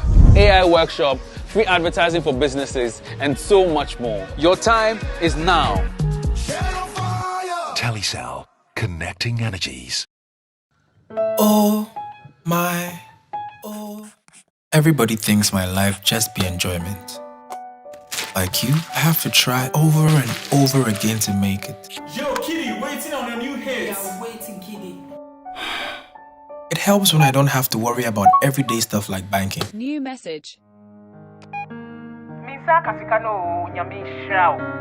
So I can focus and make great music for my fans. Fidelity Digital Banking fills me with enjoyment. Try Fidelity Digital Banking today and make it happen with Fidelity Bank. Fidelity Bank. Believe with us.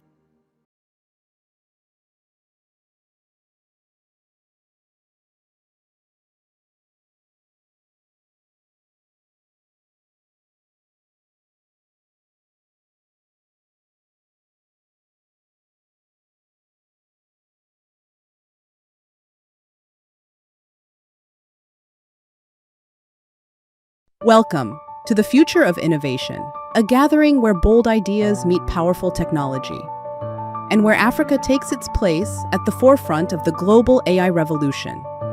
Over 2 groundbreaking days, leaders, visionaries, and innovators from across the world will come together to shape the future of artificial intelligence for business, education, and society. This historic event is made possible by the support of our partners and sponsors, champions of innovation, driving Africa's next chapter of growth. Prepare for insight, collaboration, and transformation. This is more than a summit. It's a movement to accelerate innovation and drive lasting impact. Welcome to the Pan-African AI Summit 2025.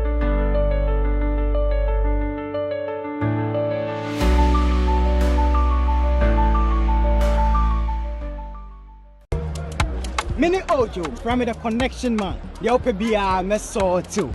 Come. Mix patch up the shabu sukanka. Pukawi.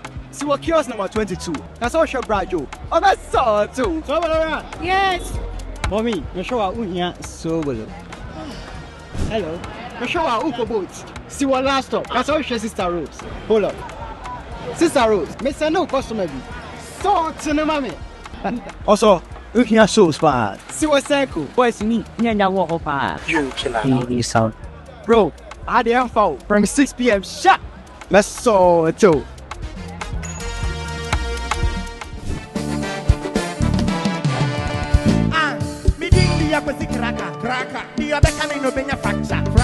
When we connect our energies, great things happen. Connect to a world of amazing and endless possibility with Telecel. Telecel, connecting lifestyle, connecting passions, connecting dreams. Telecel, connecting energies.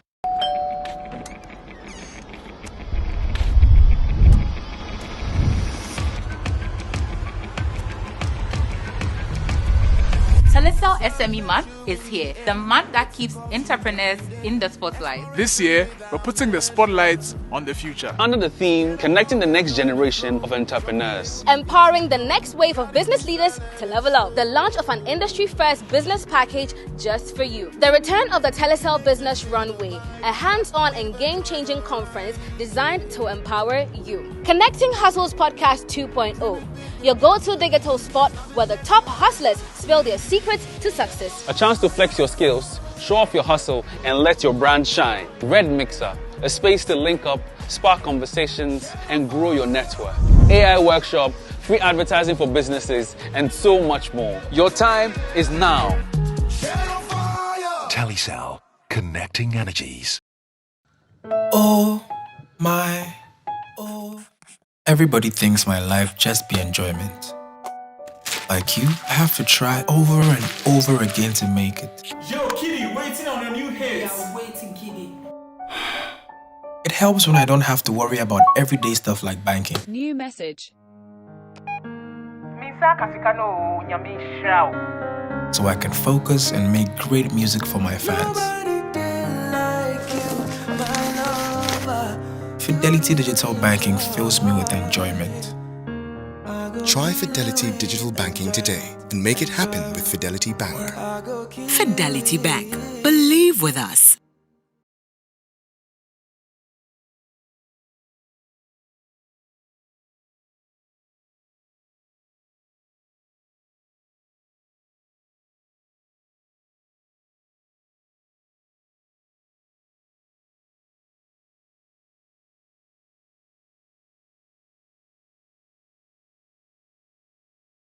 Welcome to the Future of Innovation, a gathering where bold ideas meet powerful technology, and where Africa takes its place at the forefront of the global AI revolution.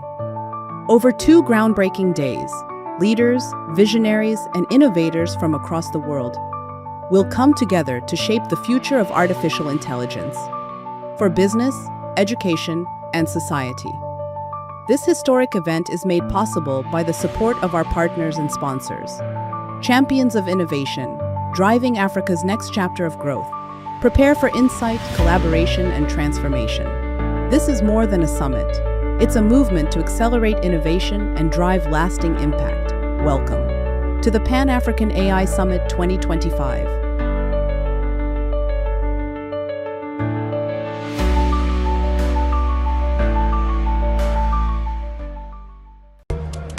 Mini Ojo, from the connection man. The open BR Meso too.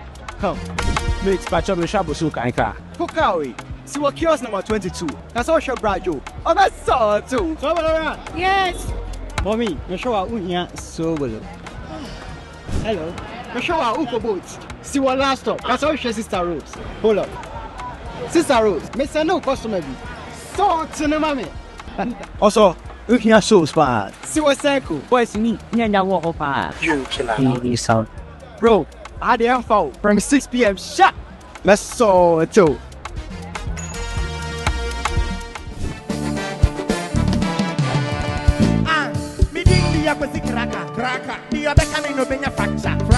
When we connect our energies, great things happen. Connect to a world of amazing and endless possibility with Telecel. Telecel, connecting lifestyle, connecting passions, connecting dreams. Telecel, connecting energies.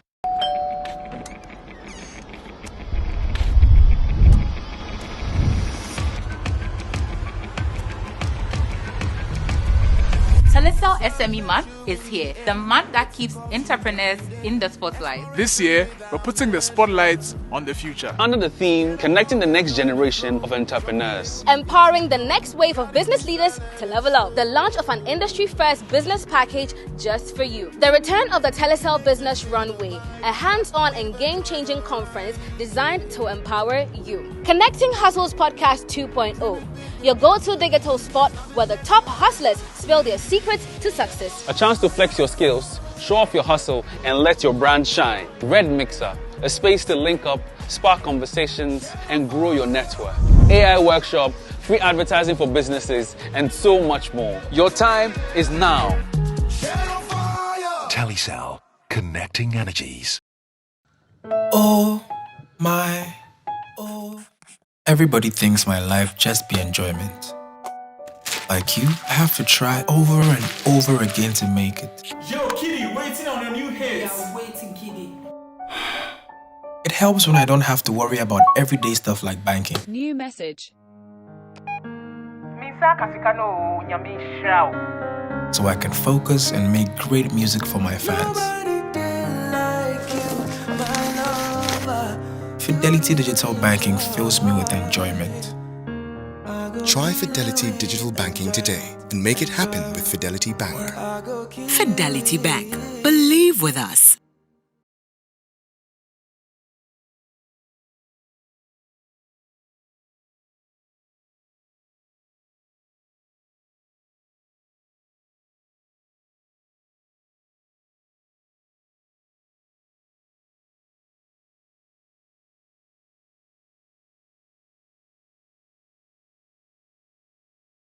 Welcome to the Future of Innovation, a gathering where bold ideas meet powerful technology, and where Africa takes its place at the forefront of the global AI revolution.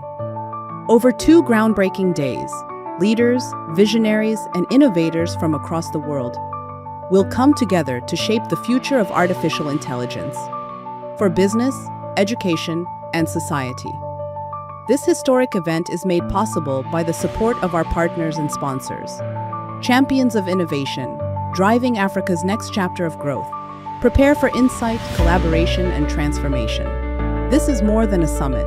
It's a movement to accelerate innovation and drive lasting impact. Welcome to the Pan-African AI Summit 2025.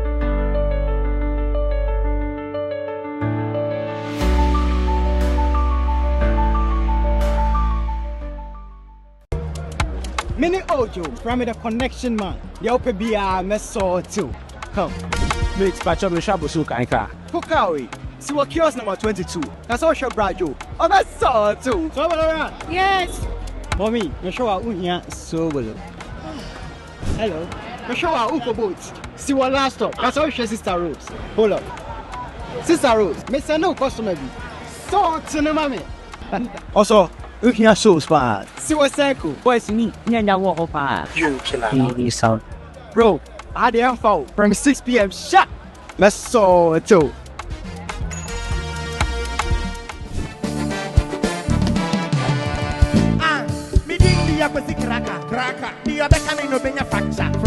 When we connect our energies, great things happen. Connect to a world of amazing and endless possibility with Telecel. Telecel, connecting lifestyle, connecting passions, connecting dreams. Telecel, connecting energies.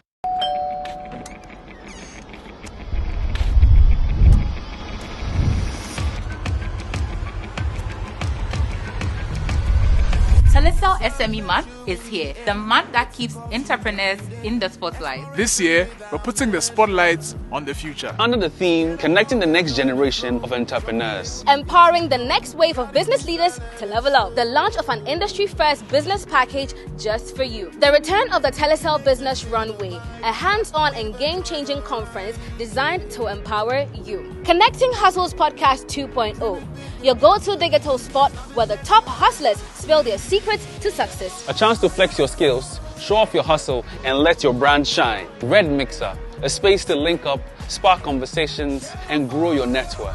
AI workshop, free advertising for businesses, and so much more. Your time is now. Telecel, connecting energies. Oh my, oh. Everybody thinks my life just be enjoyment. Like you, I have to try over and over again to make it. Yo, Kitty, waiting on a new hit. Yeah, waiting, Kitty. It helps when I don't have to worry about everyday stuff like banking. New message. So I can focus and make great music for my fans. Fidelity Digital Banking fills me with enjoyment. Try Fidelity Digital Banking today and make it happen with Fidelity Bank. Fidelity Bank. Believe with us.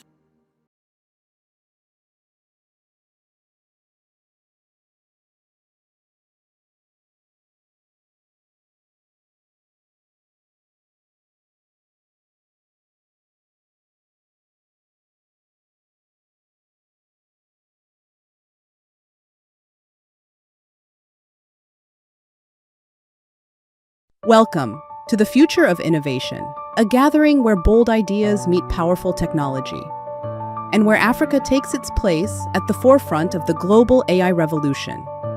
Over 2 groundbreaking days, leaders, visionaries, and innovators from across the world will come together to shape the future of artificial intelligence for business, education, and society. This historic event is made possible by the support of our partners and sponsors.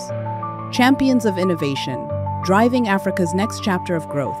Prepare for insight, collaboration, and transformation. This is more than a summit. It's a movement to accelerate innovation and drive lasting impact. Welcome to the Pan-African AI Summit 2025.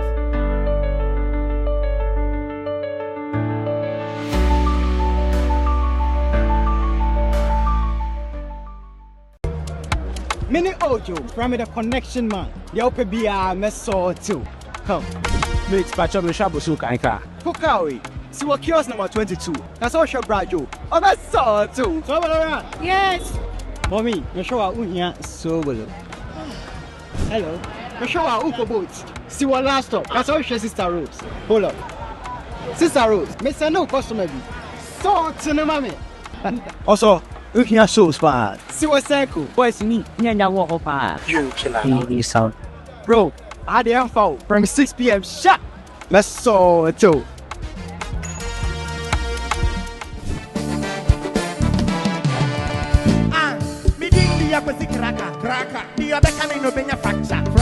When we connect our energies, great things happen. Connect to a world of amazing and endless possibility with Telecel. Telecel, connecting lifestyle, connecting passions, connecting dreams. Telecel, connecting energies.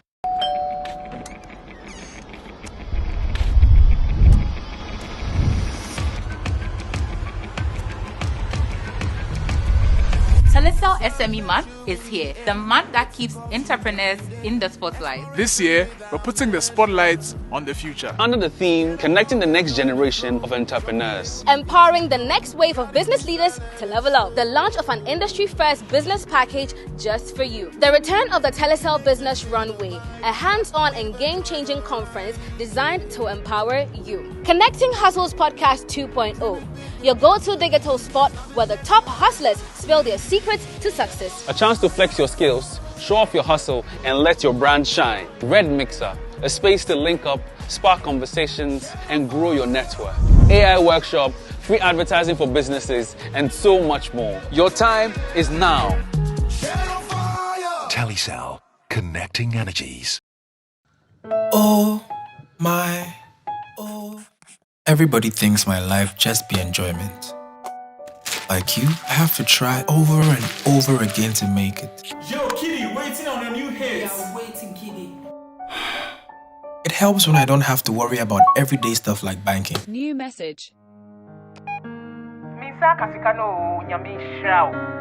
So I can focus and make great music for my fans.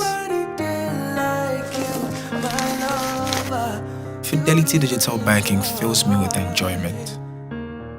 Try Fidelity Digital Banking today and make it happen with Fidelity Bank. Fidelity Bank. Believe with us.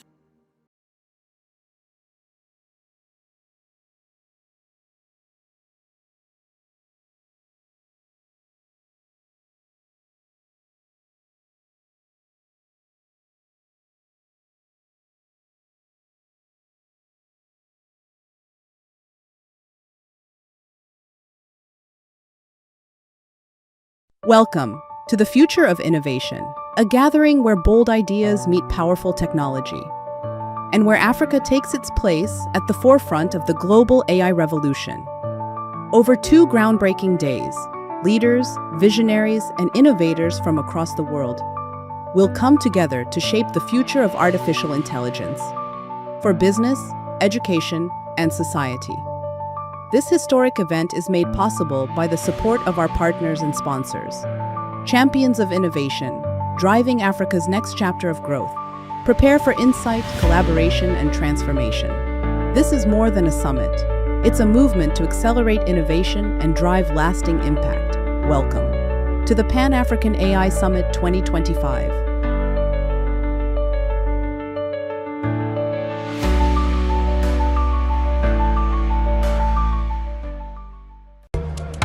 Mini Ojo, from the connection man. The open BR Meso too. Come. Mate, patch up the shop so kanka. Pukawi. See what kiosk number 22. That's all shop brajo. Oh, that's so too. So around. Yes. Mommy, you show out unya so well. Hello. You show out uko boats. See what last stop. That's all your sister Rose. Hold up. Sister Rose, Miss no customer be. So to the mommy. Also, you can show spot. See what cycle. Boys me, nyanya walk up. You killer. Sound. Bro, I didn't fall from 6 p.m. Shut. Let's so too.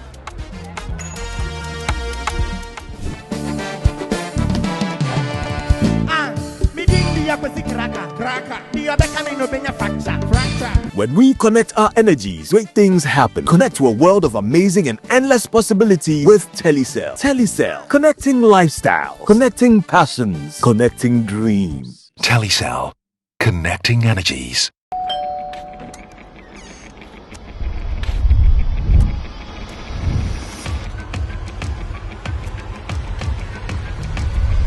Telecel SME Month is here, the month that keeps entrepreneurs in the spotlight. This year, we're putting the spotlight on the future. Under the theme, connecting the next generation of entrepreneurs. Empowering the next wave of business leaders to level up. The launch of an industry-first business package just for you. The return of the Telecel Business Runway, a hands-on and game-changing conference designed to empower you. Connecting Hustles Podcast 2.0, your go-to digital spot where the top hustlers spill their secrets to success. A chance to flex your skills, show off your hustle, and let your brand shine. Red Mixer, a space to link up, spark conversations, and grow your network.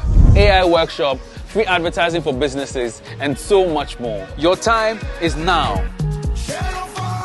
Telecel, connecting energies. Oh my, oh. Everybody thinks my life just be enjoyment. Like you, I have to try over and over again to make it. Yo, Kitty, waiting on a new hit. Yeah, waiting, Kitty. It helps when I don't have to worry about everyday stuff like banking. New message. So I can focus and make great music for my fans. Fidelity Digital Banking fills me with enjoyment. Try Fidelity Digital Banking today and make it happen with Fidelity Bank. Fidelity Bank. Believe with us.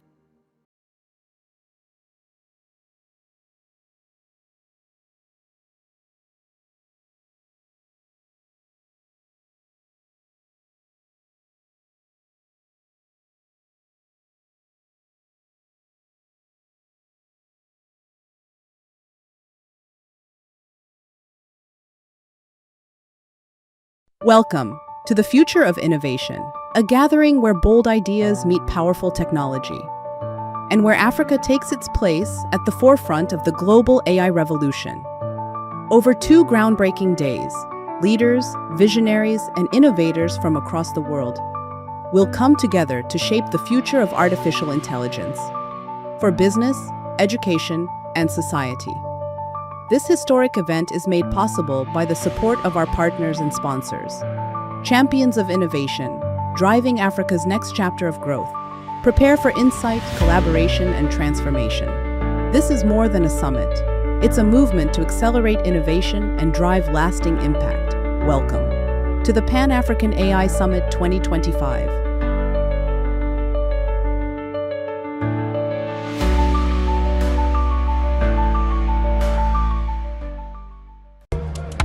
Mini Ojo, from the connection man. The open beer, meso too.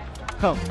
Mate, patch up the shop so kanka. Pukawi. See what kiosk number 22. That's all shop brajo. Oh, that's so too. So around. Yes. Mommy, you show out unya so well. Hello.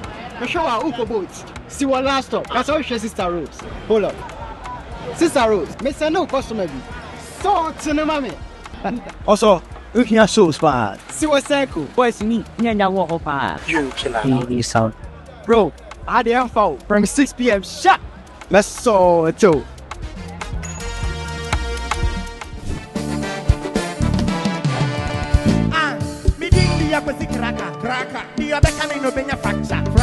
When we connect our energies, great things happen. Connect to a world of amazing and endless possibility with Telecel. Telecel, connecting lifestyle, connecting passions, connecting dreams. Telecel, connecting energies.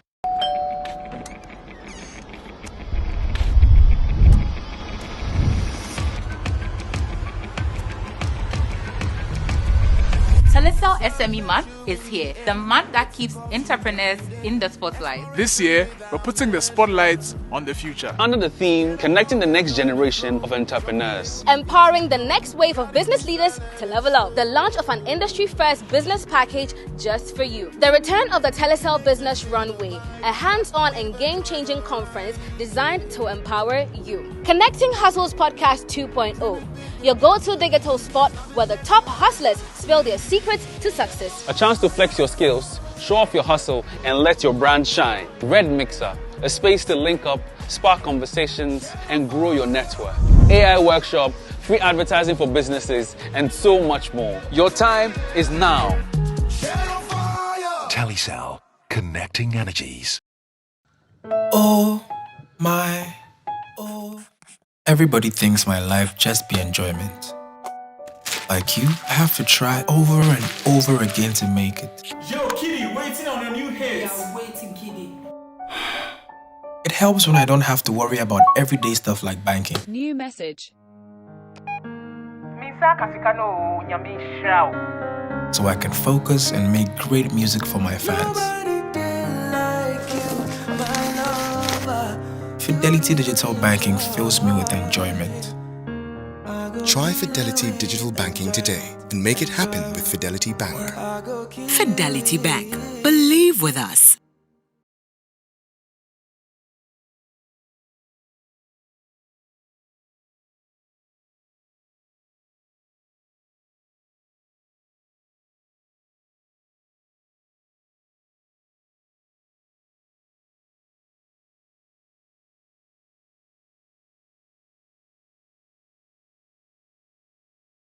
Welcome to the Future of Innovation, a gathering where bold ideas meet powerful technology, and where Africa takes its place at the forefront of the global AI revolution.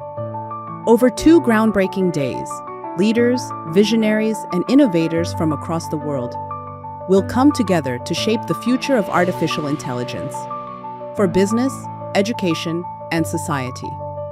This historic event is made possible by the support of our partners and sponsors, champions of innovation, driving Africa's next chapter of growth. Prepare for insight, collaboration, and transformation. This is more than a summit. It's a movement to accelerate innovation and drive lasting impact.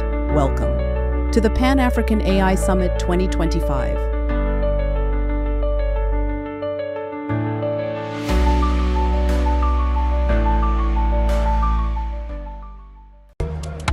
Mini Ojo, from the connection man. The OPBR Meso too. Come. Mix patch up the Shabusu Kanka. Pukawi. See what kiosk number 22. That's all your brajo. Oh, that's so too. So, yes. Mommy, you show our unya so well. Hello. You show our Uko boots. See what last stop. That's all your sister Rose. Hold up. Sister Rose, Mr. No customer. So, to the mommy. Also, you can show spot. See what's circle. Boys, me. Nyanya walk up. You killer. Sound. Bro, I had the info from 6 p.m. Shut. Let's saw it too.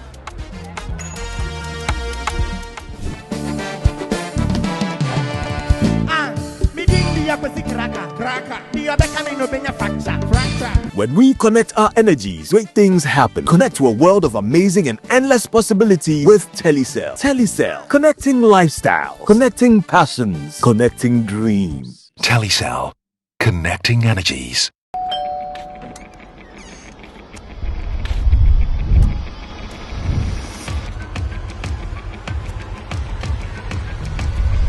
Telecel SME Month is here, the month that keeps entrepreneurs in the spotlight. This year, we're putting the spotlight on the future. Under the theme, connecting the next generation of entrepreneurs. Empowering the next wave of business leaders to level up. The launch of an industry-first business package just for you. The return of the Telecel Business Runway, a hands-on and game-changing conference designed to empower you. Connecting Hustles Podcast 2.0, your go-to digital spot where the top hustlers spill their secrets to success. A chance to flex your skills, show off your hustle, and let your brand shine. Red Mixer, a space to link up, spark conversations, and grow your network. AI workshop, free advertising for businesses, and so much more. Your time is now. Telecel, connecting energies. Oh my, everybody thinks my life just be enjoyment. Like you, I have to try over and over again to make it. Yo, Kitty, waiting on a new hit. Yeah, waiting, Kitty. It helps when I don't have to worry about everyday stuff like banking. New message. So I can focus and make great music for my fans. Fidelity Digital Banking fills me with enjoyment. Try Fidelity Digital Banking today and make it happen with Fidelity Bank. Fidelity Bank. Believe with us.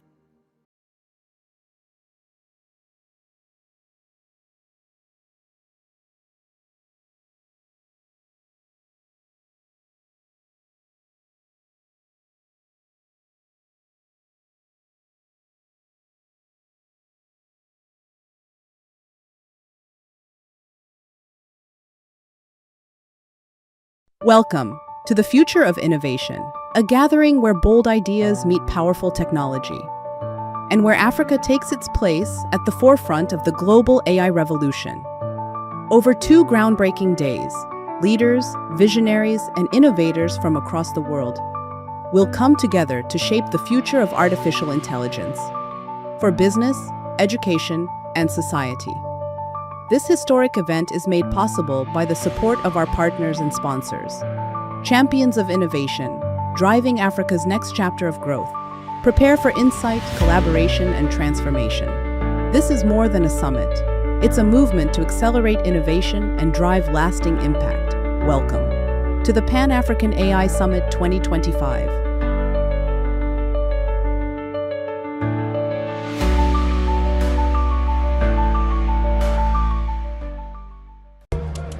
Mini Ojo, from the connection man. The open BR Meso too. Come. Mix patch up the shabu sukanka. Pukawi. See what kiosk number 22. That's all your brajo. Oh, that's so too. So yes. Mommy, you show our unya so well. Hello. You show our uko boots. See what last stop. That's all your sister Rose. Hold up. Sister Rose, Mr. No customer. So to the mommy. Also, you can show spot. See what's cycle. Boys, me. Nyanya walk up. You killer. Sound.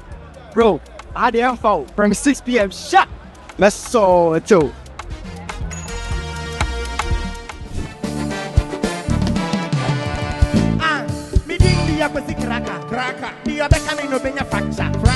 When we connect our energies, great things happen. Connect to a world of amazing and endless possibility with Telecel. Telecel, connecting lifestyle, connecting passions, connecting dreams. Telecel, connecting energies.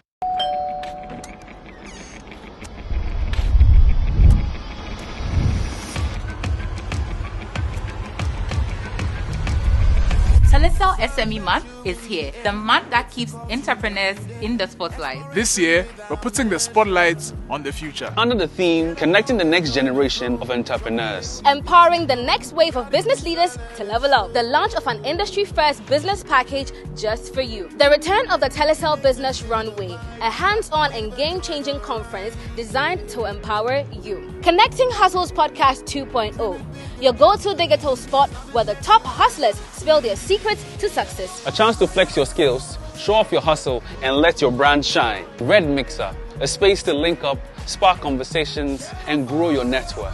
AI workshop, free advertising for businesses, and so much more. Your time is now. Telecel, connecting energies. Oh my, Everybody thinks my life just be enjoyment. Like you, I have to try over and over again to make it. Yo, Kitty, waiting on a new hit. Yeah, waiting, Kitty. It helps when I don't have to worry about everyday stuff like banking. New message. So I can focus and make great music for my fans.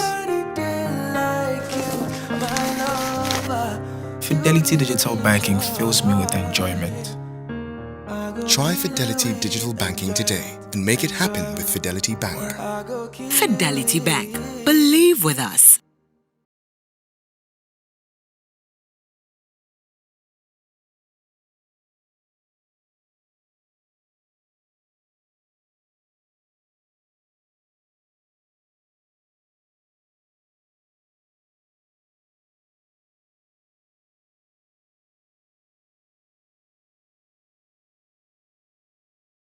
Welcome to the Future of Innovation, a gathering where bold ideas meet powerful technology, and where Africa takes its place at the forefront of the global AI revolution.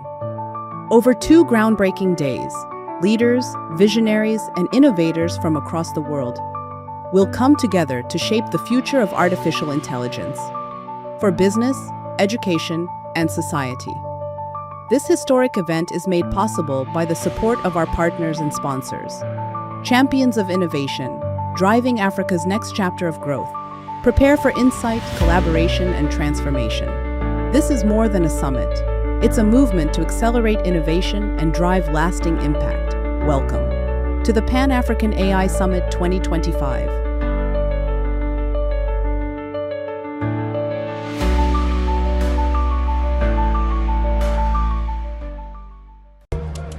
Mini Ojo, from the connection man. The open BR Meso too. Come. Mix Pacho Shabusu Kanka. Pukawi. See what kiosk number 22. That's all your brajo. Oh, that's so too. So around. Yes. Mommy, you show out unya so well. Hello. You show out Uko boots. See what last stop. That's all your sister Rose. Hold up. Sister Rose, Miss no customer be. So to the mommy. Also, you can show spot. See what's circle. Boys, me, Nyanya walk up. You sound. Bro, I didn't fall from 6 p.m. Shut. Let's saw too.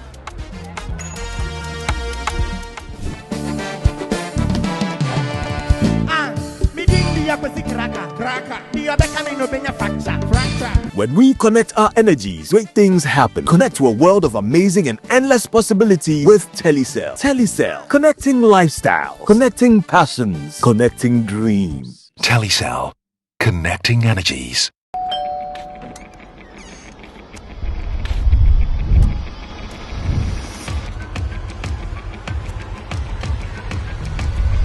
Telecel SME Month is here, the month that keeps entrepreneurs in the spotlight. This year, we're putting the spotlight on the future. Under the theme, connecting the next generation of entrepreneurs. Empowering the next wave of business leaders to level up. The launch of an industry-first business package just for you. The return of the Telecel Business Runway, a hands-on and game-changing conference designed to empower you. Connecting Hustles Podcast 2.0, your go-to digital spot where the top hustlers spill their secrets to success. A chance to flex your skills, show off your hustle, and let your brand shine. Red Mixer, a space to link up, spark conversations, and grow your network.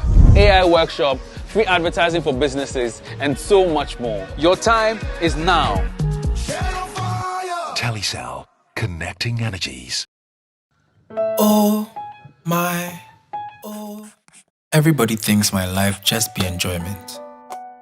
Like you, I have to try over and over again to make it. Yo, Kitty, waiting on a new hit. Yeah, waiting, Kitty. It helps when I don't have to worry about everyday stuff like banking. New message. So I can focus and make great music for my fans. Fidelity Digital Banking fills me with enjoyment. Try Fidelity Digital Banking today and make it happen with Fidelity Bank. Fidelity Bank. Believe with us.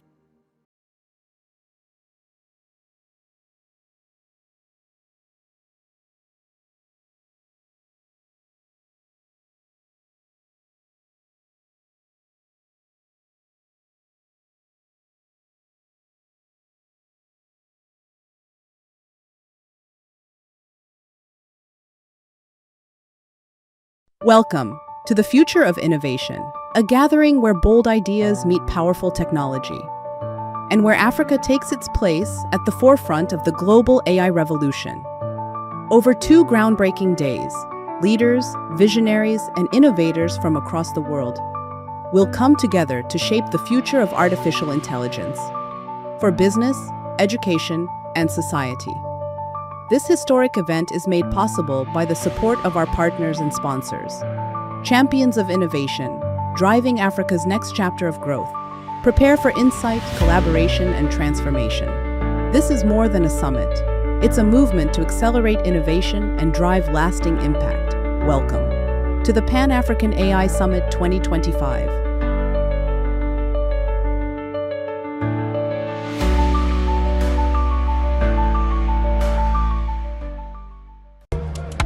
Mini Ojo, from the connection man. The open BR Meso too. Come. Mix Pacho Shabusu Kanka. Pukawi. See what kiosk number 22. That's all your bride.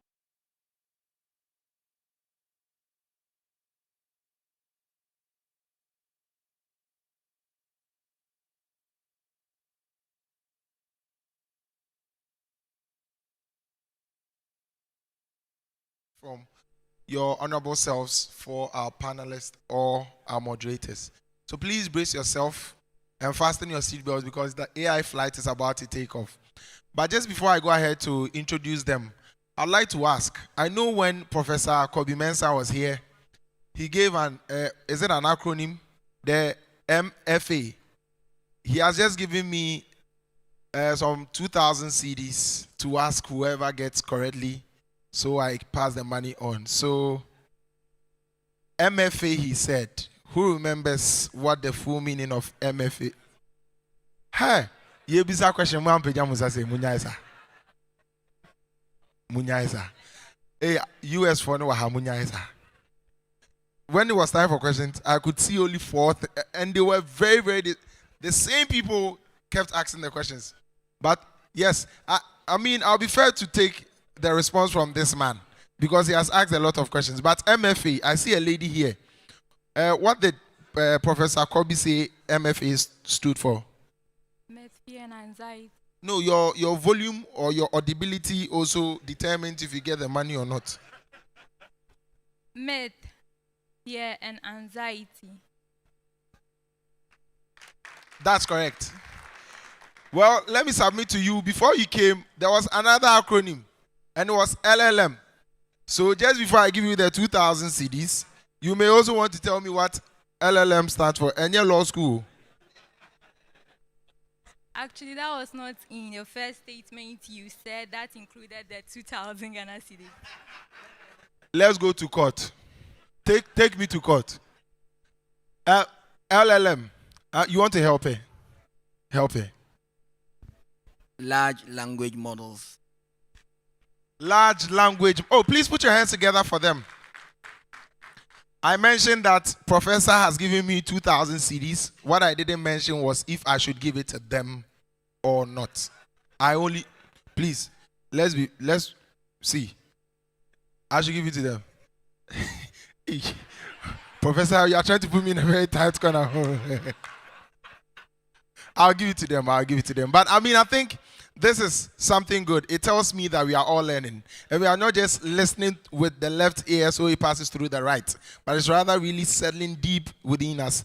And I'm very sure that by the end of today's session, artificial intelligence can boast of a lot of torchbearers here in Africa and in Ghana specifically. So ladies and gentlemen, please put your hands together for yourselves. I think this is just the right note for us to begin the second panel discussion with. So please, with the same clap and enthusiasm, I beg you, I need a clap like the muscles of fufu I saw some people eat, and the the chicken and the other finger food I saw you eat. So please help me welcome for the second time today a fellow in AI governance and policy for Humanity Europe. Ladies and gentlemen, I have the honor again to present Mr. Paul Krafer. Please, a round of applause for Paul. Mr. Eugene Alote is the co-founder of Creative Bibini Ghana Limited. Please, a round of applause for him as he joins the panel. Dr. Jason Hickey is the head of Google Research, Accra, Ghana. A round of applause for Dr. Jason.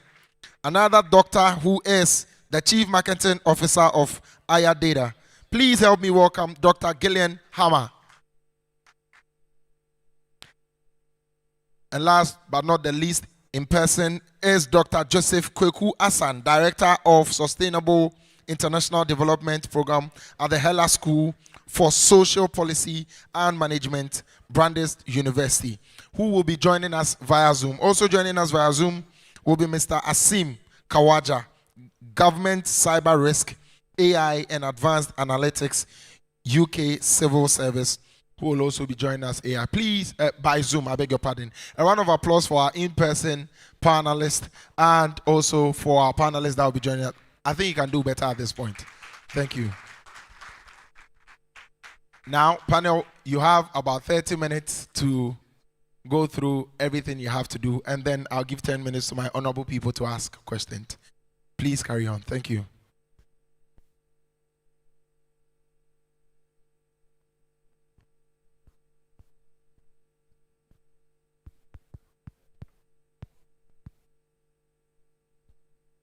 You got it.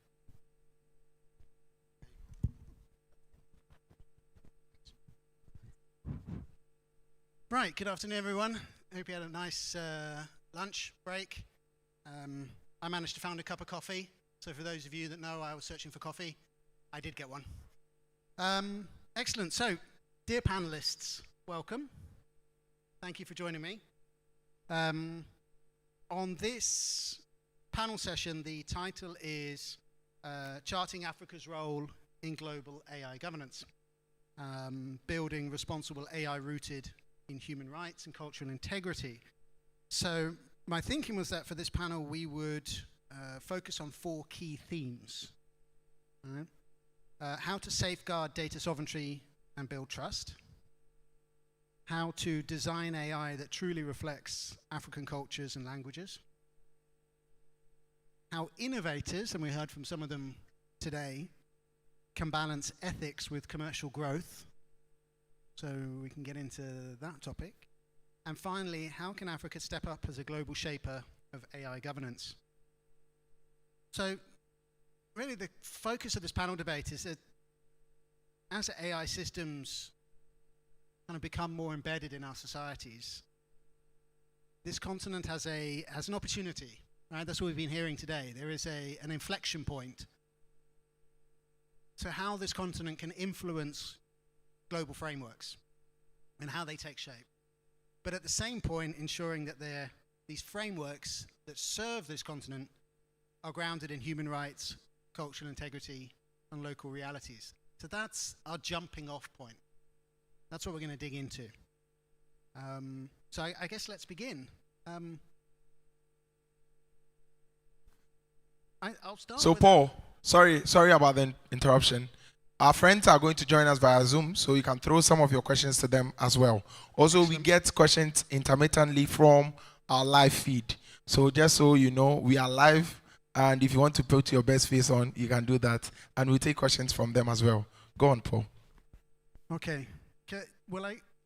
Bobby, will we get to see our doctor? A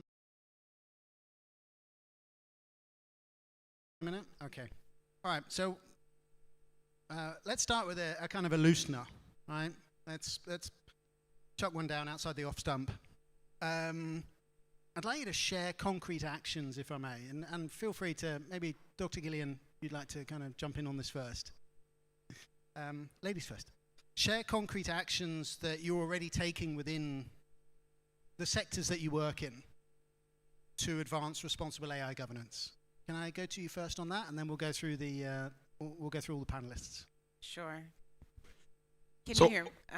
Apologies, my dear doctor. So we want to acknowledge the presence of Asim Kawaja from the UK and our friend Dr. Joseph Asan. If you can hear us, please give us a wave. Oh, that's nice. Oh, please, let's put our hands together for them. So, Paul, now your panel is full. Over to you. Fantastic. Thanks, Bobby. Mr. Asim and Dr. Joseph, welcome. Thank you for joining us. The kind of the opener, the opening salvo here, the discussion opener was share concrete actions that you're already taking within the sectors that you work in to advance responsible AI governance. And we're starting with Dr. Gillian here on the stage. Thank you. Hi, everyone. And I hope we are all well and not burning up with heat. But when it comes to responsible AI governance, particularly in Africa, let me put it that way, I think there are a few things that we need to do. One, we need to always start with a problem-first approach. What I mean by that is, you know, too many times, so AI is cool, AI is hot, and if we are not careful, we run the risk of this shiny object syndrome where we are just chasing AI just to say that we are doing it. That's not the responsible way to go about it, because inevitably you will develop something that either hasn't been fully thought out or doesn't benefit the people that you intended it to benefit. So my advice always is start with a problem. Now, when you look at a country like Ghana, and I like speech, natural language as one of the use cases.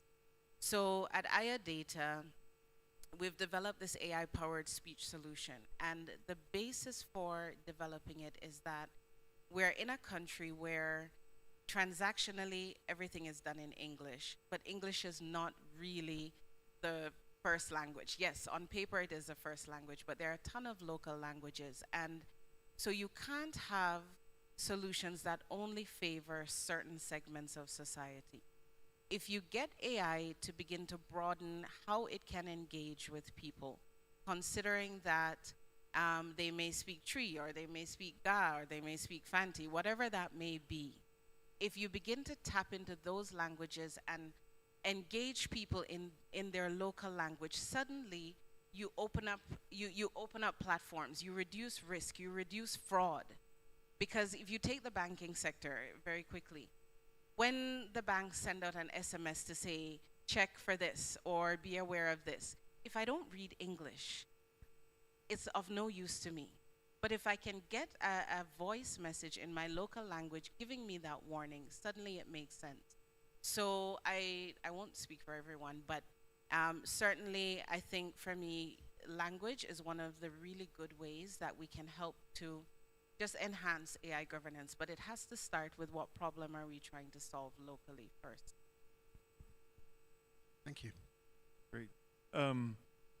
Let me give some background. So I've been the head of Google Research Office here in Accra for starting about 3 years ago.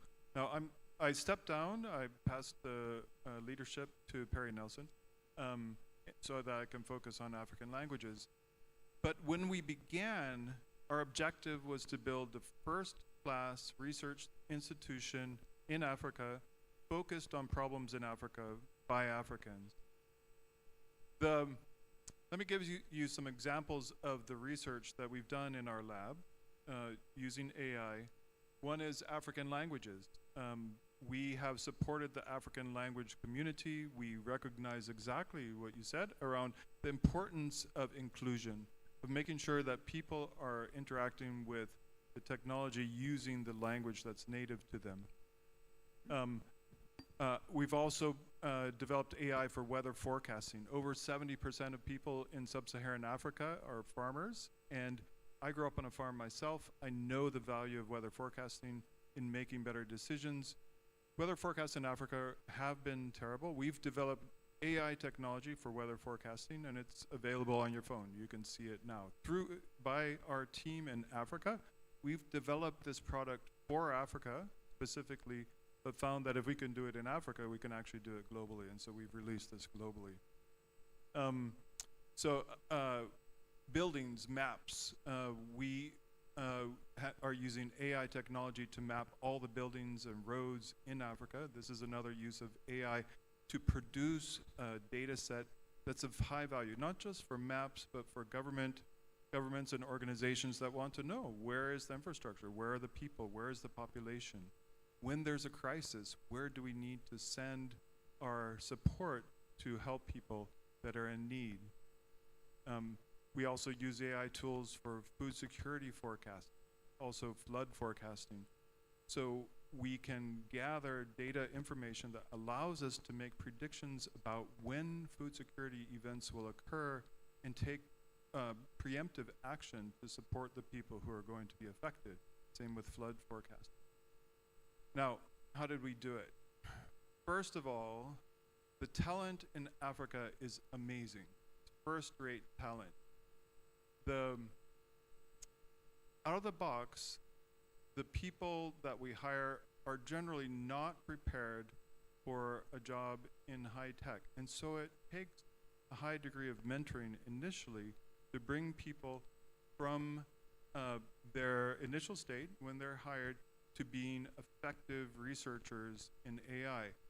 But this has been incredibly successful. The research that we do in our lab is first rate. It's competitive globally. And this was done in a short period of time. So earlier we heard maybe Africa's already falling behind in AI. I come to tell you we're not that far away. With effective mentoring, we can be very effective. We're there. We're there. We need that mentoring, but we're there. So in addition to performing research, it's incredibly important to engage the community. Recently, we opened the AI Community Center at the Google Research Office. It's in Northridge at the Standard Chartered Bank building. And we hold many different kinds of events there. Some examples include Google for Startup. So we'd like to support founders of startup to get the tools and mentoring they need to bring their ideas to fruition, to support innovation. Mind the Gap is a program to support girls and encourage them for a career in high tech. NLP workshops, language workshops, where we support the language community in developing technology for African languages. Africa Internet Academy is another example where we support policymakers. We provide information and support for policymakers to make effective decisions. Now, this is all done in the context of ethical AI. There are principles that we adhere to that are incredibly important and feed through all our research projects. First of all, it's important that everything that we do be socially beneficial. The projects that we're doing here in Africa are for Africa by Africans. I've talked about weather forecasting, flood forecasting, food security, building mapping, and so forth.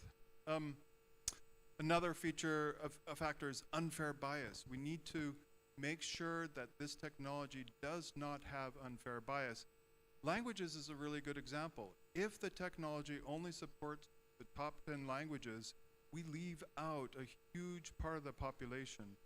Inclusion is incredibly important. It's important that we provide that technology that's going to be as inclusive as possible, to include as many people in Africa as possible. Safety. The technology should be safe. When we're doing weather forecasts, flood forecasts, food security forecasts, whatever this technology is, it's important. People are going to be making decisions. This needs to be tested to ensure that those decisions are going to be effective and supportive. And it needs to be accountable to people, and this is where governance comes in. So we work actively with organizations, NGOs, and governments to support the information gathering and the effective decision making for policymakers in developing governance. And of course, privacy is important as well, that we ensure that our technologies preserve privacy, ensure privacy, and build trust. So that's the framework for our ethics, and we take active steps to support the governance practice. Thank you, Dr. Hickey. Wow, Google has said it all. Yes, but as Creative Bibini, we believe in advancing in the AI as well. This year, we started building something called the Ghana Tourism Marketplace. What we thought was people want to travel, but for much of better search, people are always searching in fragments. Where will I sleep? Where will I go for tours? Which events are available? What's my budget, right? What we did was come up with a travel buddy, a travel aid in the tourism marketplace. And what it does is that based on your budget and your attributes, so for example, I want to go hiking, I want to go mountain climbing, I want to go kayaking, I want to visit a museum. Based on your various interests that you have, you're able to input that data into our system. And it's able to create a tourism package for you based on your budget. Now, as we've all talked about, AI has to be fair. How do we bring in other people who are not able to travel? So now that based on your personal profile, for example, you have special dietary issues. Maybe you want to have specific diet, and that is not enabling you to travel because you're not sure of where you're going to go, right? So based on your personal profile, we're able to profile you and also link you to other professionals who are able to take care of you while you travel, right? We've also put things in terms of security, obviously. One of the ethics that we have to look at, your data privacy. If you travel, how are we able to keep all that data in one set? We also have to look at the accountability. If people travel and come to Ghana, how are we able to make sure that they are able to stay and safe? How are we able to make our data accountable to everyone? How is the data true? The things that they saw on the travel buddy doesn't become true, right? We are also looking at building with a human-centric, right? How are we building to make sure that things, the user experience are quite easy and relatable to people? How do we go beyond languages? How do we, are we able to do translations on the solution as well? So these are some of the things that we've done for the Ghana Tourism Marketplace, which will be launched next month. Right, so for us at Creativity, this is something that we've built, fully Ghanaian owned, with my team. Thank you very much. Excellent. So that was Travel Buddy, and that's done with the Tourism Development Agency? Yes. Yes. Okay.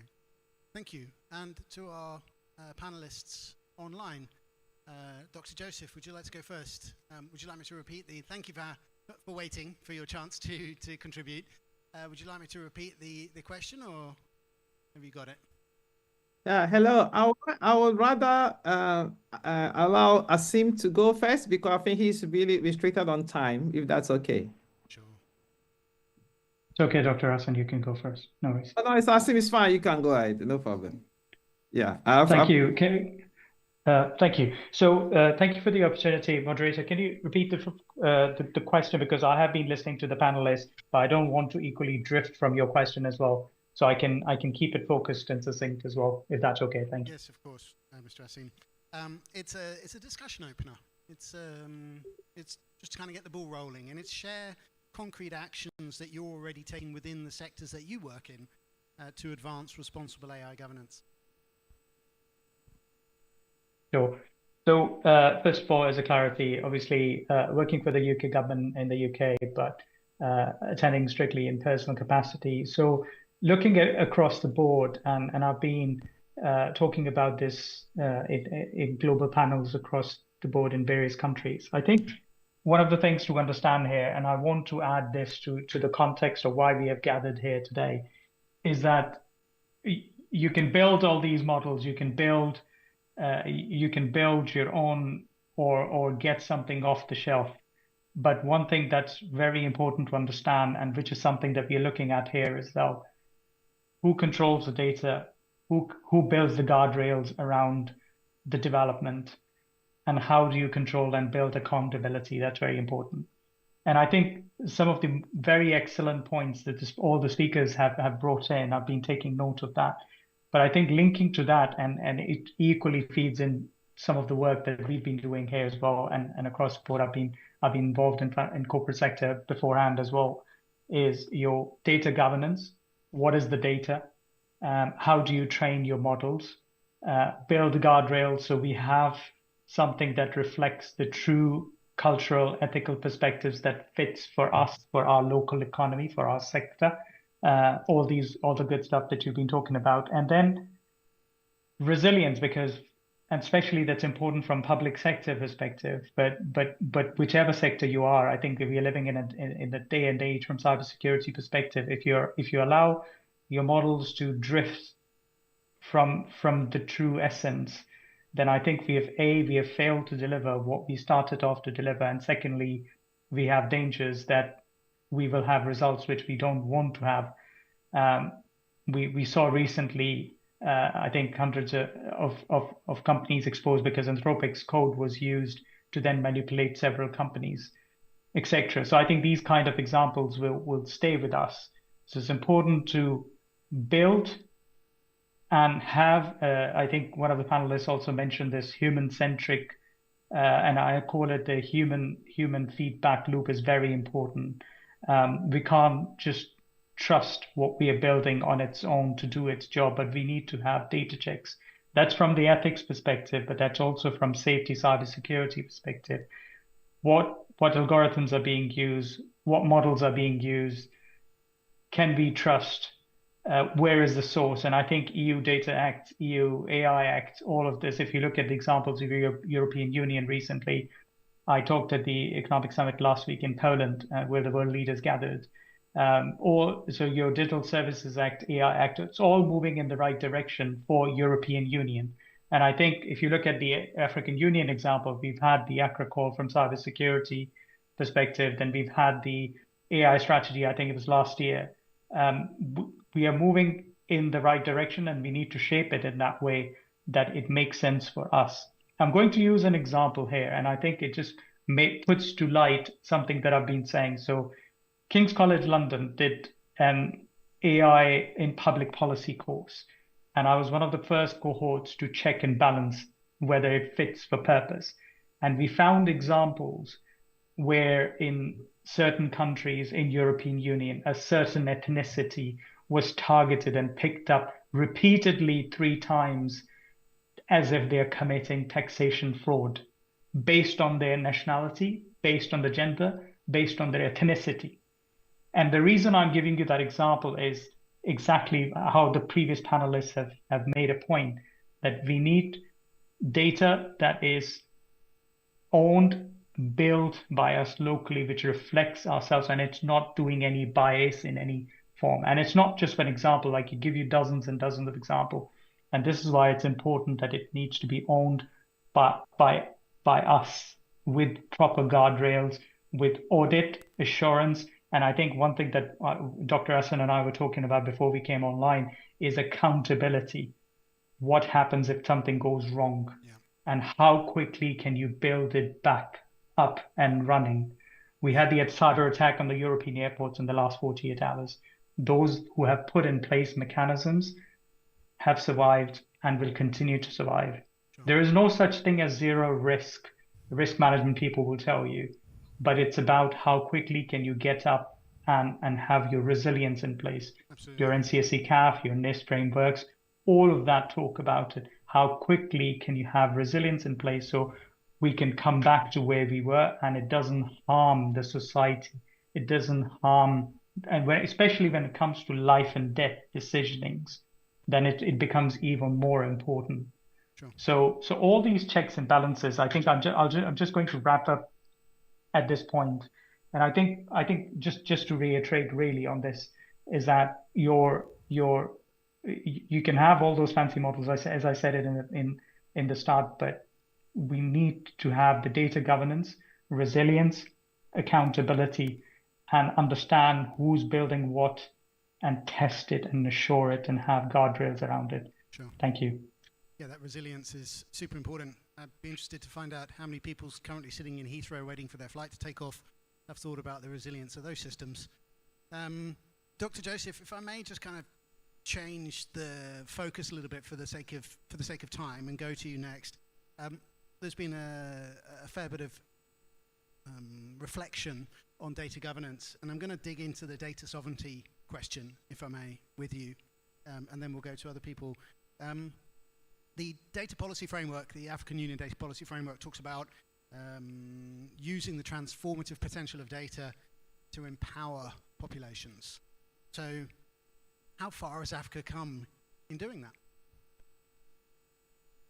All right, thank you very much. And it's a pleasure to be part of this August panel. And it's exciting that we having the privilege and opportunity to have such conversations on at this point in our history. You rightly pointed out the issue on data governance and data sovereignty. And I would say that, of course, the African Union has put together various laudable policy frameworks and initiatives as an attempt to shape and also create a vehicle within which members of the continental group would be able to run without necessarily reinventing their own. The challenge, of course, for every policy initiative, there are challenges, and also there would be necessarily opportunities in terms of how one can become better and also maybe perfect your act. I believe that with regards to data sovereignty within the context of Africa, we often grapple with the issue of what belongs to us vis-a-vis what belongs to maybe the European Union. Now with the UK not being part of the EU, maybe what belongs to the UK and what might belong to the North Americans, and then what may belong to maybe our partners in Asia, and what maybe is African. So I was pleased to hear our colleague, Dr. Hickey, talk about what is being done in Google. And then also, I'm not sure whether Dr. Hickey is still in Google, but he mentioned what they've been doing so far and trying to use local knowledge and also build indigenous skills as a way to feed into the AI research and programs. So first, I would say that data sovereignty in the African Union is a problem. It's a form of a problem because several of the mechanisms and the schemes through which, or the infrastructure through which we gain and gather our data does not necessarily belong to us. And here I'm talking about the African continental body as a matter of infrastructure. So we would need to enhance and then put in the appropriate policy frameworks to allow us to build on our infrastructure, so as to allow us to be able to say we have data that is ours, and also we can claim the sovereignty to the extent that we can adapt them and modify them and use them to suit the African maybe challenge or the African frontier in terms of enhancement. And so I'm very pleased to hear what colleagues in Google are doing in Accra. And then, of course, there might be others doing something similar that we are not necessarily probably are not discussing that in this particular context. Second, when it comes to data sovereignty, we would also need to have, I'm from a policy background, so in the context of sustainability, so please indulge me in that regard. We also need to ensure the sustainability of our data sovereignty when we begin to create and generate data that is ours. Because oftentimes within the broader scope of Africa, we are very good at developing policies and frameworks, but we are not necessarily as good when it comes to sustainability. So we are able to develop initiatives, which is often helped and supported by our developing partners. But when it comes to sustaining those initiatives, and particularly when it comes to the area of data, sometimes it becomes a struggle. And why am I highlighting this point? It's important because data is as good as it can be utilized by partners, initiators, innovators, industry, etc. So if you have data that cannot be accessed and utilized, then the degree to which there is sovereign does not necessarily benefit the sovereign state or the sovereign states who are supposed to own that data. And so that is another part. And then to ensure that utilization, we need to ensure the degree of sustainability to the extent that as we generate the pathways for those generation of data, we'll have that continue. So if we have it this year, next year it's not going to be a whole different story. And then the following year, it will be a continuum to the extent that there will be longevity and longitudinal data that can allow us to map our way forward. And then if I may add also, the aspect of scalability, because we tend to sometimes do well at a particular scale, but not we don't actually allow ourselves to scale further up when it comes to issues of sovereignty and then also the dimension of sustainability. So scaling up is really key, and I'll be happy to hear from my colleagues in the travel industry and also Google in terms of what they are doing in terms of scaling up. because I've particularly learned that when it comes to initiating, such amazing programs like what we're doing in the area of AI, we can maybe get started with a well-framed mind, but then sometimes we don't scale up. So we tend to stay at the same level when maybe everybody else might be going ahead. So that's where we often may find ourselves lagging and not necessarily having started well, but not necessarily keeping to the pace. So I think that sustainability and also scaling up would allow us to be able to be, in the front line or be at the frontier of what everybody else is doing. Because I agree that we are not far behind, as our colleague Dr. Hickey said, and we are doing very well in this at the start, but then we need to consider the aspect of how do we sustain the momentum in that regard. And that will bring me to my last point, which regards policy frameworks for infrastructural and funding, development, because we can't always expect others to do it for us in the African context, I might say. Dr. Sim and I were just chatting about meetings in the Gulf regions. Of course, we know the Gulf countries might be more affluent and more resource endowed than some of our countries within the African continental region. But we see the aggression with which they are, allocating funds, and then the determination with which they are trying to strive, just like us, to be ahead or to be part of those who are leading. And I think we need to think about the necessary infrastructure that will allow us to do that, to be able to ensure that that data sovereignty is being generated and then housed and then accessed. And then second, we're able to have the necessary infrastructure with regards to funding to ensure that there is a continuum. Just last week, there was a news item on BBC, an interview with one of the CEOs talking about the British private sector generating about $13 billion to build a AI computer, an AI campus somewhere in England. And I was quite struck as, oh, wow, $13 billion. Wow, that is impressive. But then I believe that it's being done for a particular purpose. And the goal, as the CEO was talking, was to generate data and also to house data and to be a data hub for, various regions of the world. And I think we need to start thinking that way in African context as well. Dr. Joseph, I'm going to have to cut you off there for a second because I think we're going to go to the audience for questions.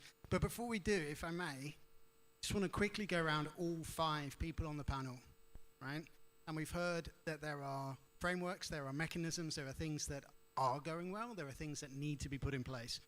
Give me one thing, as quickly as you can, that you feel a mechanism for that data protection, for that data sovereignty. And I know this doesn't play to everybody's strengths here on the panel, but give me one thing that you've thought about that is going to really encourage the use of data in the right way in Africa. Just one mechanism. And it could be policy, it could be technical.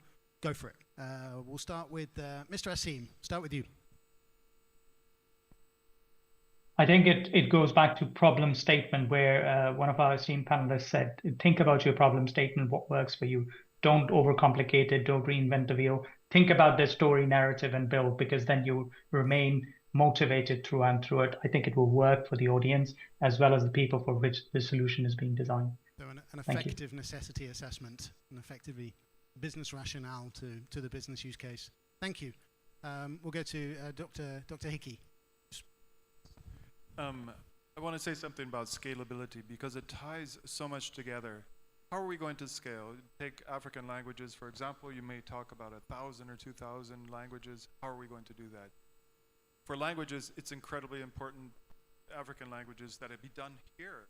If it's done outside, the culture will not be captured. It will not be appropriate. People will not want to use it. It needs to be done here. This is key. Now, the key part of this is openness. We need cooperation, collaboration. We need the community to develop these tools. That's how we're going to scale, and that's how we're going to be inclusive, and we need our governance to support this. If we speak as Africa in one voice, we have incredible power, so let's do it. Right, and nearly every framework says those words, regional and inter-nation cooperation. It's in the continental strategy, it's in the digital compact. Eugene, would you like to go next? One mechanism that's going to get us over the line. I'm looking more of language. I feel that we need to take more action in natural language processes. I feel that if we're able to tell the African story the African way, by understanding how we program and process our languages, we'll be able to expand our industries as well. Looking at the film industry, the music industry, I think that once we're able to understand how we even do intertrade, right? For example, I could go to Nigeria and speak Igbo with somebody using artificial voices and all that. Right. So I feel like we probably need to look more into our languages. Ghana alone, we have about 80 languages. How do we integrate this? How do we put all of them into a data set and then program them in a way that we can move freely? Language data sets. Exactly. Yeah, there's definitely an opportunity opening up here for innovators. Dr. Gillian. I would start with a quote. There was someone who said, you know, there's this quote that says, experience is the best teacher. Someone came along and said, other people's experiences should be your best teacher. No one has spoken about the fact that 80% of AI projects fail. And there's good reason for it. And so I think if we want to really realize proper governance, we need to go back and look at why only 2 out of 10 succeed. If we take those things into account, then I think we're setting ourselves up.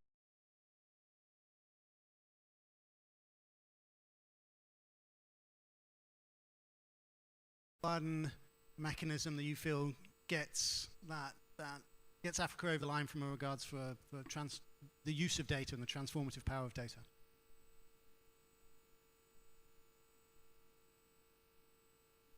Dr. Joseph, over to you. Sorry, there was a break in the Zoom, so can you repeat what you just said? My apologies. Yeah, I'm looking for one mechanism, one act, one piece of technology or policy that you feel gets Africa over the line or helps to move towards the line for effective data sovereignty and using data in the right way.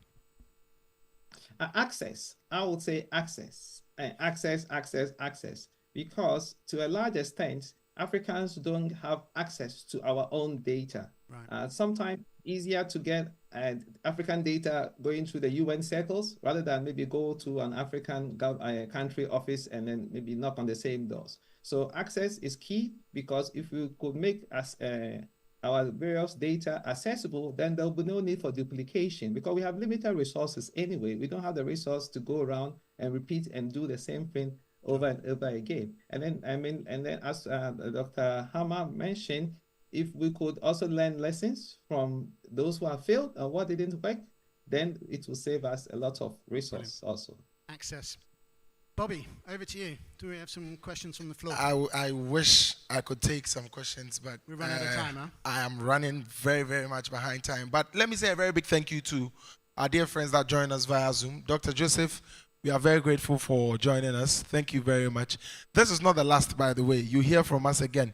And I'm sure everybody in this room will converge the next time we call for us to have more in-depth into these conversations and how, most importantly, we can learn from the experiences of others and progress from the numbers of 2 out of 10 just succeeding. Because I've heard too much of failures in this room today, and we need to start speaking about how succession or how we can start getting the right answer. So thank you very much to you, thank you, Bobby. Paul. Thank you, Eugene. Thank you, Dr. Jason, and to you as well. Please, a round of applause for them. Thank you very much.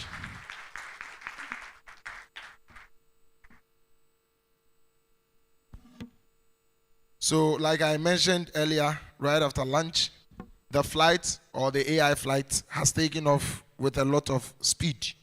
So brace yourself, because we're just about to move on to another panel discussion without wasting any more time. Now, our next panel will be speaking on enhancing financial security and efficiency. The focus will be on practical insight and case examples of specific AI applications in the banking, financial, and insurance sectors, including fraud detection and new payment systems. To moderate this session will be a partner of Angus Legal Company in the person of Mr. Desmond Israel. Please, a round of applause for Desmond Israel. And in the same spirit and clap, Please let us hear it for Mr. Clarence Blay, Head of Payment Systems, Bank of Ghana. Please, you can keep clapping for them. Also to Suresh Vajiani, CEO and founder of Cloud9 UK. He will be joining us via Zoom. And Mr. Alex Brocker, my very good friend, Digital Transformations Manager of Telecel Ghana. And finally, on the panel will be Miss Nana Ekia Oswa Bibio, Head of E-Banking Sales, Transaction Banking, Prudential Bank Ghana. Please, a round of applause for our next panelist. And lady and gentlemen, you have about 30 minutes for your discussion. And if you don't eat into the Q&A, I can take 2 or a question for you. Thank you. Please carry on. Thank you very much. Clearly, we are running on time, so the panelists' answers might be as brief as necessary, so we could do maybe 2 or 3 rounds of questions. So I think we should start from the regulatory perspective. Yes, Clarence, you saw that coming, right? So let's start with Clarence, and I have some curated questions just because I want the best out of the panel. So we would start with Clarence. So currently, what regulatory considerations are you looking at from the central bank that you think will shape our adoption of AI, specifically in the financial space? Yeah, thank you for the opportunity to be on this panel. And for us from the central bank, we are excited to be part of this discussion. Then let me go straight to the point since we don't have much time. In the regulatory space, the regulator's policy shape the industry. And we recognize the tremendous changes that are taking place in the financial service industry in response to digitalization in society. And digitalization of payment, financial service delivery, high frequency data. You cannot obviously regulate a space with old tools. AI presents enormous potential, especially when one has to analyze granular data, large data sets, for us to be able to observe patterns and trends which hitherto would have been masked in data that has been consolidated. The benefit to the industry here is that some of the hidden patterns in consolidated data are becoming obvious. And we are in a position to come out with more evidence-based policies and policies that are responsive to the needs of the market on an ongoing basis. So now we are in a better position to fast-track our regulatory policies and to make changes on the go as and when they happen.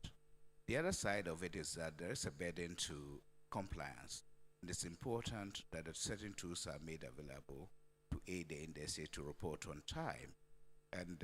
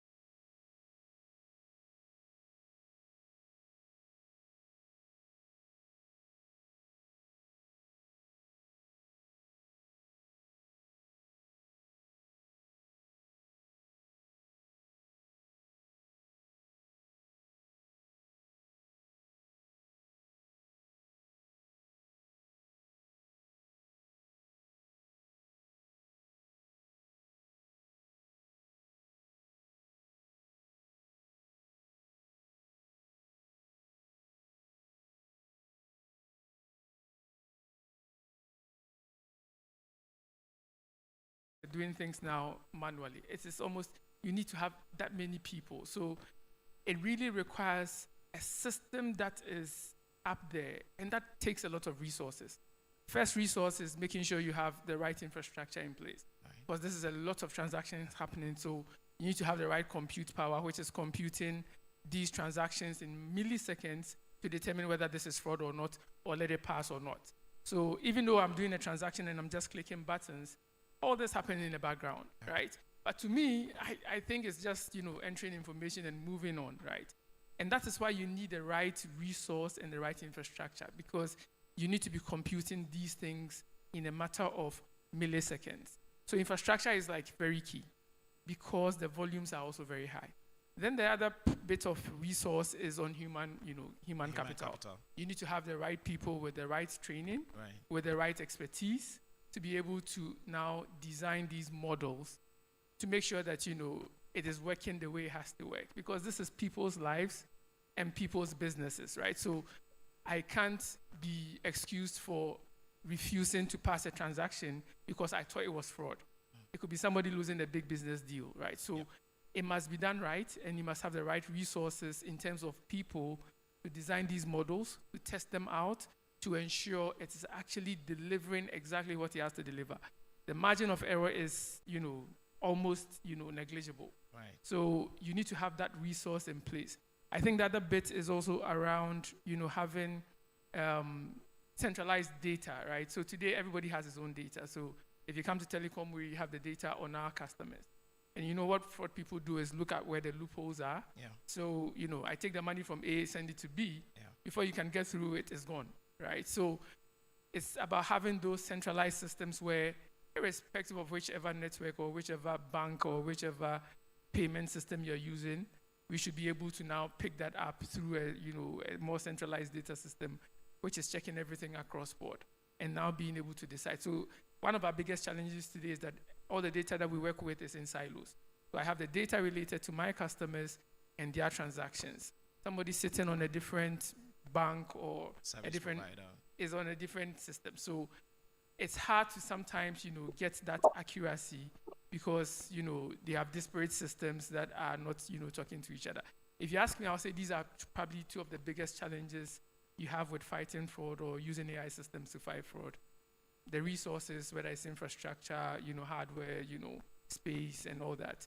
And then the human beings to be able to do this. And also the fact that we have very disparate systems which are not sometimes talking to each other. Right. So it leaves a gap with where, people can actually exploit. All right. He has a lot to say. Okay. Nana, I'm coming to you. You notice that Alex's submission was premised on efficiency. I mean, for the greater part, about 70% of his submission was all about efficiency. So my question is this. What impact has AI had on your transaction efficiency currently and your client onboarding in your e-banking operations? Thank you so much, Desmond, and thank you also for the opportunity to be on the panel. So in the case of banking in general, I'll speak in terms of Prudential, how AI is affecting efficiency or the impacts we're having. I think for every financial intermediary focusing in digital banking, Prudential being one of them, what is priority is ensuring that our customers, first of all, get personal services, and then it's secure, and then it's seamless as well.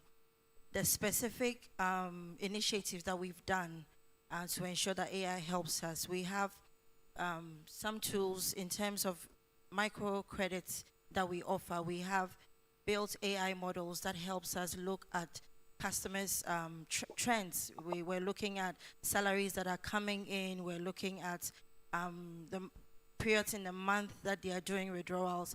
And the AI model is telling us when to offer tools like quick loans to them. So with that information, a customer can just access a platform that allows them to, in the moment of, we know that maybe on the 15th, 17th, this customer is withdrawing down their salary, we're attacking them and we're saying you can get a quick loan Well, attack is strong, but we're No, enticing them to say that personal styling on steroids. We agree. we're enticing them to say that you can access this portal within seconds. You are approved for a quick loan, and that within a month you can pay back, because the AI model has given us all those details. And then in terms of flagging suspicious transactions, maybe the trend is that the customer is based here in Accra. Mostly transactions are here in Accra. All of a sudden, you flag transactions in Togo, in Canada, all within a day. Right. These are things that the AI model is drawing our attention to and ensuring that we are giving our customers security. And then also in keeping the businesses for these customers, we ensure that we're looking at complaints that are coming from the customer. Our call center is a key one, even though it's a hybrid in terms of human and AI. We've tooled the customer service experience desk to be able to use the co-pilots, Microsoft 365 co-pilots, to be able to, like, once calls come in, a phone number tells you everything about the customer. You're able to record complaints that they come with. So people that have complaints, that have specific transaction trends, we're monitoring that and using that data to inform us on customers that are likely to leave.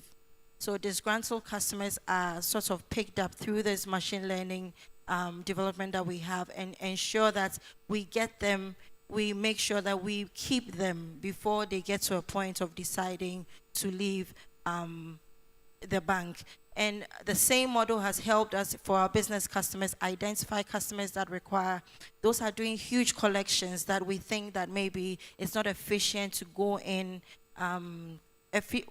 cost-wise, to go in with vans to pick up money.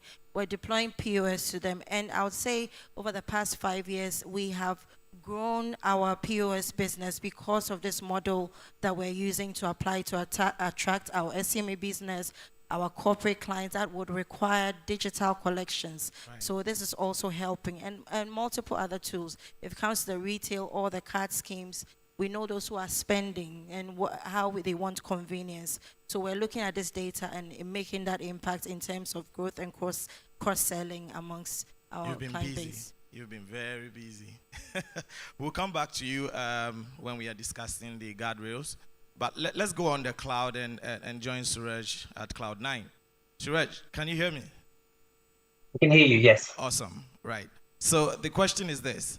In your experience scaling fintech platforms, which I know is what you do, what role does AI play in balancing the speed, the compliance, and the customer trust? And I think this is a good question because I intend to speak about the guardrails after your answers. Should I take it again? No, all good. I understood. Great. So first of all, thank you for having the opportunity to speak here. I would rather be in Ghana than sunny London, but everyone that's been to London will know that I'm lying about it being sunny. Look, I guess just for background, I've worked with the likes of, some people may have heard of companies like Revolut, Monzo Bank, Starling. They're kind of seen as these kind of leading players in the space where many people are benchmarking them. I've been very fortunate to be working with these companies from inception, providing technology to the likes of Revolut, Monzo, Starling Bank, TransferWise, some may have heard. We're actually working with some of the new fintechs in Africa, such as MoneyPoint in Nigeria, Leatherback as well. So, like, what I would say is that when you look at financial services and the amount of data that's available, it is the prime opportunity for disruption in the AI space. The amount of data that's available and what you can do with it. Like, if I look at some of the neobanks that were looking to launch these services, they were trying to say that they wanted their bank account to behave as if it's a financial advisor, replacing accountants, doing your tax returns based on the information that it has, giving you advice. Maybe you're paying too much for your mortgage or your life insurance, and it has all this information about you. So it's very, very kind of rife for disruption. Right. The challenge has historically been who owns the data. So there's so much data, but it's a question of who ultimately does it belong to? Does it belong to the end customer? Does it belong to the regulated bank? And these are kind of gray areas that I've always been quite difficult to navigate, because the banks have so much data, but they often don't know what to do with it. And they're scared about GDPR and other regulations that have that space. Now, when you're scaling a fintech, in many ways, you look at everything with fresh eyes. If you look at the most successful players in the space, they often come from outside of the sector and look in with fresh eyes. If I look at, Revolut, for example, they did not come from financial services background. They looked at it and saw things that were broken.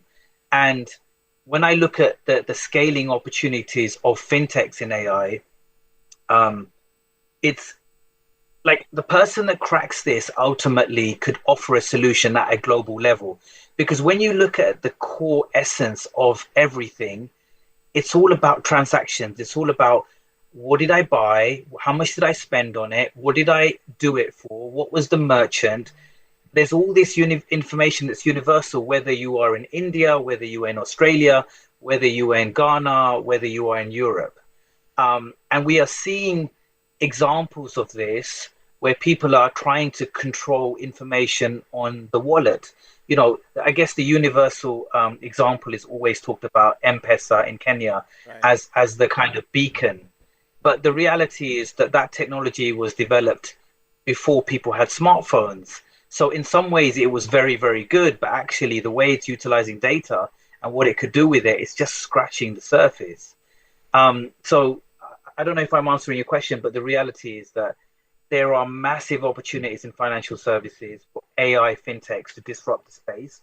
And in some ways, they are encroaching in an area where the rules haven't been written, which could be good or bad, depending on how you look at it. But the reality is that the ones that move first have an opportunity to make the rules with the regulators, help shape it, and move the market. Great. Yeah, I don't know if my audience got you, but I think the experience from your background is what is shaping that answer, and we do appreciate that. Let's move on to the guardrails, because everybody seems to be talking about the efficiency. And from where I sit, I did quite an amount of AI policy work, and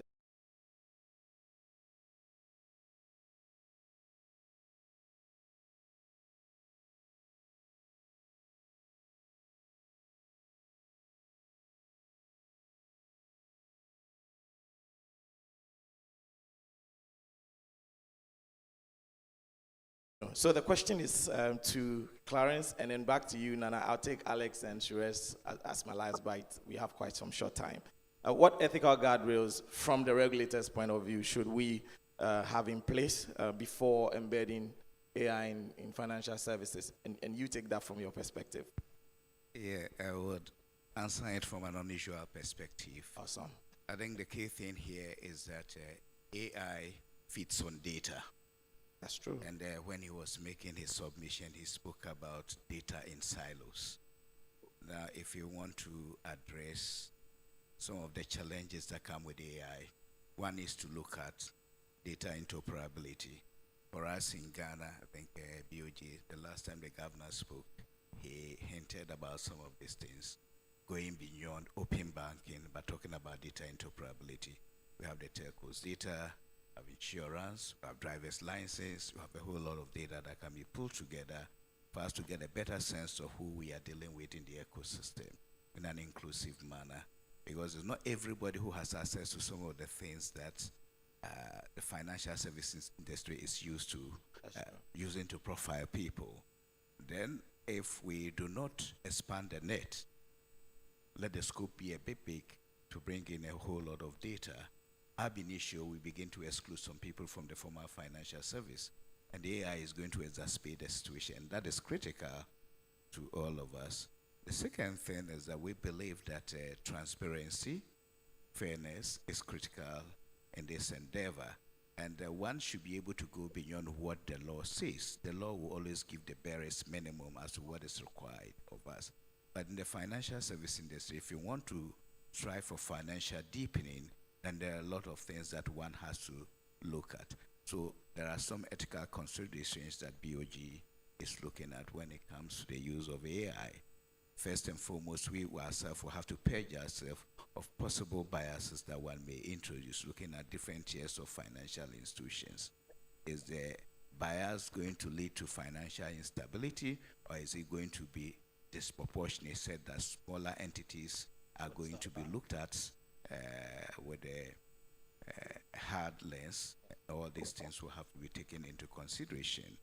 And one also has to look at the possibility of implementing some quality control and the use of AI in various institutions, so that when certain deployments are conceived, there should be a separate unit that will have to go through a process and check if there are no biases. And let's face it, these are tools. Human behavior change over time. You may have an AI system in place. The next 1 to 2 years, it may not be reflecting reality. Like any other risk management system, how often do you review these systems to ensure that they are capturing the migratory nature of risks in the ecosystem and how the financial service is delivered, and make it more adaptive to the needs of society? So that dynamism, let me say an organic AI solution that is able to adapt to its environment, is critical in ensuring that it is more responsive to the needs of the people, and also go beyond the compliance tick boxes and put in ethical consideration, looking at the developmental needs of society. These are some of the things that we're looking at. Yeah, that's forward looking. Nana, let's hear from you.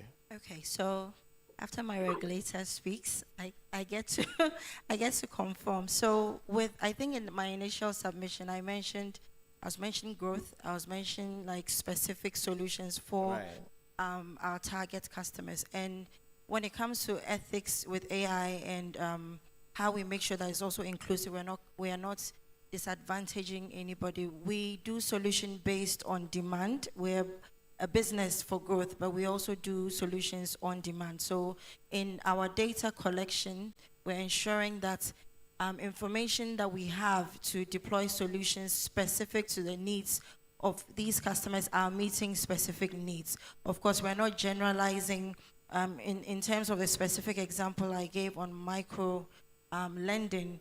If we're collecting data on salaries, we're knowing who to target that will benefit from a solution like that. I know we've talked about language barrier a lot in terms of how AI is being rolled out across all industries. And in our field, we're looking, we're still taking baby steps and being intentional as a bank. And so we have systems in place that ensures that for a certain sector of people, when I talk about a hybrid, the call center is deploying solutions that will meet people of a certain sect. You know, they are not talking to anybody and generalizing using one language. When people are calling based on data that pops up, we're making sure that we're putting people in boxes that benefit from the solutions that we're building for them. So we also ensure that there's a lot of transparency in our data collection. If you call the call center and we're taking your data, there's an announcement that lets you know that information is being sort of harvested to build solutions that are for you. So in terms of being ethical with the data sector we're collecting, we're being very intentional about it as a bank. Right, okay, so we just have 2 minutes to go, but I'm going to take 3. Suresh, let me come to you real quick, and then I'll close with Alex since he's in person. So you just tell us, what are the lessons from the global markets that we could adapt for the African fintech ecosystem? Look, what I would say is that I do genuinely... Do it in 2 minutes. Okay. So look, what I would say is that when I recently, attended a trade conference in Nigeria, in Kenya, and what I found is that there is massive opportunities to leapfrog the learnings from other countries, other regions. You know, we look at payments ecosystem and infrastructure, the copper wires that are used in Europe and in the West, in Africa, in Asia, they're leapfrogging all of those things. So there is massive opportunity to learn from the mistakes to ultimately have a better solution. And what I would say is that you're not bound by history in terms of things have to be done a certain way or a specific way.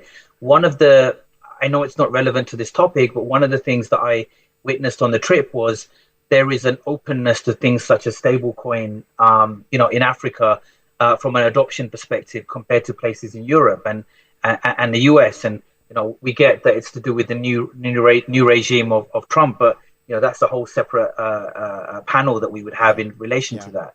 So I would genuinely say that there is massive learnings from other territories that what can be done, but also there is an opportunity to carve out your own solution. Sorry. Right. Okay, Alex. So you take us home. Play the penalty, not like Asamajan. How do you envision telecoms collaborating with banks and regulators to build AI-powered financial ecosystem?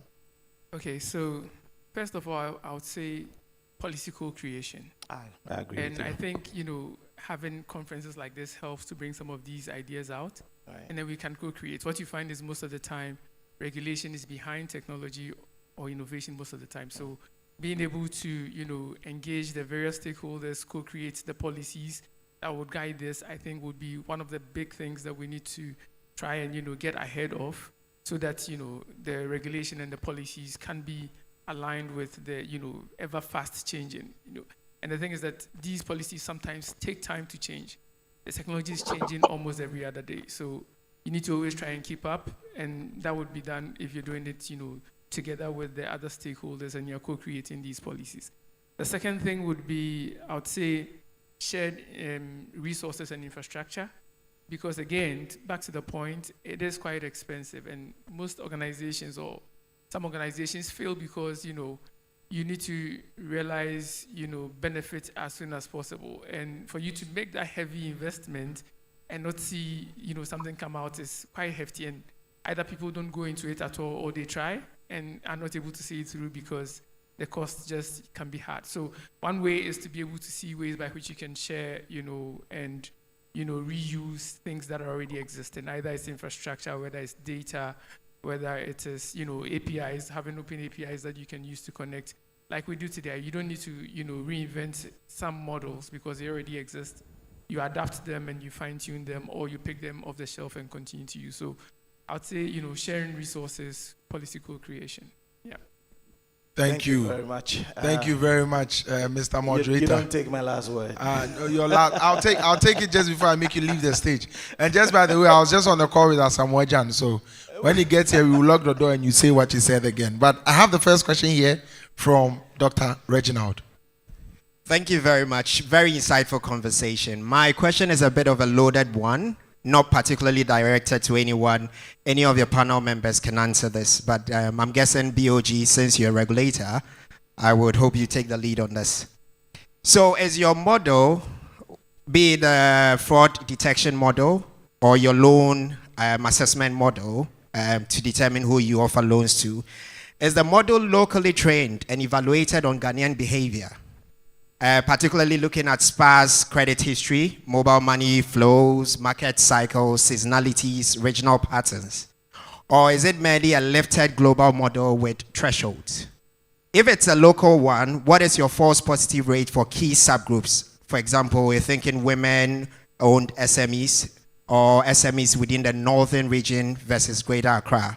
And what is your SLA to unfreeze a wrongly flagged account? I said it was a bit of a loaded one. Yeah, I like your question because it touches on a whole lot of things that are of significance to the central bank's work. Let me look at their fraud issues. I think about 3 or 4 years ago, there was a program at Alisa Hotel on AML CFT. And the central bank clearly indicated that we have been profiling people or doing customer due diligence using OFAC list and all those things. But we also have our local criminals, and there's a need for us to build systems to be able to identify these entities.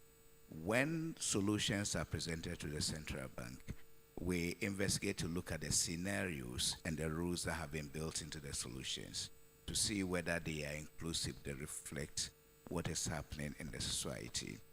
There have been instances that we've seen solutions by service providers defaulted onto mail. And per some investigations, you realize that the mail is Akusua Rose, Ajua Mary, and also we have to go back and get them to correct all these things. So by working collaboratively with the industry, we've helped them to think broadly and to be more inclusive in the rules that they put into some of these solutions. So yes, these things are being looked at, and every now and then we try to help them to recalibrate the solutions. Right now, you know, dictator credit is all over, and people are accessing the credit based on some figures that have been put in models in terms of interest rate here and there.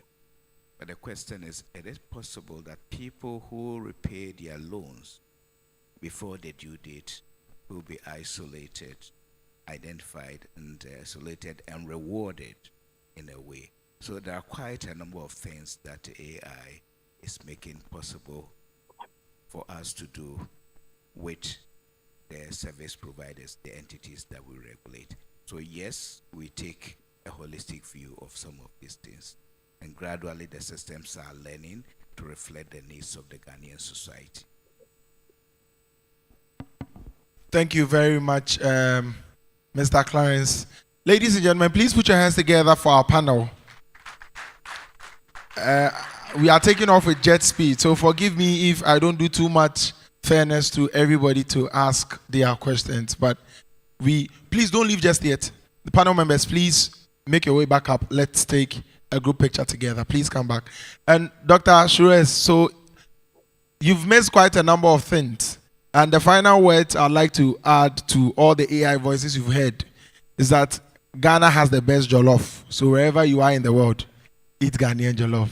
Thank you very much for joining us, and we'll talk to you sometime soon when we have more intense conversations on artificial intelligence. Thank you for joining us. Have a great one. Please, one more time, let's hear it for our friend from Cloud9. Thank you.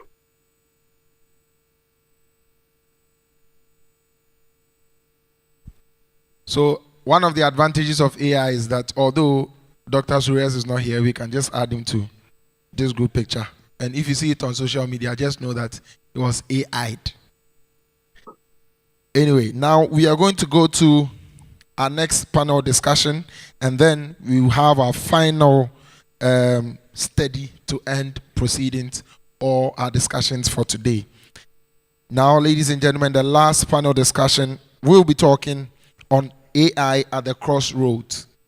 They'll be speaking on guardian of integrity or gateway to deception. Does it help detect the fight fraud, or does it fuel fraud? This is a fraud conversation, and it is a conversation we will all need. At this point, again, let me just reiterate what I've said before, that everything being done here or said is equally important. So if you want to take a walk, you can do that, but please do well to stay off your mobile phone so we can pay the attention that we have to pay to get the necessary information we need from this summit. Now, moderating this this session will be the CEO of Mello Technologies. Please, you can give a resounding clap to Mr. Isaac Aboa. Please put your hands together. The first member on the panel will be the head of data engineering and IT infrastructure, Office of Data Analytics and AI from Bank of Ghana, Dr. Samuel Senor Okai. Please, a round of applause. It looks like we have a lot of Bank of Ghana folks here today. Bank of Ghana. Bank of Ghana. Some petty cash has been prepared for us, I'm sure. Yes. Oh, you can clap if you are happy to get the petty cash. The one that I'm owing 2,000 didn't clap. Anyway, so Mr. Akwesi Obinya J is the executive of Absa Bank Relationship Banking. Please, a round of applause for Mr. Akwesi Obinya J. Mrs. Nina Kole is the Senior Manager, Technology and Transformation of Deloitte. Please put your hands together for her. The only lady on this panel. You can do it better for her. And let's also hear it for Mr. Asiedu Ansu, Head of Data and Analytics for Telecel Ghana. And finally, Mr. Martin Awaga, Head of Fintech Association Ghana. Ladies and gentlemen, a round of applause for our panelists. Panel, you have just about a little short of 30 minutes to do this. And if I'm too generous, I may take a question or two. An extra. An extra chair. Yes. Sorry.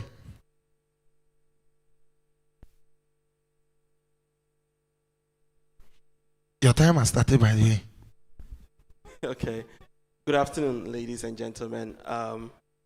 We're going to try and keep this conversation very brief, but it's a very important conversation. Let's give a round of applause to Mr. Awaga.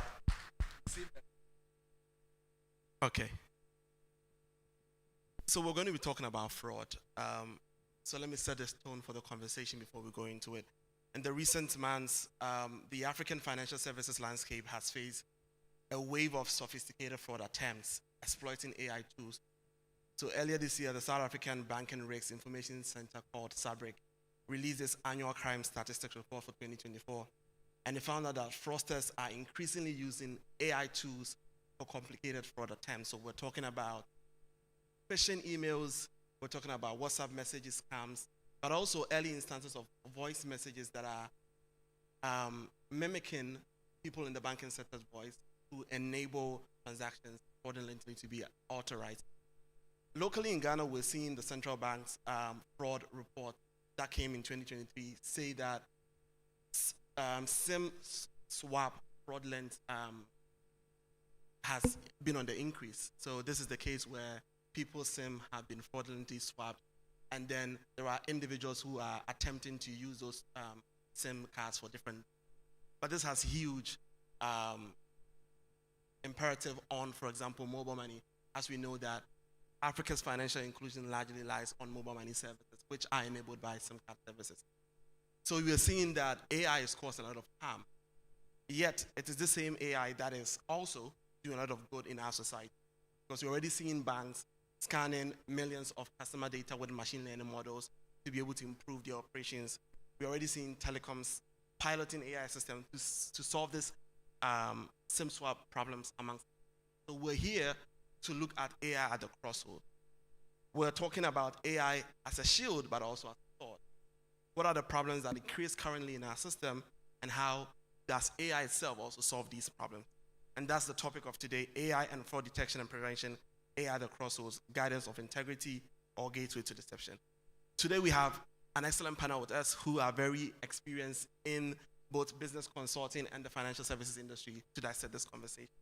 The first is Dr. Samuel Senyo Okai, Head Data Engineering and IT Infrastructure, Office of Data Analytics and AI, Bank of Ghana. Round of applause, please.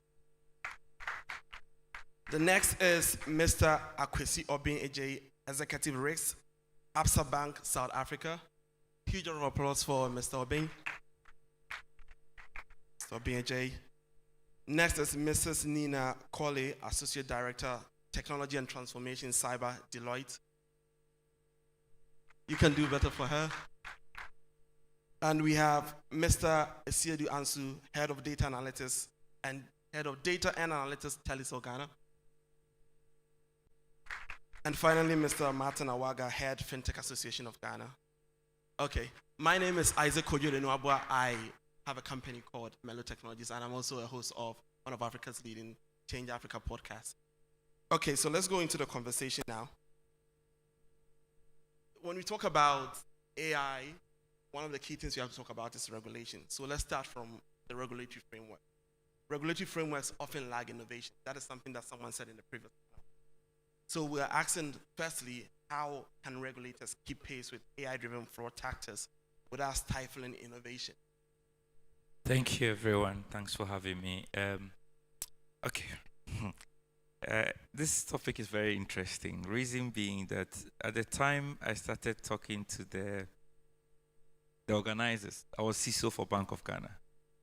And just when Governor Siama came, he thought the need to create an AI department, and I was moved to come to AI. So for me, it puts me in the middle, and I think I'm at the right place. All right.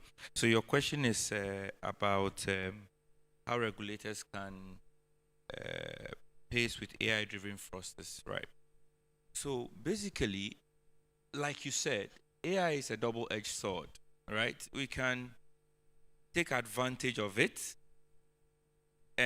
or it's like, yeah, the best way to say it's a double-edged sword. It has its good sides and it has its bad side. The bad actors are taking advantage of it in a very fast way, and those of us on the other side need also to take advantage of it. Now, so the best way to do this is to use AI to fight AI. That's what I say, and that's what I've gotten over. However, from the regulator's point of view, hitherto what was being done was to put, for example, prescriptions in place. As a regulator, we want you to do this, you can do this, you cannot do that. But in the AI era, where we have things like the deep fake, where you have media being mimicked and other things mimicking and running ahead of you, you cannot use the prescriptions. You have to use policy. All right. So what we do on the regulator's side is to ensure that you have baselines or policies in place that you expect the regulated institutions to follow. And this, I believe, will help us to be able to tackle some of these fraud situations where it's not one size fits all. It's not a prescriptive solution given to every financial institution out there to follow, but it is a policy, number one. Two, I think that regulators should engage, meaning dialogue. Because whether we like it or not, most of the time, the financial institutions are ahead. And if the regulator comes in with a sledgehammer, I'm the policeman, I know it all, so this is what we should do, we have a problem. However, if we begin to dialogue with the regulated institutions, I believe that we'll be able to pick up some of these things and deal with them quickly. Another thing we can look at is creating regulatory sandboxes. Not for the regulator, but for the industry. Where if, for example, a fintech, a financial institution, needs to test something, they can come. So we have everything in one place, and then we can all judge or brainstorm and see how we can overcome these things. Then, and this is a bit tricky, my boss would not want me to say this, but I think that there should be a lot of capacity building. Not just for the industry, for regulators. Because you need to understand what is going on to be able to regulate it. And we must understand that the thief is always ahead. So when you talk about the era of deepfake, for example, we have to look at how AI is taking advantage of the environment and fraudsters are using it before we can prescribe solutions to go around these things. So yeah, these are some of the things I'll say for now. Maybe as we go ahead, I'll come back on you on the point on sandboxes, for example. Thank you very much for that submission. Mr. Obinje, from a banking perspective, how do you balance the ROI of AI investments in fraud detection with the significant risks they introduce? Because I understand that, especially in banks, there are a lot of processes you have to follow, and you have to look at this emerging technology and its usefulness, but also the risk that it comes if you're trying to implement it, because it's still at an emerging stage. No, thank you for that. So we've seen a very enormous increase in personalized banking, right? So with personalized banking, it means that you have to now create digital solutions to service the needs of the customer. So we see that increasing year on year, and that means we have to respond differently. If I'm a shop owner in Kaneshi, that is a microloan company, and I'm an Absa bank or Prudential bank or whatever it is, my appetite for wanting to adopt AI is very different, right? So my maturity levels in terms of where I am as a business and what it is that I'm trying to achieve from a digital transformation perspective as far as fraud is concerned is what to detect the solutions that I implement and what approach or strategies that I adopt. When it comes to fraud risk, we're always going to be at the back of fraud. It's just a matter of determining whether we put preventative controls. We can proactively manage fraud, but it's very difficult to be ahead of the criminal. So we always come in on the back foot. And the investment in putting money to proactively prevent fraud sometimes outweighs the commercial benefit of what you're actually going to derive from the returns on that investment. So it's always, probably always, at almost all the time, linked to the maturity of the organization and what your fraud risk appetite is. So typically you want to define your quantitative and your qualitative risk appetite. What is my appetite to absorb fraud losses? How much can I take in any given period if I'm losing money? How much money am I willing to let go because of fraud? And the non-qualitative bit, the customer experience that fraud risk exposes the customer to, how much of that I'm also willing to live with. So that balancing act between those two metrics is what will perhaps determine how much effort you put into putting together your fraud risk strategy. When it comes to stuff like deepfake and stuff, we've had a case study where in Hong Kong, a CEO made a phone call. I'm not sure many of you have heard of the story. There was a CEO that got a phone call via emails to approve a $25 million loan. And the guys somehow believed the story, so they also just joined a Teams call. And each person that was on the call was a deepfake. So you have received an email that is authentically coming from a board member. You are speaking to a board member on the phone, yet each of those people that you're speaking to are through deepfake. And $25 million was paid up. Such a bank, when they are managing that risk, their appetite for investment is very different from somebody managing a kiosk in Kaneshi or Konongo or somewhere else in Africa. So it's all a matter of your qualitative risk appetite definition and the metrics that you have in place to be able to measure what it is that you want to achieve. I want you to think about the baseline we should set for that when I come back to you, but I think that's a very good response. So Mrs. Kohler, you work at Deloitte, and in Deloitte, there's a lot of digital transformation that is happening across all industries. You are one of the key people who's helping that to emerge. So many organizations are definitely facing pressure to go into AI because everyone is hearing AI. So how is AI going to help my business? Still on trade-offs, how do you make that trade-off between the observed speed that organizations want to adopt these technologies and the governance safeguards that you put in place to enable safe integration? Okay, thank you. First of all, thank you for this opportunity. So I'm going to answer based on our experience as Deloitte. So we have seen that now innovation and governance are being measured against each other instead of being implemented in conjunction. So reason why I'm saying that we have seen customers that wanted to adopt this AI system quickly, but however, they did not know where to start because there was no governance in place to guide them. So, and they end up wanting to refit this AI project into their existing governance, which is already falling short. Another thing that we have observed that there is not really use of regulated data set. Why I'm saying that? There are some customers that have used, for instance, personal information in building this model, but they don't know that after the pilot of this system, before they're being deployed, they have the right to use the same information. And this has been a major issue in some of the jurisdictions where we have helped organizations to implement. So they want to implement after they have tested and everything works. When they go seek approval for their regulator, they say, no, you are not allowed to use this data.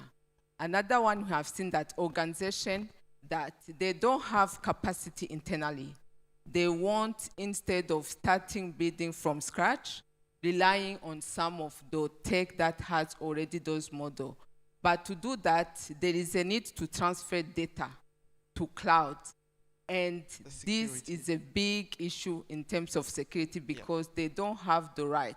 So you see that they want to move fast, but there is also governance that they want to make sure that they comply. So this is some of the challenges that we are seeing. Yeah.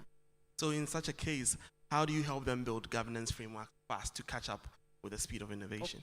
Okay, what we do, I'm sure, I don't know if many know, Deloitte was among the top consulting that came up with the AI framework. That AI framework is based on 3 layers. The first layer talks about more governance and control, and regulation and compliance, and also education. And the mid layer, which is very key that every organization should rely on, it has 7 key dimensions. It talks about the transparency, how to ensure that every stakeholder involved in the building of this AI, they get to understand how their data are being used, how all this AI make decisions. And also this model need to be subject to audit. And also the second dimension is about the security, safety. So you have to make sure that this system, they are more protected against any risk that can harm the outcome of this information. And another third layer, it's about the privacy. For the privacy, we encourage a customer that they have to make sure that the data is protected, is confidential. And also this data, before being disclosed, it has to go through the process. And fourth layer is about accountability. So we almost forget that in case something happens, who is going to be responsible? So they have to be policy in case something goes wrong and you need to go in court. Who is supposed to go stand on behalf of the organization? Is it the CFO? So this framework is online. Anyone can have access. And if you follow these 7 dimensions, which is also now linked to the new standard that we are seeing coming, like ISO for 2001, you'll be able to ensure that the AI that you are building is safe and can be trusted. Thank you very much. So from Telecel Ghana, we're talking about the SIM swap pandemic that has taken over the industry. So how is Telecel leveraging AI to stay ahead of some of these evolving threats and other AI threats that are coming? Okay, thank you very much, and thank you for the opportunity. Like you rightly said, I'm sure many of you here have been victim of a telco fraud, either directly or indirectly. And it's not just a SIM swap. There is an international bypass fraud where people are receiving international calls, and then you see the number as a local number. I'm sure many of you have had that experience before, where you receive an international call. The moment you receive that call, government of Ghana and all the telcos are losing over 19 cents per minute of that call. So if you compute how much we are losing as a nation, as an industry, it's over 150 million US dollars every year in Africa because of SIM swap, international bypass fraud, and even international revenue share. Sometimes you receive a call and you realize that the call will just be a quick flash with an international number. If you don't know and you call back, the deduction is massive. So these are some of the fraudulent activities that are going on, and these guys are deploying very sophisticated algorithms. And like you rightly mentioned, we in Telecel are leveraging on advanced analytics because, as the earlier speaker spoke about, the volumes of transactions. Telco today are generating information on voice, SMS, data, you name it, billions of transactions, and you can't have individuals sitting down analyzing this data. And even traditional fraud management systems are not able to keep pace with the kind of transactions we are generating. You know, with fraud management system, you need to configure the rules, set the rules, and then it will be detecting anomalies. But with the deployment of AI in Telecel, we are able to detect these anomalies on a real-time basis. So what are we doing now? the systems are able to analyze the information, adapt to the kind of threats that are coming, and is able to flag these anomalies as quickly as possible. In addition to deploying these AI engines on our large volumes of data, what we're also doing is hitting NIA data using certain APIs. So we're able to do biometric verification and facial recognition. But what we realize is that most of the time people are able to produce certain Ghana cards. And believe you me or not, people are actually creating fake Ghana cards. And they're able to use that to swap your SIM. So you'll be there and your SIM will go blank. And somebody else will have your details because he's been able to generate some of these fake IDs. What we are doing is that we are going beyond the physical ID and we are doing back-end API hitting the NIA database and verifying that you as a person will take your picture and we're able to counter-check that against NIA database. So by so doing, we have been able to dramatically reduce the incident of SIM swap. There is no way you will come to our organization and do a SIM swap if you are not the same person. And some of the banks are even leveraging on that. I'm sure we'll come to that, where they are working closely with us and only fulfilling transactions that are genuine. So if you do any transaction and there have been a SIM swap behind the scene, the banks are now authorized to decline those transactions until you show up. So basically, we are deploying AI across board, analyzing the huge volumes of data, detecting anomalies, pattern recognitions, and adaptive learning with these tools. So you don't need somebody to set the rule, but the AI systems are able to study your transaction, detect unusual activities, and flag it as quickly as possible. And this is saving us billions of cedis, if I can put it that way. Thank you. Martin, so let me swap the question I gave to the Bank of Ghana, where I talked about innovation moving forward. On the startup front, the startups are trying to push the wheel of innovation. How do we get them to start also thinking about governance first so that they can ensure trust in this very complex dynamic of AI? Okay, thank you. Good afternoon, everyone. I think, like we said from the beginning, we always keep the best for the last. And I'm happy to be on this platform and to talk about this important topic. Now, let us understand something, that the entire technological landscape or even the business landscape in Africa has changed dramatically. And fintechs are the front line or the forefront of these innovations and have been heavily invested in monetary-wise. So you see that all the emerging technologies and its applications and what makes sense more in Africa, a lot has gone into the fintech narrative or the financial technology industry. And I will not say fintech is not an entirely new concept in itself. And so for me, I would like to educate as I'm on this platform. Fintech is not an entirely new concept as most people think about it. It's just financial technology. And when we talk about financial technology, it's just the application of technology or digital platforms in the delivery of financial services. And so when you think about it carefully, you notice that when you talk about mobile money, cryptocurrencies, insurance, and e-wallets, all these innovations, all these classifications fall under the fintech narrative. And now you're talking about fraud, the detection of fraud, and how we can prevent that. Now, I did make a statement earlier, which is fintechs are at the forefront of a lot of these innovations. Now, that also means that we are very vulnerable, or we are very open to a lot of these fraudulent activities. Actually, the Bank of Ghana came out with a report last year which talks about the fraud that is happening within the financial sector. When you look at all industries in Ghana, or even in Africa, or even globally, majority of them, when fraud activities are undertaken, happens in the financial sector and the health industry. Majority in the financial sector. And so with what the Bank of Ghana report talked about, it did mention that a lot of fraudulent activities, I mean, we've mentioned a lot of examples, phishing, SIM swap, and all that. The financial institutions are actually at risk. And we are seeing a number of these things day in and day out. And of course, my friend from Telecel actually asked who amongst us here has not been a victim of fraud, particularly leveraging on the mobile money platforms? Of course, I have also been affected before. And one of the things we are going to talk about, or I'm basically going to talk about, 3 things I'm going to look at. I'm going to look at, partnerships.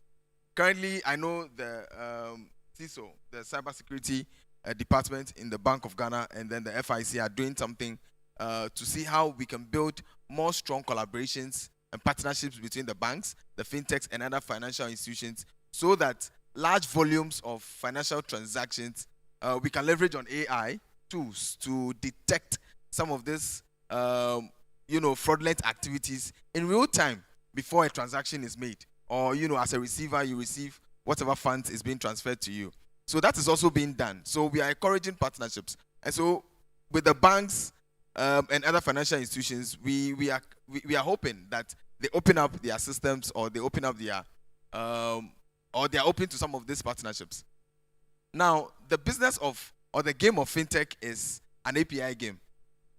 No fintech company has built its business just by being an individual entity. What you see happening, for instance, when someone sends you money from, let's say, Telecel to MTN Momo, or maybe from any other fintech platform, what happens is the transaction that you receive in about a few seconds, actually, there's a lot of activities going on in the back end. There are a lot of tools that are being deployed, KYC compliance tools, and other innovative AI chatbots, or nudging tools that are being deployed at the back end to make sure that every illegitimate transaction that is being done is being noted. But one thing that someone also said on this platform or panel is the fact that we need to think ahead of the fraudsters. Usually, sitting in this room, we may never know who the fraudster is. We can never tell who looks like a fraudster. We all sat in the same classrooms with them. We all took the same medication with them. And what they are able to do is they are using their time to learn these systems. Are we also doing that? Recently, I heard the Deputy Governor, Dr. Zakaria of the Bank of Ghana, saying that 70%, that's a research that has been done, that 70% of Ghanaians are actually digital illiterates. That means we have a phone in our hands, we know about these technologies, we know about AI and all this, amazing algorithms, LLM, all these innovative technologies. But are we learning and being abreast with what we can do with them? So digital literacy is very important, or digital financial literacy is very important. On the point of that, you can kind of conclude so that I can go. Okay. So to conclude, conclude basically, I'd like to say that of importance for me is capacity building and digital literacy. My colleague also mentioned the fact that even the regulator needs to be educated, and capacity needs to be built, or they need to also build their capacity. But on the side of that, how many companies are also leveraging on, or putting huge amounts of their budgets aside for digital literacy? Because the technologies that we are seeing now affect all of us, and we are all one way or the other, taking part in this system. Now, when we talk about AI Martin, in particular, please. Let me just bring this point up. Let me just bring this point up. So a lot of times, you don't have 5 minutes left. Actually, your time is up. So I'm ending with this. A lot of times, we're talking about we giving out our data, but we've forgotten that every day, whatever we do on the internet, we are also giving out our data freely without knowing. And this data is what the criminals take, and even some of the banks and financial institutions leverage on, or the fintechs leverage on, to come up with your credit scoring algorithms. So we also need to be careful of what data we feed into the internet and how that can affect us positively. Thank you. Yeah, so let me just take a couple of comments here. So just quick ones, just 10 seconds each from everyone. Looking forward, Akwesi, what do you think we should do in augmenting human fraud. So we're talking about analysts, which are a lot of risk analysts in the system. How do we kind of train AI itself to become the analyst for the next generation of fighting fraud? Thank you for that. So briefly, what we need to do is we cannot completely eliminate the human intervention, right? So most of this fraud that has happened is because we completely relied on AI. So my takeout for businesses and organizations is that it has to be a hybrid decision-making model that has some human intervention in it. And then two, from a banking perspective as well, we need to be able to learn our customer behavioral patterns of how our customer interacts with digital devices every day, so that we can proactively put fraud controls to prevent fraud from happening. Thank you. Mr. Okai, quickly from the Bank of Ghana's perspective, if AI right now misclassifies fraud or it fails, if it is being implemented, who is to blame? Is it the regulator, the bank, or the vendor? Who takes control? Shared responsibility. Thank you. We don't have time. I can't go into that. I think it should be a shared responsibility. Okay. The vendor, the regulator, we are all in there. But let's remember that no matter what happens, the customer shouldn't suffer. All right. So I'll leave it here. Okay. Thank you very much. This has been the conversation on fraud and AI. Thank you very much for your insights and for being with us. We appreciate you. Thank you very much. And I must apologize, lady and gentlemen. It is because I'm time bound. I would love for this conversation to go on because this is one of my personal favorite topic on fraud. Because something happened to me some time back, and there's a load of questions on my mind. But because of time constraint, we will end it here and hope to continue the conversation even as we break out and retire for the day. Thank you very much, ladies and gentlemen. One more time, please. A round of applause for our panel and our moderator. And now in the next 15 minutes, we are going to do the final action for day one of the first Pan-African Summit. That's fine. So for the next 15 minutes, there is a case study, and it is going to be done by, once again, the interviewee is going to be Miss Edna Engman, Head of Transformation Programs. Ladies and gentlemen, you've seen her here today. Please, one more time, a round of applause for Miss Edna. And the interviewer is going to be Mr. Kofi Edu Etuya, the founder of Prime Audio. Please put your hands together for them as they make their way here for a short case study within 15 minutes. And then we can give you the announcement for the day and retire.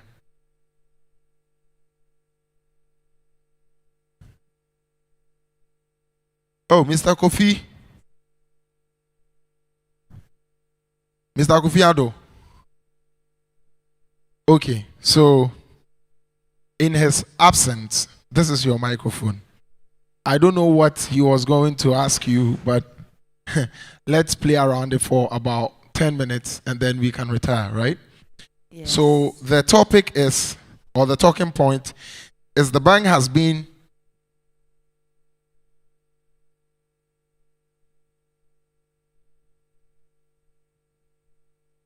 okay. I guess the interviewer is not around. I'll try to interview my own self.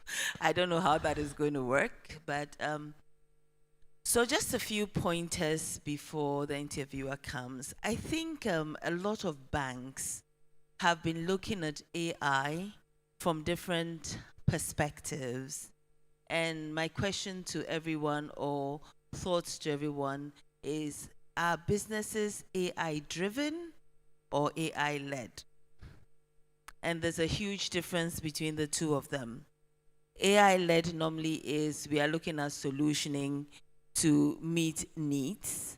And so we look at what our problems are and we find the solution. But I think as businesses, as banks, and as organizations, we need to be intentionally AI-driven, where it becomes part of our decision-making. It becomes part and parcel of our strategy. It becomes part and parcel of our culture. And that is the journey that we are on with Fidelity Bank. Before we even got in so deep into the journey, because we are here for the customer, we looked at your entire journey with us and looked at all the difficulties you would face as a customer. And in looking at what you face as a customer, we started to solution around that. That is for the customer's point of view. So we are intentionally, by strategy, being customer-centric and customer-focused. Then, as also part of this strategy, we looked at our processes. More often than not, in banks and in financial institutions, you see a lot of automations on the front end, and that's reality. And at times, the back end is pretty heavy with manual processes. And so it does not give the customer the best of experience. It affects dispute resolution. It affects quite a number of things when it comes to the customer's experience. So normally, as a bank or as an institution, one of the major things you have to do is to look at your back end and begin to automate that process. And I think it's just not us. I've seen other banks worldwide. Everyone is looking at how we are automating this back-end processes. The last part I will speak about, apart from the risk, and why I wouldn't say much about risk is we just had a lot around risk. But for financial institutions, we are heavily regulated. So everything we do is done within the regulations. The most important aspect of every organization is you and I. So how we also improve the skill and acceptance of our employees on the new changes that are coming. So you have to also go through this whole journey of mindset change, shifting from the old into the new. So we are all doing an intentional shift movement. So everyone is beginning to accept not just digitalization, but also the fact that we need to use AI. As we go on those journeys, what we are seeing is people are coming up with a lot of ideas. So another thing that we do, and we are encouraging everyone else to do, is to start setting up innovation labs and innovation challenges. I think when we started on innovation challenges, what we were doing was you come and tell us your solution and you go scot-free, you know, and then someone else will have to think about solutioning. But we changed that. And so now when you have an issue, we work with you to solution it. So at the end of the day, if your solution is not working, you work with stakeholders till we find the right solution. And yes, that will meet the customer's need. And it's very interesting to see a lot of people hungry for the opportunity to show that they have a lot of innovative skills around. So, and I think when we started this whole day, we saw a lot of innovators here. So these are some of the things that you can also look at doing. I think the last thing I'll talk about is partnerships. Because in banks, we would always partner with fintechs because they've come up with a lot of credit scoring algorithms. I mean, they already have them. So why reinvent the wheel? So you look at some of these services they have or some of the offerings they have, and we partner with them and the central bank and use a lot of APIs to speak one to another to make the customer's life much more easier. All right, thank you very much, Ms. Edna. And I must say, it's very commendable what your bank, Fidelity Bank, is doing. And thank you for joining us. I think now we've swapped roles. Now you be the host and I'll be the interviewee. Anyway, I just have one question for you. With everything that is quite in-depth, you've poured everything out. But how does your bank intend on balancing innovation with trust, especially in our sub-region, Ghana, where most of our mindset about adapting or accepting AI in banking is going to, I mean, not just in banking, in our lives has been a challenge, but now streaming it down to where people's heart is, that is where their money lies. We are talking about now bringing AI in there. How are we looking at finding a fair balance between innovation and trust. And then I'll give you over to my interviewee for a question or two, and we'll be done. Thank you. So it's education, education, education. And normally when you're coming up with solutions, it's always good to have a focus group that will be your testing bed. And once your testing bed works, and what I would hope going forward is we would have these testing beds through sandboxes with the central bank, so that it's also regulated and it's tested and seen that all the loopholes have been tightened. And once the loopholes have been tightened, they can go out.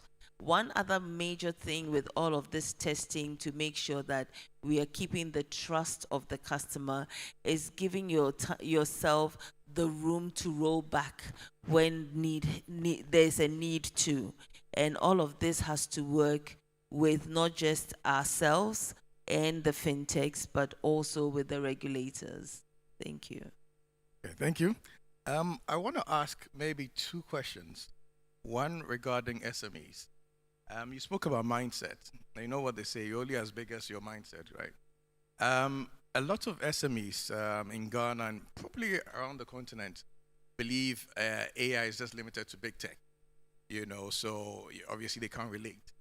Or they think they don't have the budget for it, so they end up being a bit disinterested. First of all, is this notion valid? And if so, I mean, of course, it's valid from their perspective, but from what considering AI and where you sit, with Fidelity, is this really valid from your perspective? How would you help dispel this? And if you could also, help us with some practical solutions and how businesses could actually tap into AI for growth. Okay, fantastic question, Kofi. I've worked with Kofi before, and he likes to give exam questions, so do forgive him for his exam questions. I'm sorry. You were right. People think or some SMEs think it's a notion for the big organizations, and some don't. The reality is a lot of SMEs today are on Instagram. True or false? Yes. And Instagram works on AI. Instagram is positioning you in such a way that when I call our phones kokonsa, because when you talk about something, the next minute, all the people who are doing that show on your phone, true or false. So all of that is AI for the SME. So then you have positioned yourself under AI. I think it's more of we don't realize that is what is happening, and we just think it's just by luck, but it's by programming. So SMEs, for me, should not shy away from AI because you're already working with it. If you're doing Momo, right? Today we are using your Momo transactions, right, as the data for us to give loans to a lot of people because some of them don't even have bank accounts. So your trends are helping us to give credits and to give facilities, and that is also AI. So unfortunately or fortunately, you're already using AI. Now, how do you use AI for growth, right? I believe that there's so much out there for social media.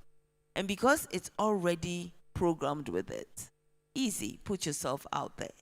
Because Kokonsan will help you on that aspect. Now, when it comes to learning, and that's where we will talk about how the banks and the fintechs can partner with you. In bigger markets, we are seeing a lot of SME portals. That's what we are calling them now, SME portals. And from the SME portals, you are given the opportunity to sell your product. You're given the opportunity for the bank, for you to save the money you sell with the bank. So that means you're keeping your money safe, that no one can steal your money from you. Now, because of that, it makes it easier for the bank to also give you an asset, right? So you've opened up yourself again, and it can help you analyze and predict, and for you to see what your forecasting for your business is going to be, because then you begin to see the trends of when you have sales or your services are the highest. So you can look at your stock and see how you manage it, so you are not short at a certain point in time. And it also helps you forecast and predict what you need to do, and also helps the bank forecast and predict the kind of service you also need. So we need to see a lot more of the SME portals in Ghana. I think a couple of banks have been trying it, but we haven't succeeded. And we would not say we have succeeded. But when you don't succeed, you try again and try again, so we get it right. And that will really help the whole collaboration in building the SME. So these are some of the practical things. And there are a lot of practical AI tools for bookkeeping, you know. So there's so much out there that can help you ensure that your business is growing. We earlier talked about chatbots. You know, and it was nice to hear the professor talk about how they've even inculcated it in the business school. And it can be done for everybody. It's so easy to just ask the chatbot a question and it answers. It's only when it can't answer that it should hand over to a live agent. And that helps in the building your businesses. Thank you. You mentioned a few things like data sharing, predictive analytics, things of the sort. That struck me because, you know, generally banks consider SMEs to be risky because it's difficult to get like 3 years financial, you know, audited financial statement from the SME, etc. So banks consider SMEs as risky. So I think obviously when you look at these AI applications plus data sharing between the telcos and the banks, etc., I think we can actually close that gap so far as SME financing is concerned. Maybe the last question before we wrap up. We've spoken about SMEs, so let's talk about the other individual in terms of inclusion. And inclusion is something that Fidelity really understands. I think you were adjudged best bank in West Africa for inclusive banking recently, and that was actually after also being adjudged best bank in SME excellence. I think they deserve a round of applause.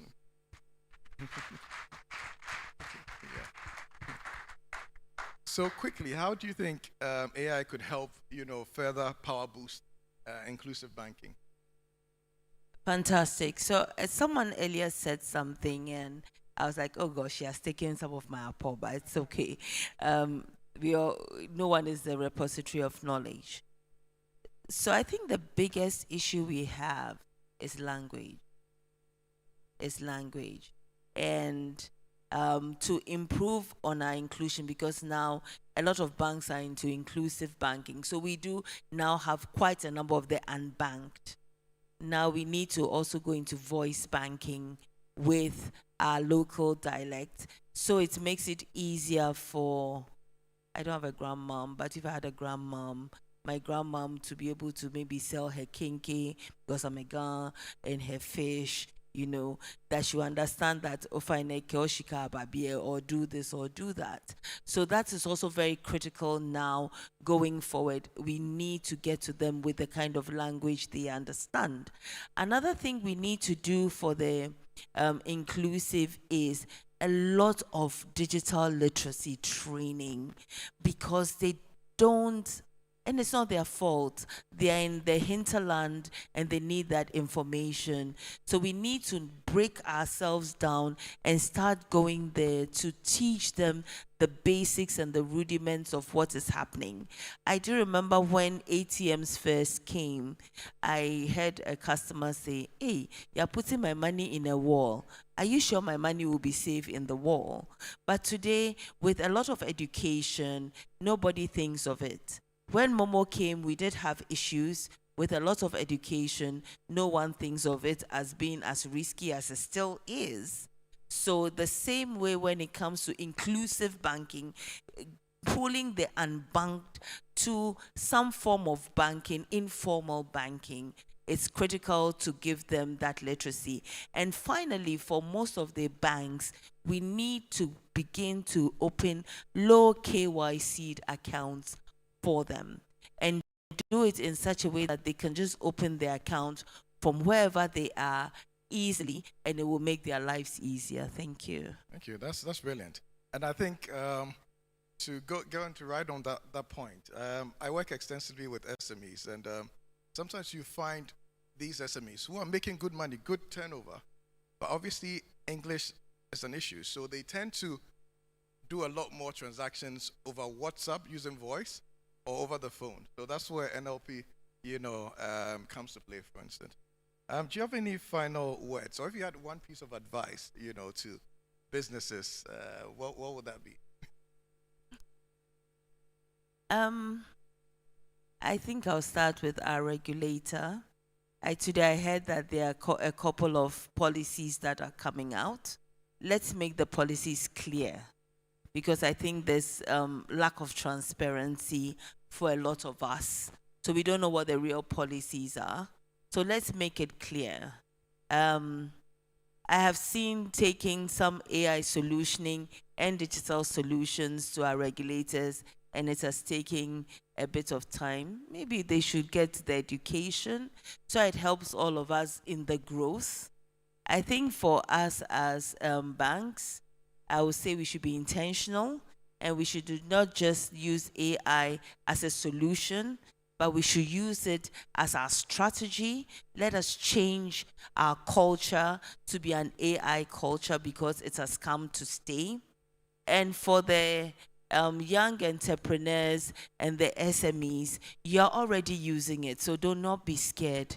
Keep on tapping into it one step at a time, and you would see that it works and works well for you. And we can all build our Ghanaian economy and make our country a better place. So the information about us going out there will even be much better than it currently is. Thank you. Thank you. That's brilliant. Thank you, Edna. Thank you very much, Mr. Kofi and Miss Edna. Unfortunately, I don't have any questions for you. I think you did great with your interview. So now, since you were the interviewee, so you can tell us when she can start work. And you didn't tell us your salary expectation, by the way. Anyway, ladies and gentlemen, please a round of applause for Miss Edna and Mr. Kofi. Thank you very much. And that brings us to the end of the discussions for day one of this intensive and rigorous conversation, which is going to fuel us to be the champions of change that we are looking for. Today, we have learned quite a number of things. Me, for one, what I'm taking home is the MFA and the LLM. I don't know about you, but I know that you guys also you've put pen to paper, and walking out of here, if you randomly should quiz anybody about a thing or two about AI, we are sure that you can teach somebody and ultimately get them to join the train for tomorrow. Tomorrow, God willing, we converge here at the same time. Tomorrow we have a youth empowerment program. Not only that, but we also have some displays that will be going on here, right, for you to see how practical AI can be. And this will be done by some of our delegates. So please do well to retire to your beds and come back with your AI caps on.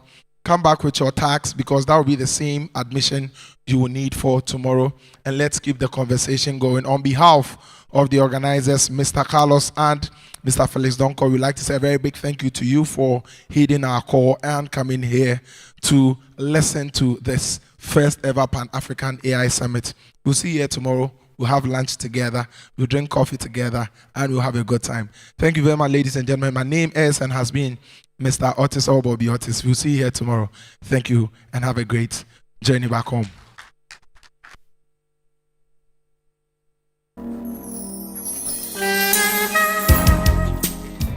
Your growth partner in digital strategy and marketing, SEO and PPC excellence, data-driven marketing strategies, AI workflows and CRM training, professional business training. www.grpfeats.com +233 2092